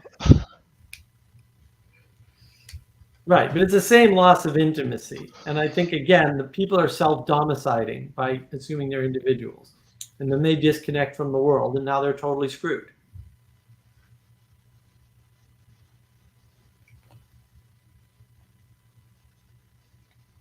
Oh, yeah. When you guys said that your goal is to get people off of the Discord, and then the cave was mentioned like a minute later. Thought that was interesting. You guys are cave dwellers. Troglodytes. Okay, great. Yeah, we're troglodytes. Yeah. We're not even dwellers. That's way too high up the chain for us. We're So not smart enough to dwell. I just want to take this for a second, right? Like, no. I know. It's like, no. Why are you making all these wacky assumptions? So when like the person that eats the cow, right, is doing something, right? Like he might be knowing what he's doing, or he might not be knowing what he's doing, right? And then the eating of the cow might be done for many purposes, right? Or many teleses, right? Like one is like, look at me, I can eat a cow. Look at me, I don't want to be a vegetarian, so I eat the cow. Like look at me, being the biggest warrior of the village who like chased down a cow and slaughtered it and now is eating it, right? Like there's many ways to participate in the eating of the cow, and so you can't say that it is good. Like Right. saying Well, that there is knowledge yeah, but- that eating the cow is good is even worse. Like It's even worse. Right. Well, and assuming that that's what's happening, right? I mean, this is always my problem when Vervaeke and others talk about Plato and Aristotle saying that, well, nobody ever does anything that they don't think is for the good. That can't be true at all. Like, it's just obviously observably false. Like, no, you do not rationalize before you take action for most of your actions. You don't go, oh, you know what? I'm hungry, therefore I should eat. No, usually you just get hungry and you eat. And that's why you get fat, because you're not thinking about how much food you need to eat and things like this. Happens literally all the time. Look around or pay attention to your behavior for 10 minutes. You'll realize real quick what's going on. And it ain't logic, reason, and rationality. I'll tell you that much. A lot of it's desire, passion, uncontrolled, unconscious things that are happening, right? Patterns that you're playing out that you don't know anything about. And that's the problem. If you don't consider the good, you're screwed. You don't need to consider the thing that's having mode. You need to consider the telos. Is it good? right, and so I like to use the analog of going into the water, right? Like if you're standing on the shore and you have never swam, you can stand on the shore and consider everything about what is good about swimming, or what it is like to be swimming. But like you're not gonna know what it's like. You're not gonna know what is good when you're in the water. Like that's not an option available to you. So like, no, we shouldn't be considering what is the good, right? We should be reflecting whether we're acting it out. So like there's a reflection that happens like, oh, like I'm gonna go to the bar with the telos of talking to this girl or a girl or like two girls, like whatever, right? And then I come back home and I'm like, okay, like this happened today. Like, was that good or wasn't it good? Like and it's not, I'm looking for, did I apply a principle, right, that was correct, or didn't I apply a principle that's correct, right? Because I need to make a distinction between whether I was successful or whether I did the right thing, right? Like right, but the more important part is you don't need to anticipate it. You can sense it in the moment. Like this knowing the answer before you take an action bullshit is just determinism. You do not know the answer before you take the action. The only way you know the answer is when you take the action and as part of taking the action. That's it. That's the only way. I'm sorry, you can't just be right all the time before you take an action. But you don't need to be. No one else is doing that. Don't worry about it. If they tell you they are, they're lying. It's okay. Don't worry about it. Everyone wants to presuppose and how do I become a billionaire? I don't know. It's different for everybody. I mean, read all the books of all the billionaires and distill the knowledge. No, you're not, because often it conflicts. And don't get smart with me because I've read those books. So they conflict because the one thing doesn't work for every person because persons are different. It's not that hard. It's not a satisfying answer. It's not the answer you want, but it's also not hard. And you're just focused on the wrong thing. Also, the answer isn't going to be the same for you. Like the answer for you will change over time because your agency is going to be different. So and you change over time. Hopefully. Yeah, like if you're sick, right? Like maybe you can't do the magic trick that was so amazing to everybody. Like you can't rely upon an answer. Like it's just not an option. And like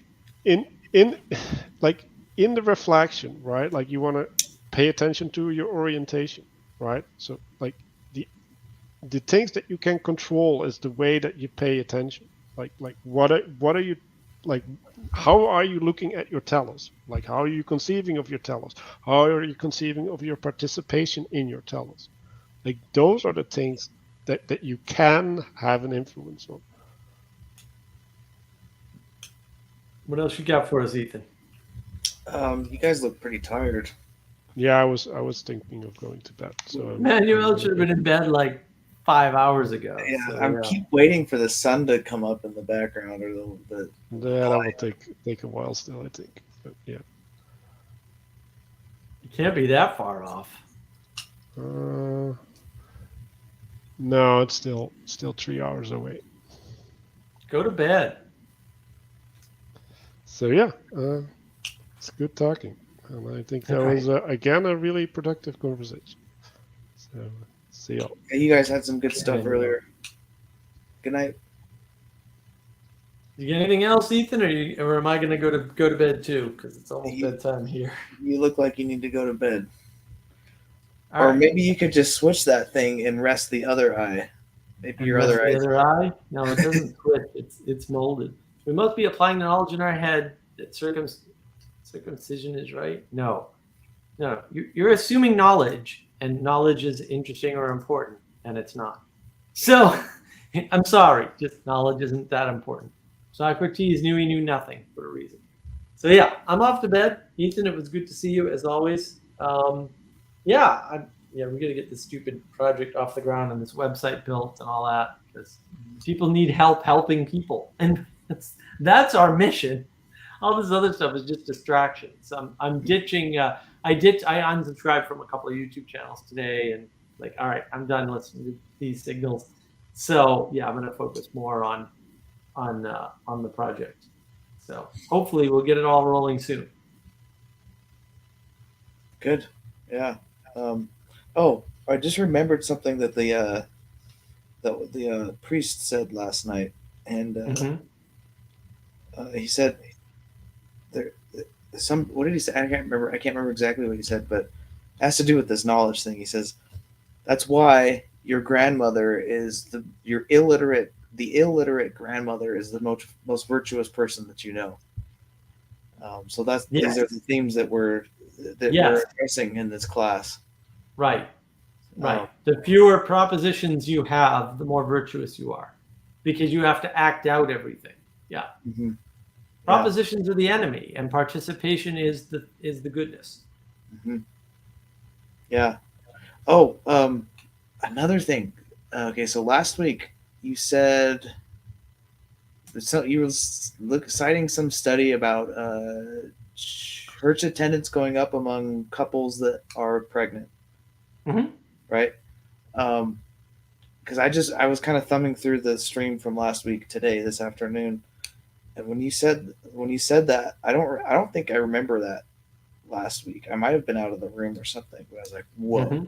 that's crazy, because the second Orthodox class started last night, right?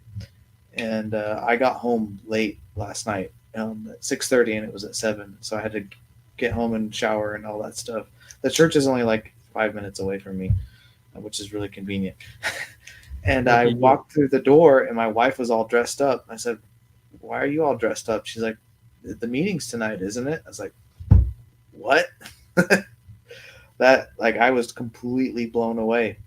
She never does stuff like that, you know. Like, usually, like, well, Mhm. I'm not gonna say she never does stuff like that. I'm just saying that me seeing that and her saying that was like very, it really Yeah. caught me off guard. And she's Good. also pregnant, so when I heard you say that, I was like, that's really interesting. So That was a study done in the 80s or the 90s. I forget which.